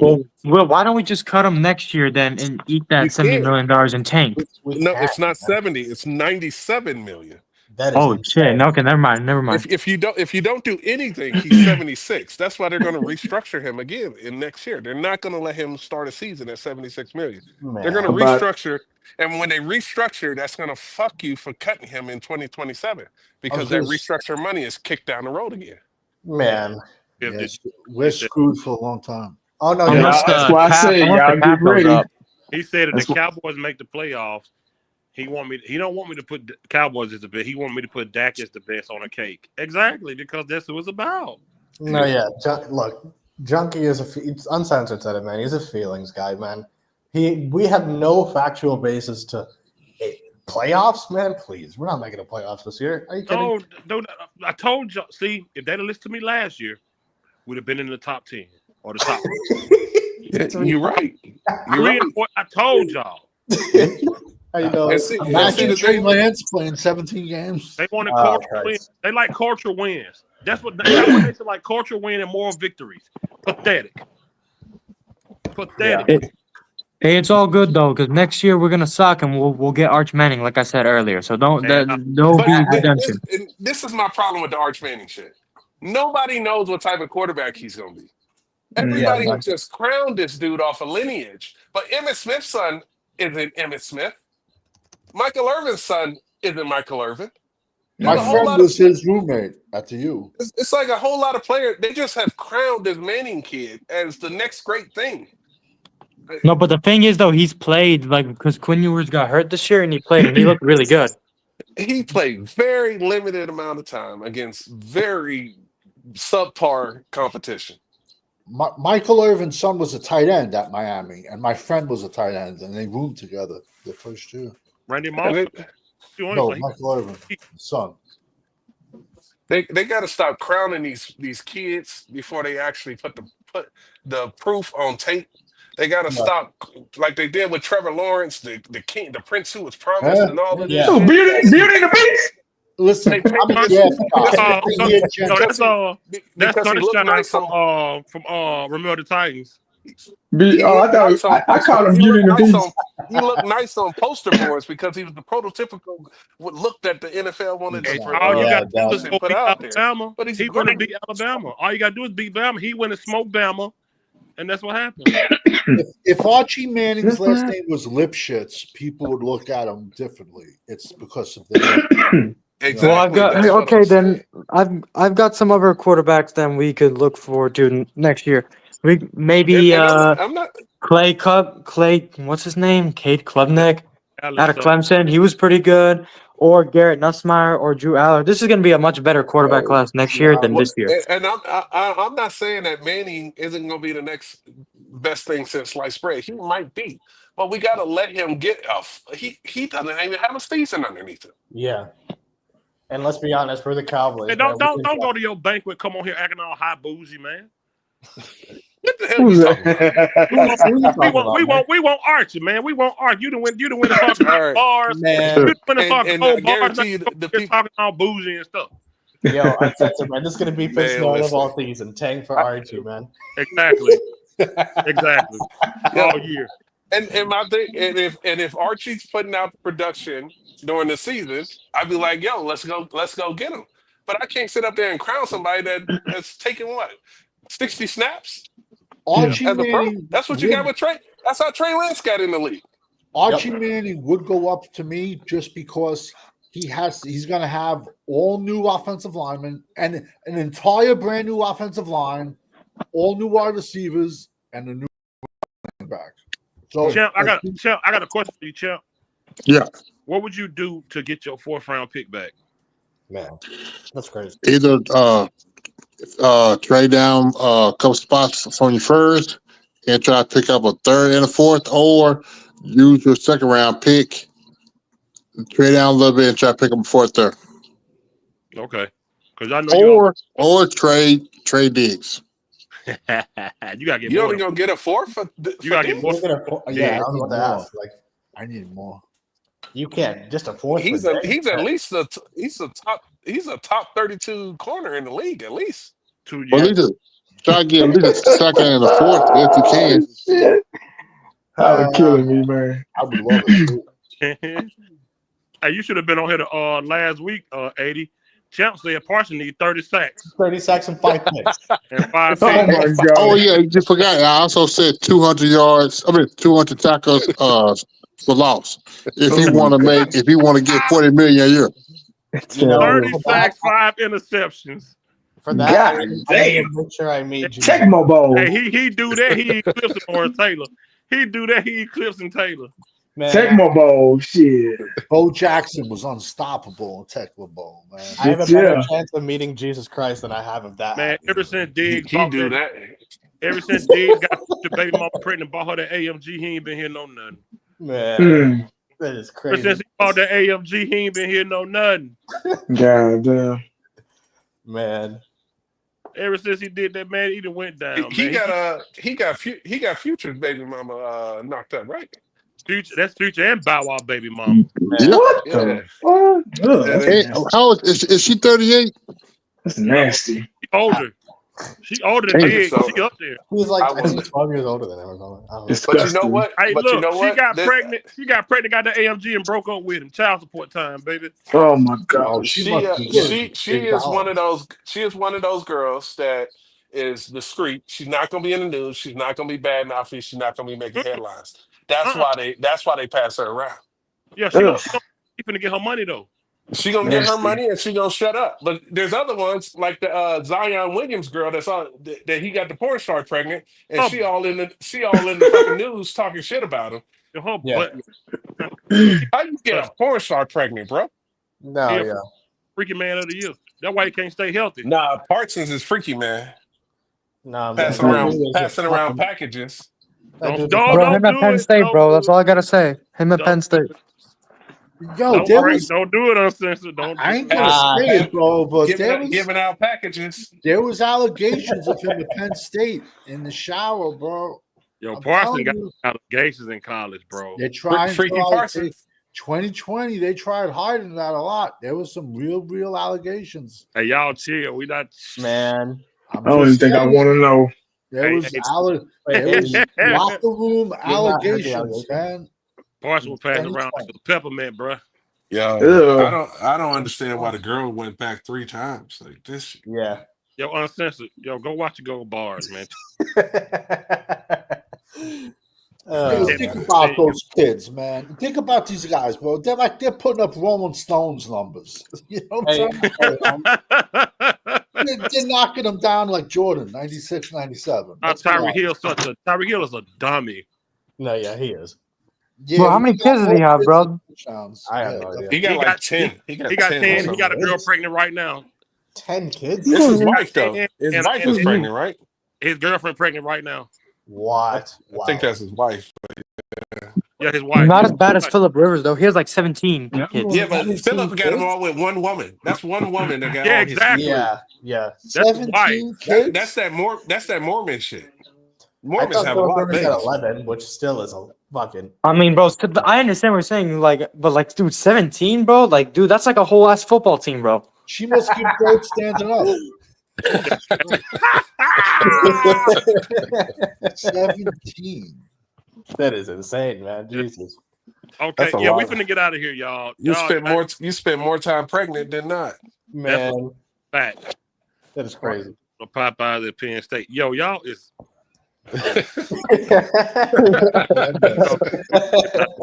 hey Eshawn, keep your real quick, Eshawn, keep your don't turn your camera on. Tell them what your avatar, the meaning of your avatar is real quick.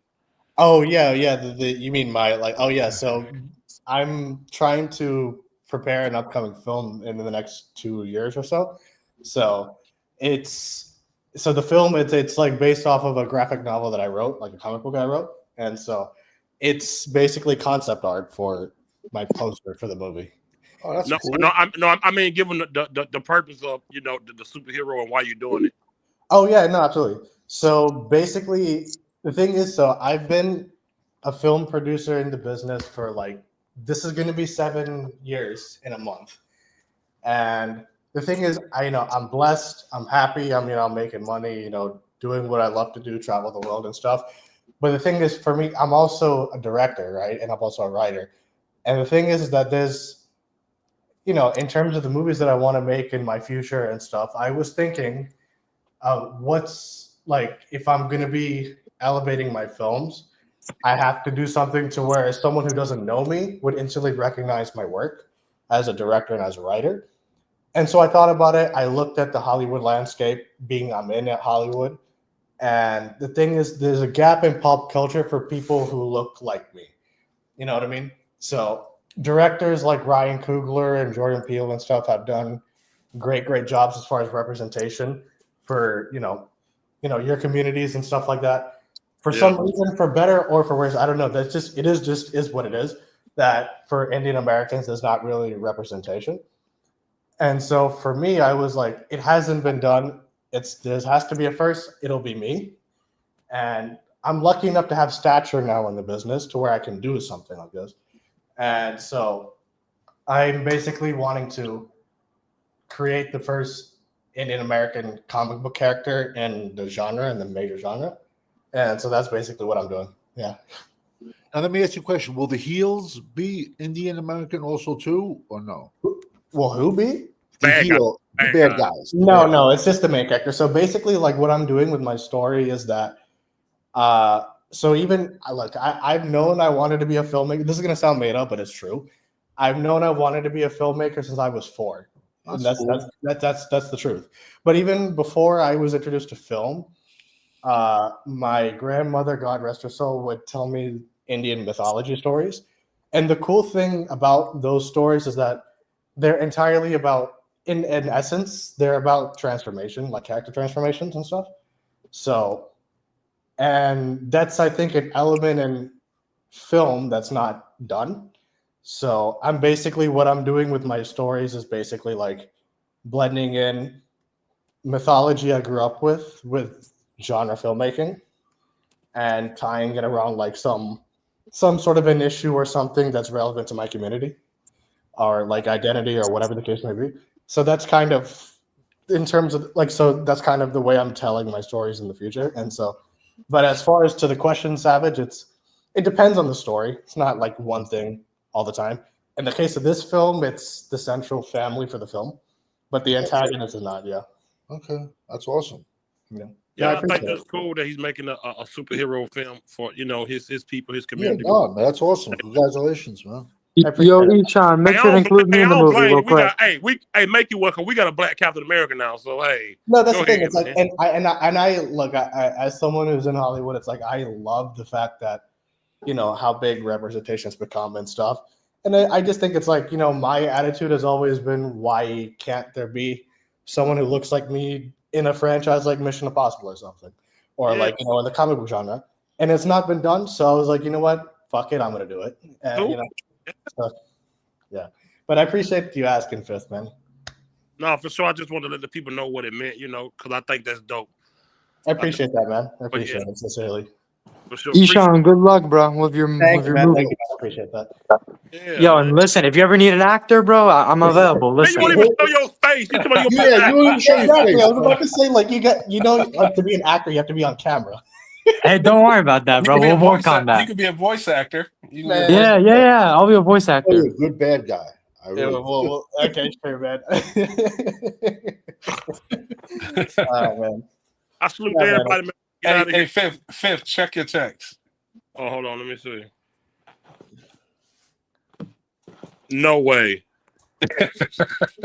No way. Message me too, man. What you sending, man? Are you serious? That's him. No, I can't do it. Yeah, you can. You can do it. I can't show that. Yes, you can. Come on, put in the chat behind the scenes. Oh my God! I really want to know. Yo, I need to know, bro. Holy shit! I really want to know. Bro, I want to know, bro. I want to know. Yeah, that's like saying, yo, I got a secret. What is it? I can't tell you. That's what's up, bro. That is, man. Post it, man. It's Law on his knees. Yeah, it's probably him with the man. Man, I'm on my phone. I can't post it. No, don't post it, but just send it through text. Nah, you can post it, man. Post it? Okay, post it. To say you can post it, you can post it. Post it, bro. If he said he can post it, you can post it. No, it's not his consent that I need. Wait, what do you? Okay, hold on. Oh my God, man. Wait a minute, bro. What is this? I ain't gonna lie, this is. I'm really eager to know, man. Bro, now you're making us want to know even more by just waiting like that. You're building up suspense. Oh Christ! Did y'all just see that? No. You know anything else? Ishan, when you get it, text me it because I'm not in the group chat. Sure, man. I got you. Y'all not seeing it on my? That's not showing on my screen. No, I saw man. it. No. It just showed up. It did show up. It's in the upper right corner when he put it up there. Upper right corner. Wow. It Upper pops right up. corner. It pops up next to Danny Savage when he does it. Oh, that's me? What the fuck? Where'd you find that? Right? Oh wow. Wait, time out. Put it on camera, time out. Where the fuck you find that, man? Hey, look, I'm just a messenger. I didn't find nothing. It was delivered to. I think I know where it is. He went to my Instagram and he went to it because that's the only place I posted. My email, I don't know. Tell me, uncensored. You went to my Instagram, didn't you? Because that's the only place I posted that. That's an old picture, man. I was like fucking 12 at that time. I just worked. Oh shit, that was a long time ago. That's me with my older sister's kid. Long time ago, man. Hey man, you know what? If I don't appreciate. I thought it'd be way worse than that, bro. That's not even that bad. Yeah. No, man, show your face. Funny. Show us your face right now. I did, bro. You have the clip. Get Nate Dogg to pull up the clip. No, it's we need hilarious. to. You have your face. Actor, you gotta get on camera. We still have your face like that man on Home Improvement over that fence. That is funny, man. Hey, listen, bro. When the round table starts, maybe I'll show my face, bro. I'll show it. You gotta show your face to be on the round table. Yeah. I just can't get over the fact that you went to my IG and went. Hey, man, we don't know what you're talking about, bro. No, you know exactly what the fuck I'm talking about. We don't know what happened, bro. Shut up, man. We don't know what you're talking about, bro. Man, please. I know exactly where you got it, man. Hey, look, it just came to my desk. I'm not talking to you, man. I'm talking to fucking uncensored, man. Oh, what? Whoa! Tell him, Ethan. Tell him. Tell him. Man, come on, man. Oh God. Golly, man. I gotta wipe all my social media. That is funny. No picture of me. I'm deleting everything. Yo, you guys will never find me on social media. Downloaded yours, man. Already downloaded yours. Who, me? Yeah.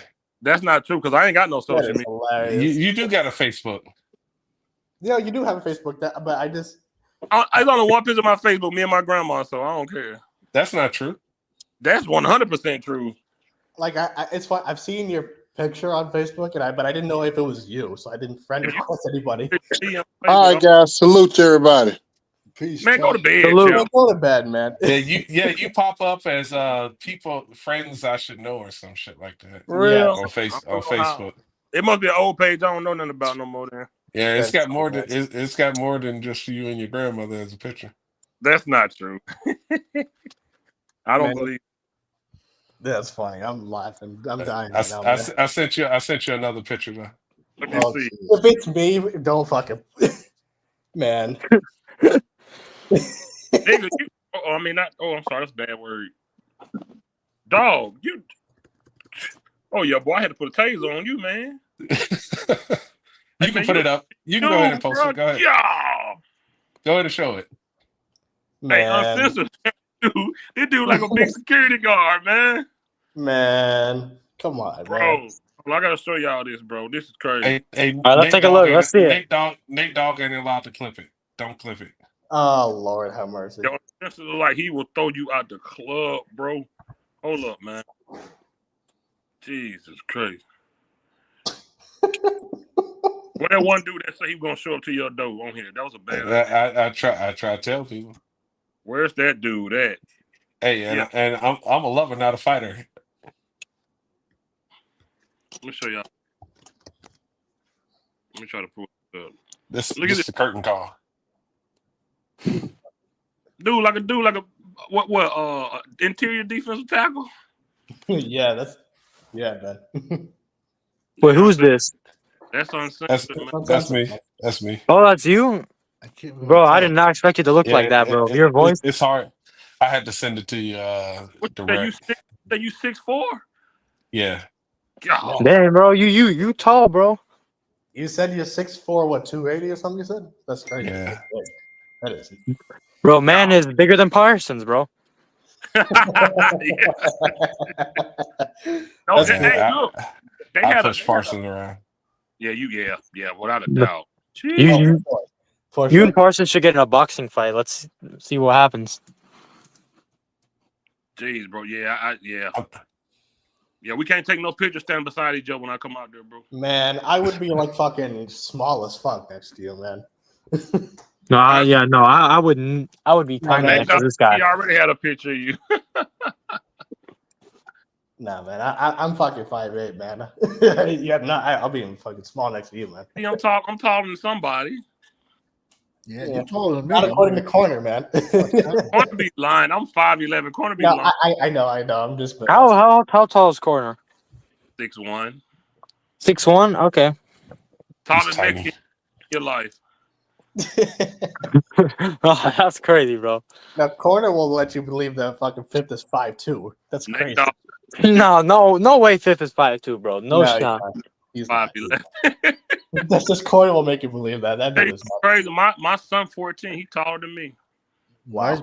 My oldest son's 19. He's taller than me.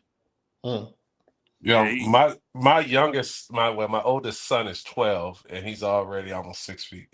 Wow. Yeah, What? But Gonna be but my big, wife my wife is 6 foot also. So Yeah, Ooh, what's he's wrong with Ooh. y'all? gonna Be be tall. big. Man, he's gonna be tall, bro. Good God. Man, his Yo, his did I shoes stop? he already in a size 11 shoe. What, bro? I'm in 11 and a 12 half, years bro. Yeah, I'm in 12 11 and a years half right old. now, man. My son wears 13. 12 We wear the years same old, size. man. He better quit at 16. It starts to get really, really hard. Above 16, they get a size 16 shoe. I stopped growing when I was like fucking 15, man. Yeah, my brother wears 16. He's 6'6". He can't even shop at the mall for shoes. Yeah. He can't even shop at the mall, bro. It's crazy. Does he have to get like those custom shoes or whatever, like online? Well, they're not really custom, but they just got bigger sizes online, man. Hey, man, this is about to be Preacher Fifth's show. I don't man. even- I don't even- Almost a fucking 4.5 hour show, man. I don't even want no shoes like that. Like that's. Oh man, if I had feet that big, I don't know, bro. I ain't gonna lie. My son feet keep growing. I'm calling Shaq. I gotta get in his shoe giveaway program, man. I know, right? That's crazy. I think any size over 15, Shaq has a shoe giveaway program where he helps out people. Oh, He is do. that right? I didn't know that. Yeah, he does. Yeah, he has it's like a charity thing. Yeah. Oh, wow. I didn't know that. Because it's he hard do. to even find shoes that big. You got to custom Yeah. order all that. Yeah. Yeah. Like I said, my friend played tight end for the U in West Virginia, and he's a 16. And like he said, anything after that, it's impossible to find a shoe size. Crazy, man. People feet be huge. People feet be huge, man. Like, yeah, it be a trip, bro. Like watching my kid grow. Like I'm like, Jesus Christ, man. Like we are the same size, bro. You 6 foot, 14 years old. And the crazy thing, we have not won fucking jack shit since your son is. Hey, Your son is now a teenager and we haven't won shit. That is crazy. bro. Ain't that crazy? Like, That's man, insane. Ain't sniffed it. That is insane, man. Not even an NFC Championship game appearance. Not even that. Nope. Yeah. not even that. Seriously. Bro, can we at least make the NFC Championship game? I mean, Washington did it with a rookie quarterback. Yeah. First year First, under a new coach, rookie quarterback. Dan Quinn of all people. honest, as long as Steven There y'all and go. Jerry are running There you things, go. we're not winning nothing. With man. Cowboy misfits, with misfit Cowboy players, the players that Cowboys didn't want anymore, he took to the NFC Championship. Do I look short to y'all? No. I never knew. I mean, but no offense, man. I knew you weren't. What the hell is up with the hands down the pants shit? I'm a country boy, man.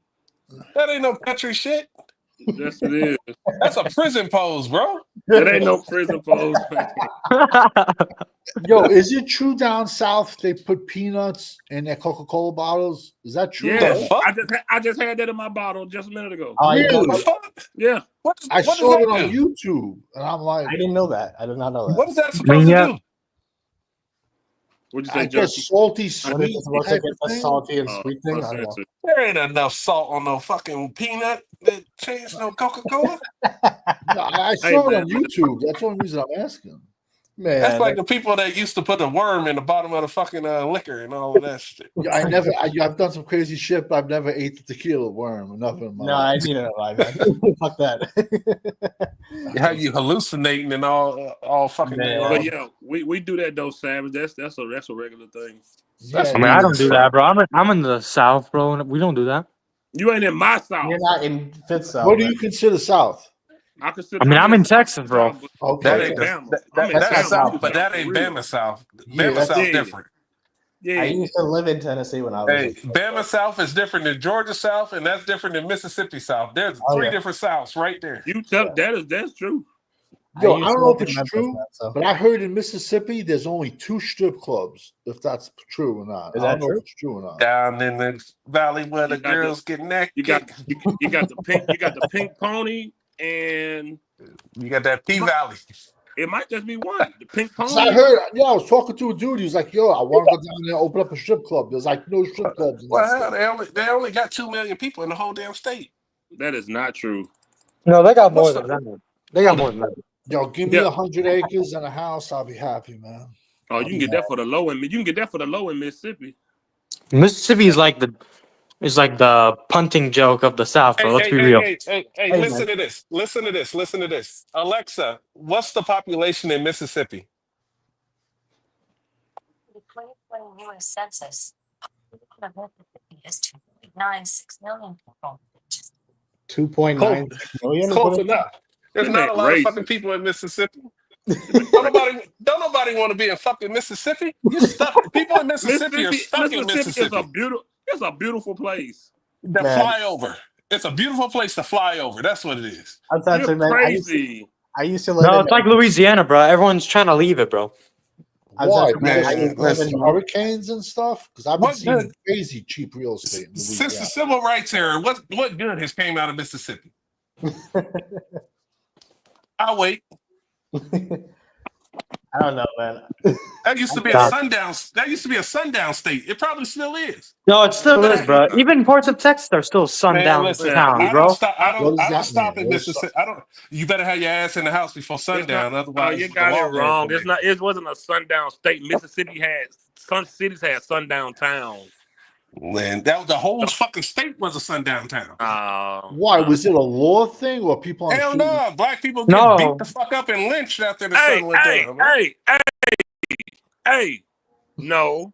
I never heard that before. Hey, Just what part of Mississippi you just in? because they was okay with you don't mean it's different. No, they wasn't okay with me, but no, it wasn't like that. Now, you know. I mean, it depends on the town, how much The town. It really just depends on the town. It's the town, man. It has nothing to do with I like don't stop in honestly. Mississippi. I fill up on gas before Mississippi and drive straight through that motherfucker. It ain't nothing like that. I swear it ain't. Man, I mean, bro, like it just depends. It's only towns. Like if you go down in the Delta, you might still have some issues, but it ain't. About 10 years ago, I had a buddy who got hired as a police officer in Mississippi, and white dude. And I told him, I said, man, why would you go to work in racist ass Mississippi? He goes, oh man, it ain't that bad. He went down there. He came back 4 years ago. He said, dude, I didn't know it was that bad. But you saying Mississippi? What city was he in though? I don't know what fucking Mississippi. It's only 2 million people in it. The whole state is a city. Nah, Vegas got the same population as the entire state of Mississippi. Las Vegas. Mississippi ain't like it's cool over there, man. And listen, you end up in some backwood country ass. My state more racist than Mississippi, bro. Really, Alabama's worse than Mississippi? Oh my god, Alabama ain't much better. Yeah, but I thought Alabama was better than Mississippi. Like no, the Deep South, they don't even like me. I'm a Yankee. Yeah. As soon as I open up my mouth, they fucking. I was just about to say that when you start talking, they'll be like, nah. If you 100%, they got a certain particular type of race and culture that they like, and everybody else can get it. And I fuck with them. I'm like, yo, you didn't get the memo? The Civil War is fucking over, right? Like, you didn't get the memo? Like, Mississippi, the poorest state in the nation, and they just ended fucking state tax today. Yeah, you gotta. It ain't nothing to be just kicking it, and you'll see a lifted pickup truck pass by you with a Confederate flag over here where I'm at, bro. Oh yeah, no, Didn't that's in the South. Yep. Didn't they chase that one dude down and just kill him a Yeah, couple years ago? That was in Mississippi. Arbery. Yeah, That was in going to Mississippi. SeaWorld. Oh shit. But I went to like Arkansas, bro, and dude, even like Little Rock, bro, I saw Confederate flags. Like Yo, that's I the was- capital, bro. And I I haven't was- been to Mississippi in a long in, time. in 2005, it's not just Mississippi because in 2005 we was moving from Ohio to Vegas, and the car broke down. The fuel pump went down, and it right outside of St. Louis, some back town. I can't even remember the name of it. And we took it to GM, and they were going to fix it. And we told them, he was like, "Nah, we just going to grab a hotel or motel room for the night and just pick the car up in the morning." The general manager of the GM dealership looked us in the eye and said, "Nah, they don't take kindly to you guys around here. They kept that GM dealership open extra hours to fix our car so we can get the hell out of town." Wow. And how long was this? What This guy was you in was talking about? 2005. Who you Yeah, was talking that's about? That got ran down and got killed? Because you talking about Ahmaud Arbery? That's Georgia. That was Georgia. I thought that was Mississippi. Yeah, man, you listen. Ain't nobody killing, man. You play that over here, bro. You get, man. Listen, nah, not over here, man. Man. I don't fuck with Mississippi, man. Man, well, stay over there with your gold bars that in Vegas, man. And that's where the fuck I'm gonna stay. Don't I ain't worry got no about over gold here. bar. Hey, listen. I walked in there and saw those gold bars. I said, "This is a room I should not be in." Come on over here. They all got serial numbers on them. I visited Mississippi I always thought gold bars were movie props. I didn't think that they actually made them. No, in real life. The guy won it for $7,500. He got that shit for $7,500. There's a congressman up here. A senator up here. He got busted. He got 12 years, and the guy was paying him. He was corrupt. The guy was paying him off in gold bars. But I'm talking like gold bars that were like $500,000. They found that shit in his closet, didn't they? Yeah, they found it in his closet. But the way they got him was the guy. He got kidnapped and robbed like 10 years ago. And all that stuff was in the report. And then they got him back because it was an inside job. So all those serial numbers was in those reports. And then when they found the gold in the senator's jacket in his house, they ran the serial number and the CIC, and it popped up that it was once stolen, then brought back. And that's how it linked to the developer. And that sorry motherfucker tried to blame it on his wife. Yeah, it's crazy. And he's like in his 70s, and they gave him 11 years, and he's crying. Wow. You know what the crazy part is? He's like in his 70s, and when he was 20, he wore a wire on another political figure and put him away. Man, that's how he got in the office. That's how he got in the office. What happened? What's the name of the dude? The guy's name is Bob Menendez. You could. I've heard of that. That was the second time he got prosecuted. Yeah. He beat the first charges. Yeah, he did. Yeah, no, he cooked, bro. He's cooked. He's a piece of shit. Yeah. And like I said, he wore a wire when he was 20 against another politician and put him in jail. Yo, karma's a bitch, bro. Karma's a bitch. No, absolutely. Oh yeah, absolutely. It'll always catch up to you. It will always catch up to you. That's the one thing I learned in life, man. On a good dude, and whatever goes around comes around. Yeah, that's. No, I mean I've seen that happen to a lot of people. Yep, good karma and bad karma. No, absolutely, yeah. I just couldn't believe he went down by the same thing that he made his career off of. Yeah, he made his career off of fighting corruption. Yes, I live in Rio Grande Valley by South Front. I don't know where that is. Oh, I've been there, Nate, dog. I've been down there, bro. Dude, that area is honestly underrated, bro. I fuck with that area. Right, South Padres, Texas, right? It's like right on the border between Mexico and the United States. Like right next. I almost went there for spring break, but we were like, "Nah, screw it. Let's go to Cancun again." Yeah. I used to be part of a marching band in high school, and we went there for a trip in spring. Yeah, man, I wasn't in band. I think the drinking there was 18 for some reason. South Padre. That's why a lot of kids go. I think. I don't know. I've never been there. Man, I think you're right, but obviously we weren't allowed to drink. But Yeah, Savage, you and your accent, you wouldn't be too welcome down here, man. Yo, I'm serious. Everyone's like, yo, you're from New York. I'm like, what? No, you know what I'm trying to say? I'm like, Yeah. they can tell by the way you dress.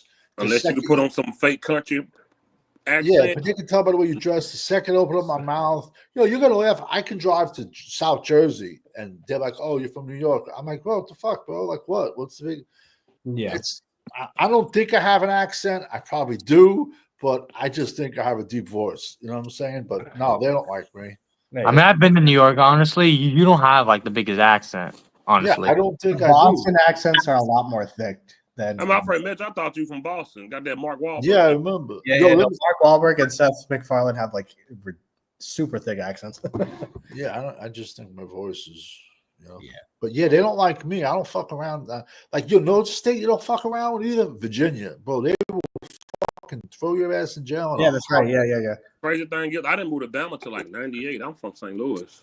Really? Yeah, I didn't move down here till like '98. I've looked at real estate in Missouri too, because I'm a hunter. You know what I'm saying? Like, so. Oh yeah, that's my thing, that man. That's hunting, man. That's us over here, boy. Yeah, Now my you first run hunting the trip, I was 7. But now with Bama, you run the dog. You run deer with dogs, right? Or no? No, we ain't running no deer with dogs, man. No, because I'm just saying I saw it on YouTube down south. Nah, you probably saw them running ducks. No, they were running deer with dogs somewhere in the south. How you would scare them away? No, we don't do that. They were putting them like little hounds in like thick shit. Nah, and they were I ain't never standing. It was basically like a deer drive, but the dogs were doing the driving. If that makes any sense. No, they probably. I'll send you the video. They was either coon hunting, but deer. When you you sit up in the tree. You just you don't want to spook them. They you got run. hogs down by you, pigs. Yes, sir.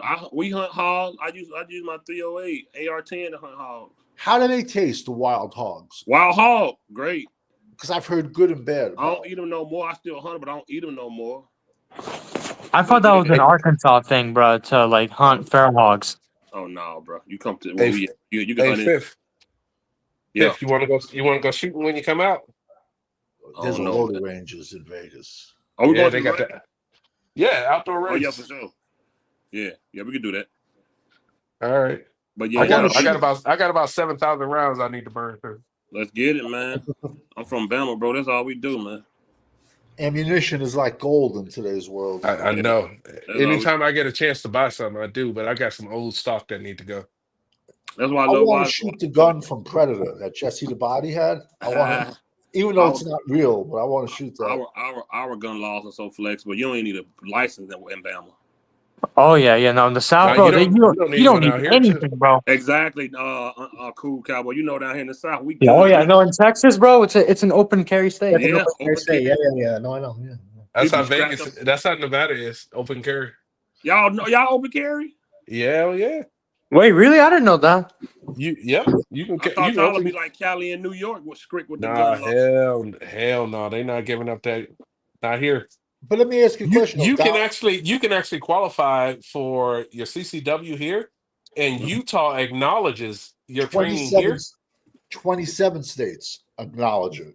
27. Yeah, but what Utah will do is give you a Utah CCW, which extends your coverage to all but like 6 states.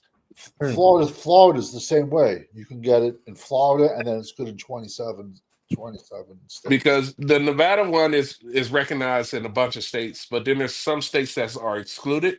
But then you can use your CCW from Nevada and get a CCW in Utah, and with just mailing in your paperwork, and then that adds all the rest of the states that don't recognize Nevada. It's fucking let me weird. ask you a quick question. Like in these southern states, when you want to go buy a gun, they still, I know it's lax, but they still run UNCIC, right? Oh, they got to run it. They have to. Yeah, they have to. That's a federal law. Yeah. That's a federal law. They're going to run it, but except for the gun shows. You ain't got to show no gun permit. Except the gun shows or private sales between 2 individuals, I would think. You ain't got to have no gun license or nothing like that, though. So you're telling me the gun shows there, they don't run NCIC? They don't do no background check. Nope, nothing. They you don't. Just walk in there, you got cash, you buy it. Yeah, they don't have no machine there to run that. You got the money, you buy the gun. Yo, up here it's so fucking strict. It's Oh, nah. disgusting, man. You know, Disgusting. down here, 16-year-old can buy AK because it's considered a hunt rifle. Up here, it's 18 for the long arm, Mm-mm. 21 for a pistol, and 21 for an AR. No. I thought they down banned here, ARs in New York. Yeah, you can buy a rifle and a shotgun at 16 down here. Wow. That's awesome. That's awesome. Yeah. Wait, Savage. Didn't they ban AKs in New York? Certain parts, if you go upstate, you know what I'm trying to say, you can get away. The way they fuck around shit up here is they'll be like, oh, we limit the magazine capacity to 7 rounds. Try to find a fucking Glock with a 7-round magazine capacity. Fucking California compliant guns. I hate that shit. It's ridiculous. California, You can't even buy a rifle with a quick mag release. They got the bullet release. Well, you got to take a fucking bullet and shove it in the hole to release your magazine. up here, you're on your AR, the stock has to be pinned. It can't be adjustable. It has to have no flash suppressor. The muzzle brake, it's a shit show up here. That's ridiculous. Yeah, that would not fly in Texas, bro. That would not fly. No way.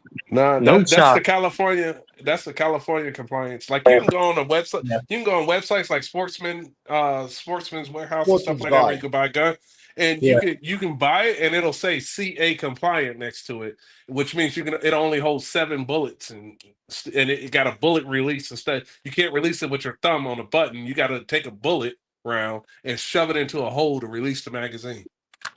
Most of our lawmakers carry, so they ain't finna make none that go against them. Oh yeah, yep, that is very true. Most of our lawmakers are the heavy hunters and carriers, stuff like that. So they're gonna make sure that it's different down here. Man. California limits how many bullets you can buy at one time. Yeah. I believe it. Yeah. No. But Well, people don't California realize is if everyone had a gun, you'd be living in a safer society because you wouldn't be starting shit with people if you knew they were carrying. You know what I'm trying to say? It's just, and I've said this a million times, gun control just hurts the law-abiding citizen. That's it. Because the criminals are always going to have guns. Man. Yeah, criminals will always find a way to get guns. They'll smuggle that shit. California is crazy. I had a conversation with a guy, and one time I said, murder is illegal, and they still do it. What makes you think that they're going to follow gun laws? Right. When they set their mind up that they about to kill you, they don't give a fuck about the 6-month illegal gun. Yeah. I know AR is the popular weapon, but the military channel, the #1 battle rifle ever, AK-47. But you absolutely, positively need to kill every motherfucker in the room. When civilization ends, I want my Sega AK. Dude, an AK would blow me out the fucking. you can get an AK pistol and put it on your concealed weapon permit and walk down the street with that bitch. Man, I'm Sensei, you're big, man. You can fucking shoot AKs, man. It would fucking break every. I shot fully automatic AKs. They got 702 range out here where you can go shoot fully automatic machine guns. Man, that shit would. You just need a tag. Probably in your states, like down south, you probably just need a tax stamp to get those. You need an ATF stamp. That's it. Yeah, an ATF. Yeah. Like up here, you can't even get those stamps. You can even put suppressors on you don't even need a stamp to put suppressors on your guns in Nevada. You want to hear how fucked up it is up here? I swear to you, you can Google it. A slingshot is a 4th-degree crime. Yeah. What? Really? Swear to you, bro. Google it. Yeah. A slingshot. I mean, I believe it. 4th-degree crime. You can own every gun. You can own every gun that you can imagine in Nevada. You can't own a Ninja Star. If you own one of those are actually more regulated than a handgun. I always used to get in trouble for bringing them to school when I was like in 2nd grade. Bro, that's so funny. You can't own, bro. What? You cannot own a Ninja Star. That's crazy, bro. But you can own all these guns, though. You can literally put an AK pistol and walk down the street with it on your back, and they won't say shit to you. Bro, that's nuts. You might have run into some cops that got a little something up their ass about it, but they can't do anything. I watched a dude on the street on the strip. They took him, threw him up against the car, unloaded all his guns because he had like 5 of them on him. unloaded it all on the hood, and then had to hand him back all his shit in front of everybody. Wow. You're not allowed to go into casinos, right? With the firearm. Well, you can, It but depends when they on- ask you to leave, you have to leave. If they don't, they have to have a sign posted at every entrance to the building that says no concealed weapon. So you're walking to Walmart, you're walking to Target, you're walking to grocery stores, casinos. You better assume everybody's carrying. That's crazy, man. Right. But That's Nevada has the law. So Texas, you can chase a motherfucker to the border to get your shit back and kill him if you need it. Yep. Yeah. Yep. You're right. man. In Utah, they got the house doctrine where you can shoot somebody as long as they're in your house. They don't need to be an immediate threat to you. In Nevada, they have to be an immediate threat. Florida's like that. So somebody's running down the street or running out of your house with your shit. You can't shoot them, but they have to be coming towards you. In Utah, if they still in your house, you can shoot their ass. And in Texas, you can chase their ass to the fucking border to get your shit back. Yeah. Nah, that's funny. Look up Sega 12 gauge, man. It's a AK-47 12 gauge. It's a sick gun, gun. And they've also made them full auto with like. That's with the drum, right? Say that again. That's the one that can take the drum. It can take it has the normal mags and it can take the drum. Yeah. That's a sick gun, bro. Man. Way to a man's heart is guns.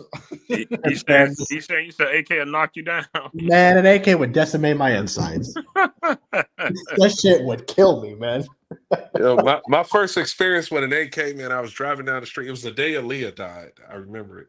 I was driving down the street, man. Some dudes got stopped at the corner, and two dudes jumped out and shot him with an AK, man. Oh, and Lord. his guts were literally laying out of his body after they got done shooting him, man. It was crazy. It was the day Aaliyah died. I remember that shit vividly. 7.62 by 39. That's the count. Thing. Yeah. Man, what movie was that when they said when you absolutely positively need to kill every motherfucker in the room and AK-47 is the way to go? Because it never fails. You know how like in like the other countries they clean them, they take their bootlaces off, put it in motor oil, and just run it through the barrel. That's it. Yeah, they shoot in sand, in water, everything. Frozen. Yo, in Vietnam, there's photos of all special ops, Green Berets, carrying AK-47s. M16s did not work in Vietnam. They didn't. AK will work no matter what. To me, that's the number one battle rifle there is. But, Yo, out here once a year around this time, they throw it's a wildlife and habitat improvement thing where you can buy guns for like $10. You put your tickets in this raffle bucket.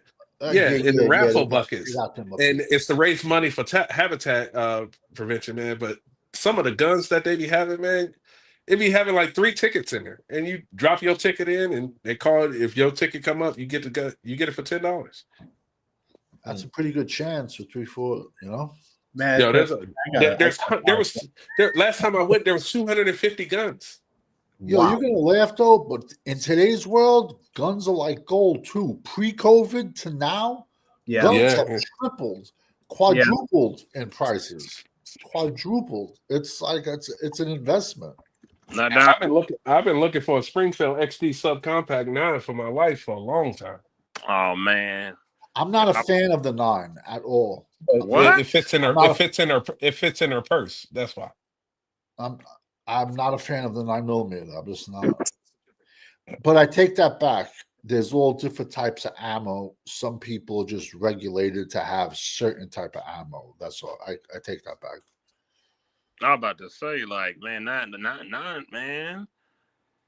I'll take a 45 over a 9. That's what I carry. That's my everyday carry. Nah, I take a 45. Man, they all get the job. Yo, you can Google it. In New York City, cops shot dudes with the Carhartt jackets, and the 9 never even penetrated the Carhartt jackets. Wow. You can Google it. Man, no way. Google it. It's on Google. He must have had some in his jacket. That's ridiculous. There's reports of people that got shot with a 22 and it didn't even penetrate their skin. It depends on the grain. It depends on the grain and the size and makeup of the bullet. No way. I'm 22, telling you got to hit it's- someone in the head. That's where you got. That's like No. no, because it goes in and it just goes all over the place, and it makes your eggs. It makes your head like scrambled eggs. Your Oh, you brain. saying to kill? Oh, I thought you said you get to do that to penetrate. I was gonna be like, No, you got to be up close and like if you like behind the ear, and it goes in. It goes in. It just scrambles the brain. But seriously, it was like in Times Square, bro. A 22 bullet, it only moves around if you move around. If you shoot somebody with a 22 and they just lay there, the bullet ain't going. But if you constantly moving, it's gonna keep moving. But if you stop and just sit there, you'll be good. Trust me, I took one to the arm. Really? That's interesting. Yeah. Wait, what was this, bro? What happened? And it wasn't for me. Just wrong place, wrong time, man. Oh shit! Man, It wasn't for me. Yeah. Just being out partying, man, and people don't know how to take butt whoopings no more. They lose a fight and they just start shooting, man. Yeah, But I got a few partners that ain't around from that shit. man. You see what I'm saying? Like that's why I be home, bro. But this was, man, I was 17 when that happened. I was a young boy. Yeah. Wow. Yeah, people can't take L's anymore, man. Let me tell you, It's all right to get your ass beat, man. It's okay. It is. Ego thing, man. Ego gets hurt. I took a 9 in my left tricep. I thought I got stung by a bee, but by 50,000 times, man. Jesus. And I went to the hospital and everything. And thank God I lived. You know what I'm trying to say? Yeah, no, absolutely. I wish I could say it was a cool story, but like it wasn't. It was a training accident. There you go, Eshan. You can shoot that one. Yeah, I like the traditional wood, man. No, man. Any gun like that shit kill me, man. With you. But You trying to get a Bama, YouTube can you strike, put a bro. drum? Can you put a drum on that or no? Yeah, You can get a drum on that. You can What get I'm a trying drum to on say any is banana drum's clip. better because you can go lateral with it and not hit nothing. I got a drum. Yeah. Yeah, anything that take a banana clip can take a drum. You wanna know something crazy? That gun right there, brand new in the box, was only $400. Really? Now in 2025? Yeah, I'm in the South. Guns aren't expensive. Yeah, it's different market. It's more expensive up in your area because of Up here, restrictions. that gun's $1,500 up here. Yeah, Oh, with the no restrictions. way. In Nevada, Man. that's a $450, $500 gun. But what make is that? Right. What That's make an is it? AK. That's an AK pistol. I know, but what make? Draco, What's the manufacturer? Like Century Arms? Like who's the manufacturer? Say what, bro? Like is Century Arms, Draco, Sega? No, that's a Draco. You know what's crazy about that? I'm glad you know. People think just all pistol. They call all pistol AKs Draco, not knowing that that's a manufacturer. Yeah. Well, listen. There's millions of types of AKs. Millions. Yeah, Russians. it's one of the most Yugoslavians. mass-produced guns out in the world. Yeah. Yep. My favorite pistol is probably. I was about to lie. I was about to say my 1911, but it's not. I love my 19. I haven't shot my 19 in so long. Most customized gun in the entire world. Right. I got a Taurus though. Man, that gun, I done put at least 1,000 rounds through that gun. Never jammed, never nothing. I probably twice in 6 years. See, I think Glock is garbage, in my opinion. It's overrated. I'll say it's overrated. Yeah. It's cheap. That's the only reason it's possible. It's popular. It's cheap. It's good for somebody's first handgun. Yeah, but also too, how like, when you talk to a You know what I'm civilian, saying? But look at that comment. He is a high point. He is a high point. That's like the worst they say weapon there is. That's funny. Oh my god, man, that's a good one. He's trying to just to give you clarity. High point like the worst pistol you can buy. They jam. Yeah, I know. I got it. I know. They like the worst. Like I got it. I got it. Hey, let me ask you a question. Since you're a producer, man, What's up? When they have guns on the set, like are they just firing blanks? Like what are they? Yeah, no, because there's a certain procedure that you need to have with whether you be shooting guns or intimacy scenes and stuff. So like when it comes to weapons, you need to have. It depends on first of all the scale of the film, but it also depends on what weapons you're trying to use in your film. Okay. We obviously cannot use real guns, so it's magic. We have to like fake it and shit. So like so right now the horror film I'm using in the case of this movie, there's machine guns and stuff like that, and so it's fake weapons, but we need gun specialists there and stuff for safety because there's like the stuff that happened on the movie Rust. Last movie set where that lady got killed. Yeah. Alec Baldwin. And in that situation, I know the producer for that film. I know the cinematographer for that film who got killed. She was a friend of mine. For real? Yeah, I knew her. And the thing that was, I know people on that set, and I know actors on that set. They were constantly talking about on that set how unsafe it was and how negligent the set was. The thing is, in that situation, in what happened on Rust, is that you're supposed to say if a gun is loaded or not, regardless of whether it has blanks or not, doesn't really matter. You're supposed to say, okay, is it loaded? Is it not? Whatever the case may be. So for everyone's safety on the set, because there's in some cases you got 300 people, 400 people on a set sometimes, depending on the scale. In that case, it's a 200-person set. So for everyone's safety, you have to have someone who knows how to deal with those things. Yeah. And what happened was the gun coordinator said that the gun was empty. And what Alec Baldwin fired and killed that fucking person. And so it's complete negligence, on the part of that person. And it's there, and immediately that he was fired within like minutes, because it's your job to know the safety of the weapon, right? You know what I mean? So as it pertains on our set, you have to be very careful with certain things, right? So there's a lot of, there's a lot of qualifications and stuff. And also it depends on in overseas as well. Certain locations you can't use guns. So you gotta know that angle as well and stuff. And so but in general, you gotta get someone who can coordinate the safety of the weapon with the crew. So yeah, and so that's my job as a producer is to get that person. So, and they better know what the fuck they're doing. Otherwise, I'm liable as well as everyone else, and it can lead to problems. So no, yeah, it's a very, very important thing. Safety on set's a super big important thing. Sweet. So yeah, you gotta right there. Oh man. Yeah, that's my AR-15. That gun right there. That's a cool weapon, man. Yeah, that was a little more than my AK. That one right there was about $600. Really? Wow, that's cheap. Yeah, that was about $650. The all black one was like $5 camo, a little more. Up here, it's like probably 1,500, 1,000 to 15. That scope on it one expensive. It's really one a good. I ended up putting a red dot on it. It really want a good scope. But Trijicon or Loophole? Hmm? Trijicon or Loophole is a really good scope in my mind. Oh yeah, that's one of my. I haven't shot that one in probably a few years. I have but that's one of my favorite. But I got at least 30 guns. So many. Many. A lot of them are still in. Eshawn, what's up? This place, so do they use real guns though, or are they like? You're not allowed to use real weapons on a movie set. You're not allowed. Look, I'll tell you right here, right now. Movies, it's a facade, man. Everything we do is a magic trick. That's literally what our job is. Real gun? No, we're not allowed to use real guns. How if it wasn't a real gun?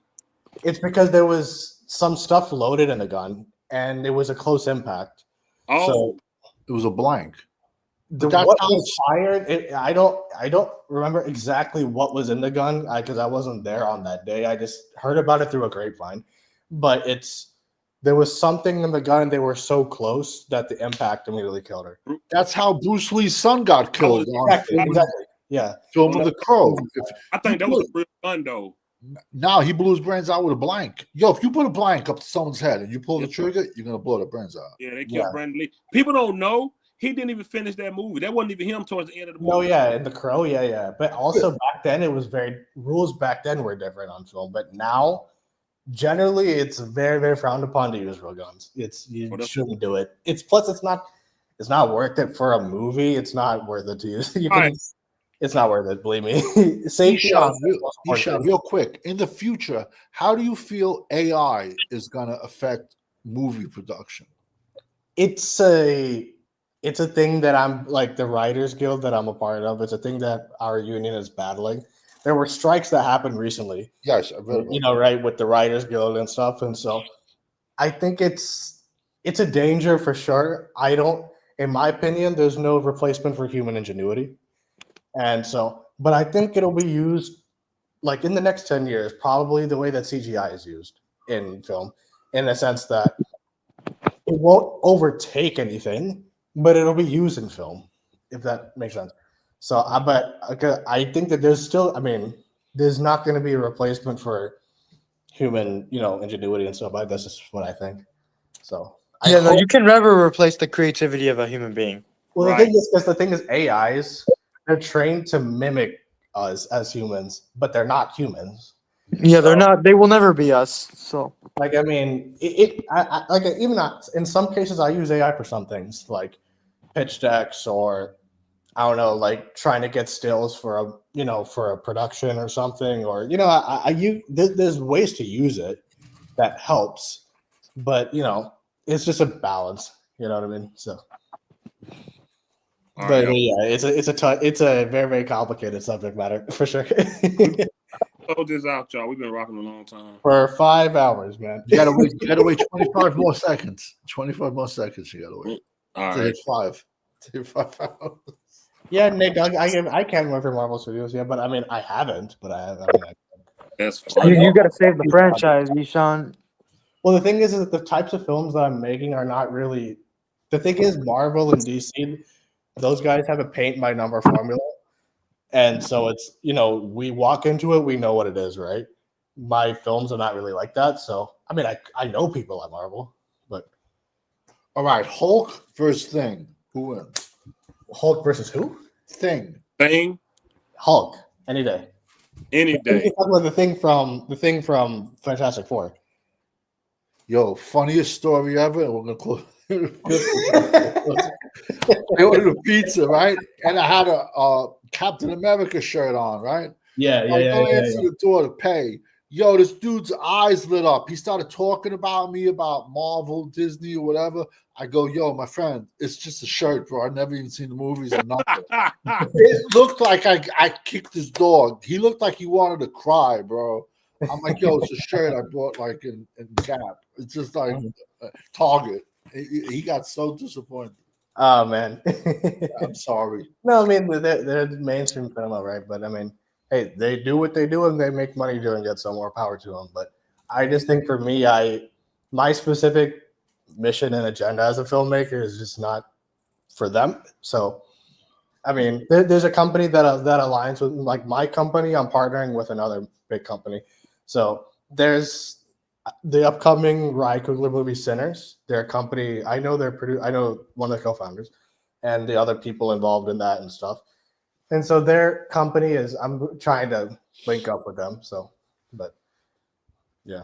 But anyway, no, we've been rocking for 5 hours. And so I got a bounce too.